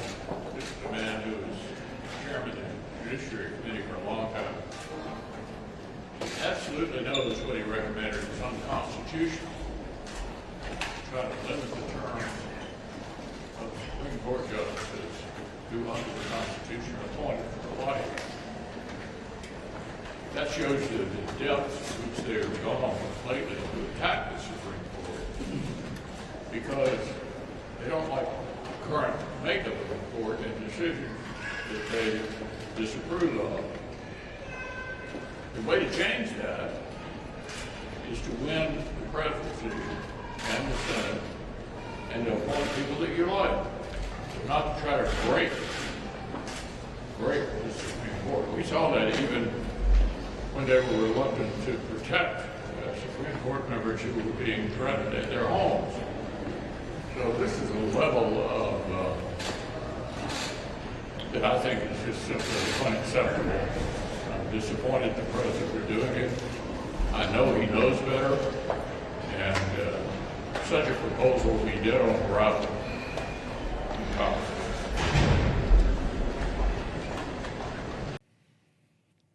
Now, on another matter, the Senate's about to leave Washington for the August state work period. When we come back, Senate Democrats will face a daunting list of radical judges that the Biden-Harris administration will want them to confirm. There's Adele Manchi and his record of bumping elbows with terrorist apologists and advocates for cop killers. There's Kevin Ritz and Carla Campbell, both the nepotistic beneficiaries of corrupt bargains between the Biden-Harris administration and the judges they would replace. There's Julia Lippis, another nepotism hire, who distinguished herself in her leniency towards a parent who killed their baby with fentanyl. There's Embry Kidd, who went soft on sex abusers and then misled the Judiciary Committee about it. There's Ryan Park, the self-described tip of the spear of progressive activism, who fought hard to let colleges discriminate illegally against Asian applicants. There's Sparkle Suknanen, whose nomination Congresswoman Velazquez called an insult to the people of Puerto Rico. And then there's Mustafa Kasaba, who advocated incorporating, listen to this, Marxist theory into property law. So as our Democratic colleagues head out of town, I would suggest that they consider whether the radical goals of the Biden-Harris judicial project are really worth it.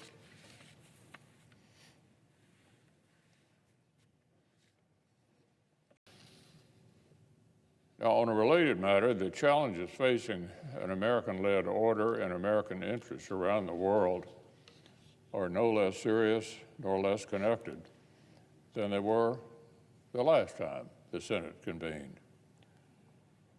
Last week, Iran was expected to transfer ballistic missiles to Russia in a major expansion of its support for Putin's war in Ukraine.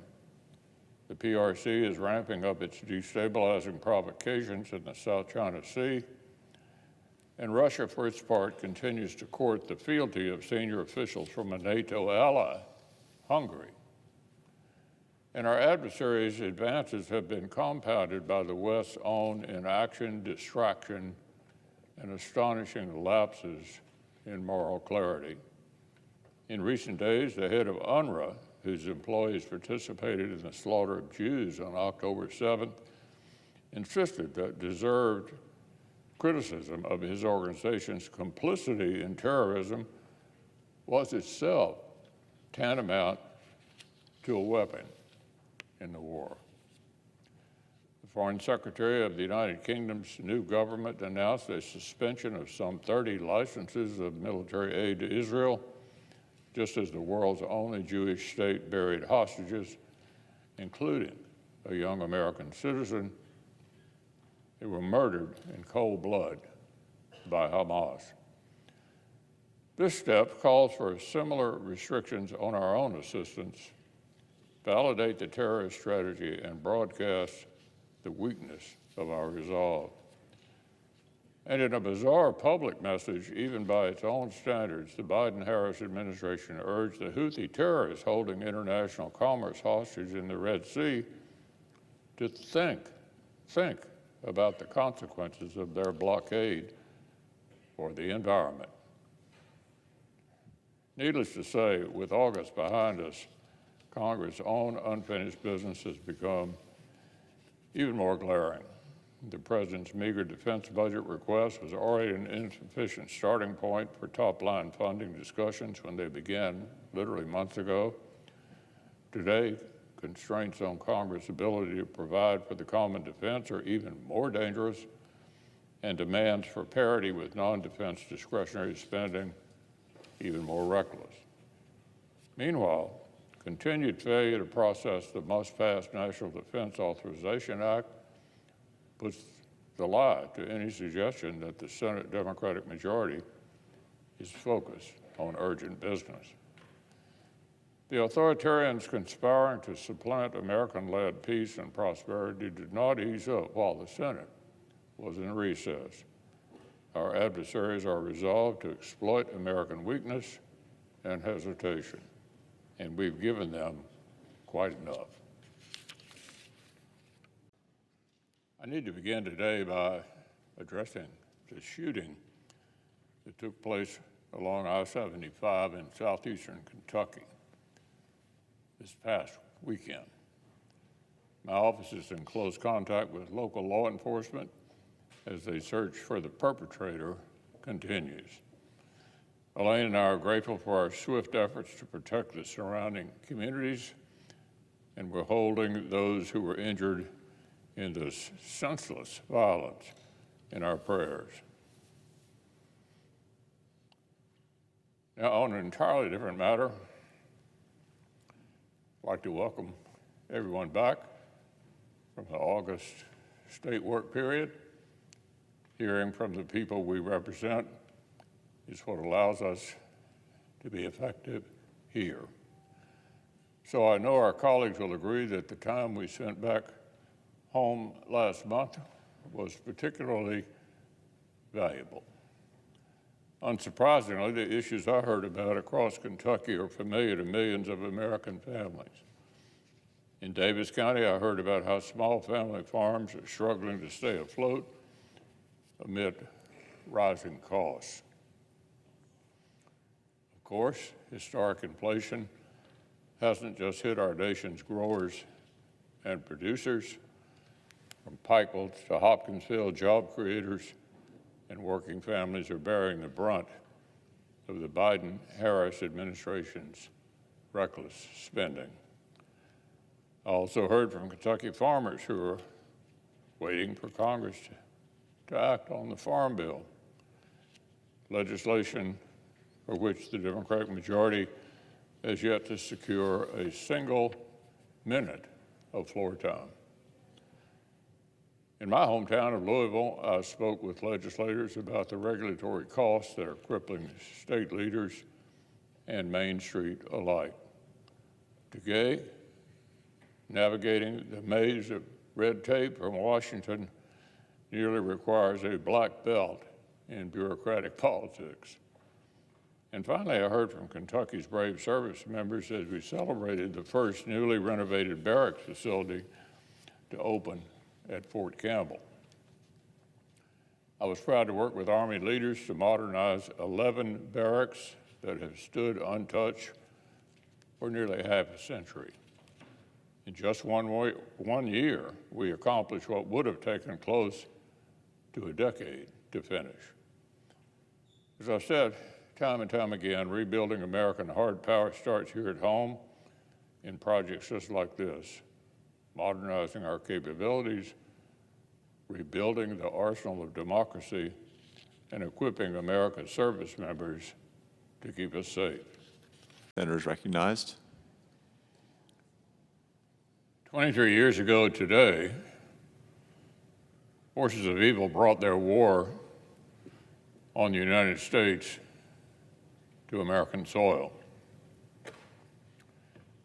They filled a clear blue sky with smoke, fire, and the shattered lives of 2,977 innocent people. Before the dust had settled, the world witnessed the extraordinary heroism of first responders, the compassion of neighbors and volunteers, and the will of a proud nation not to let this savagery go unanswered. The terrorists had started this war, but America resolved to finish it. At times, that resolve has wavered. Over the years since September the 11th, 2001, I've counseled administrations of both parties not to shortchange, hamstring, or abandon our fight against the terrorists or let up on the adversaries who support them. I've urged colleagues in Congress not to make the job of the warfighter harder by taking essential counterterrorism authorities off the table. And I'll continue to do so as our colleagues consider our recent vote on Section 702 and the one we'll take in less than 2 years to further extend this vital intelligence collection authority. The Biden-Harris administration pretends the war on terrorism is over. The Vice President herself claimed last night that, quote, "There's not one member of the United States military who's in active duty in a combat zone for the first time this century." Well, Mr. President, this would, of course, be news to U.S. service members who conducted operations against ISIS in Iraq last week, and to the sailors intercepting Houthi rockets in the Red Sea, and to the families of service members killed and injured in the attack on Tower 22 near Jordan's border with Syria earlier this year. Our current commander-in-chief and the Biden-Harris administration are not the first to chase the tail of shutting down terrorist detention at Guantanamo Bay. They're not the first to indulge in the idea of a pivot away from a region full of important U.S. interests.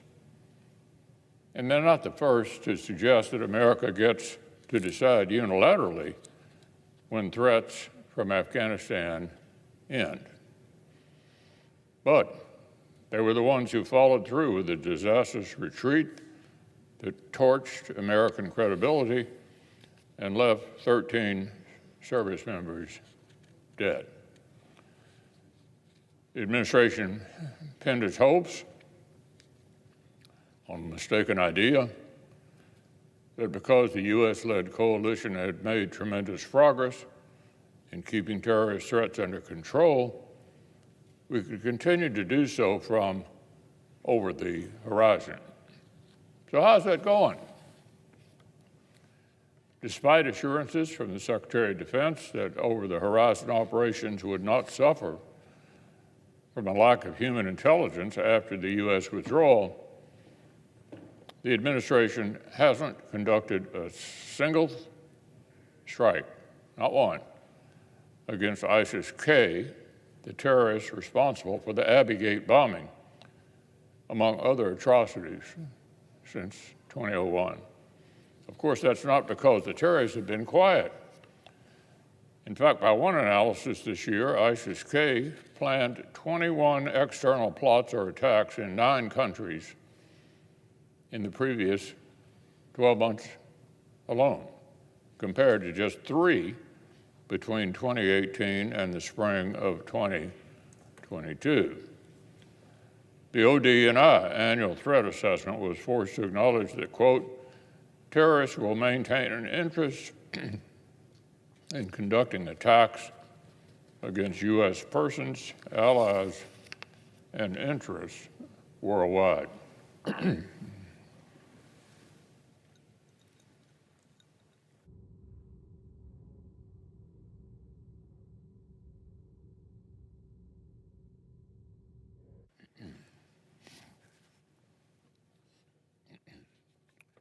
And indeed, America's retreat from Afghanistan has invited violence elsewhere, from the resurgence of the Islamic State in Iraq and Syria, to the AQAP in Yemen, to al-Qaeda affiliates across the Sahel.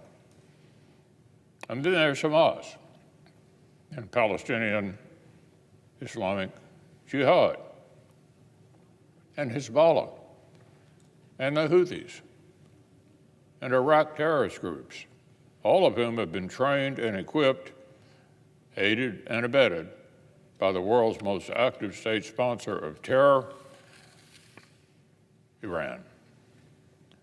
Hamas' attack on October 7th is described as Israel's September the 11th. Relative to population, it was actually September the 11th 15 times over. It was the deadliest day for the Jewish people since the Holocaust, and it wouldn't have been possible without the involvement of Tehran. The chaos stemming from this genocidal assault and the violent choreography by the IRGC of attacks on Israel and U.S. interests across the region is evidence of the failure of this administration's passive, accommodating approach to Iran and the terrorist proxies. America's weakness and hesitation will not deter our adversaries. Withholding critical assistance from partners on the front lines will not defeat them. This is true in Israel just as it's true in Ukraine. And there is doubt that allies, partners, and adversaries in Asia and elsewhere are watching a tentative America pull its punches. They're questioning our resolve and our commitment to our friends. If we're unwilling to change Iran's calculus and compel an end to attacks on American forces in Iraq and Syria or international vessels on the high seas, and if we're unwilling to stand with partners like Israel or Ukraine, can we be trusted to stand up to the PRC? 23 years ago, a dangerous world struck America here at home. We must not wait for today's threats to do the same. In May 2000, Israeli forces withdrew from southern Lebanon. But while the occupation ended, Hezbollah's appetite for waging war on Israel only grew. and its further deadly attacks on Israel invited the 2006 conflict. The history of Israel's fight to defend its northern border and innocent civilians against Hezbollah terrorists bears eerie parallels to the story of brutal violence Hamas has perpetrated from Gaza. Israel withdrew there in August 2005, and by 2007, Iran-backed terrorists had bent the enclave to its all-consuming mission, which is war on Israel. But the most glaring through lines in Israel's north and south are not the relentless bloodlust of terrorists. They're the predictable delusion of Israel's, quote, friends, end quote, and the shameful cowardice of international authorities that claim to stand for peace.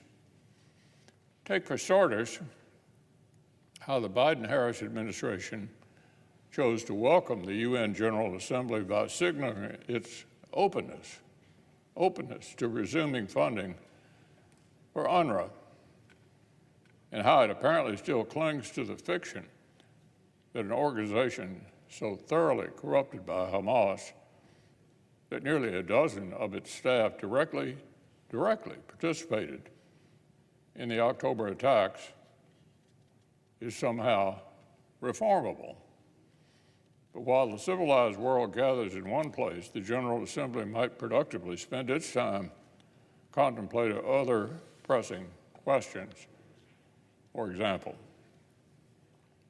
why hasn't the UN Security Council managed to enforce resolutions 1559 and 1701 in Lebanon?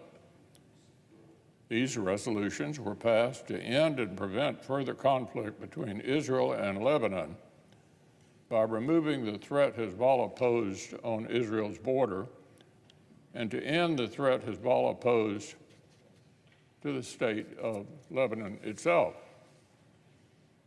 And why was the UN peacekeeping force in Lebanon allowed Hezbollah to build up massive stockpiles on Israel's border in clear preparation for war? Why has the UN looked the other way as Hezbollah has expanded its corrosive influence over the institutions of Lebanon's government? But setting aside the failures of the so-called international community, this past weekend once again cast a spotlight on America's own naivete toward the glaring facts of Iran-backed war on our friend Israel. In an interview that might rightly attract scrutiny for its host's obfuscation of the facts on Israel's latest responses to Hezbollah terrorism, the White House National Security Communications Advisor said out loud what the Biden-Harris administration has been saying by its actual actions for nearly a year. Quote, "We've been working since the beginning of the conflict, October 8th, to try to prevent an escalation." So think about that, Madam President. The only way to claim credit for working to, quote, prevent an escalation is by pretending like Hezbollah's October 8th attacks or Hamas' October 7th massacre weren't actually escalations themselves. Unfortunately, the administration official who seemed to suggest a moral equivalence between Israel and Hezbollah, he suggested that, quote, military action by either side would not be in either side's best interest, and implied that an Israeli response would itself be escalation. Once again, second-guessing Israel's interests, micromanaging their micromanaging their defensive efforts, blaming Israel for escalation when it's clear, absolutely clear, Hamas and Hezbollah have been the instigators of this conflict. It's a tired playbook.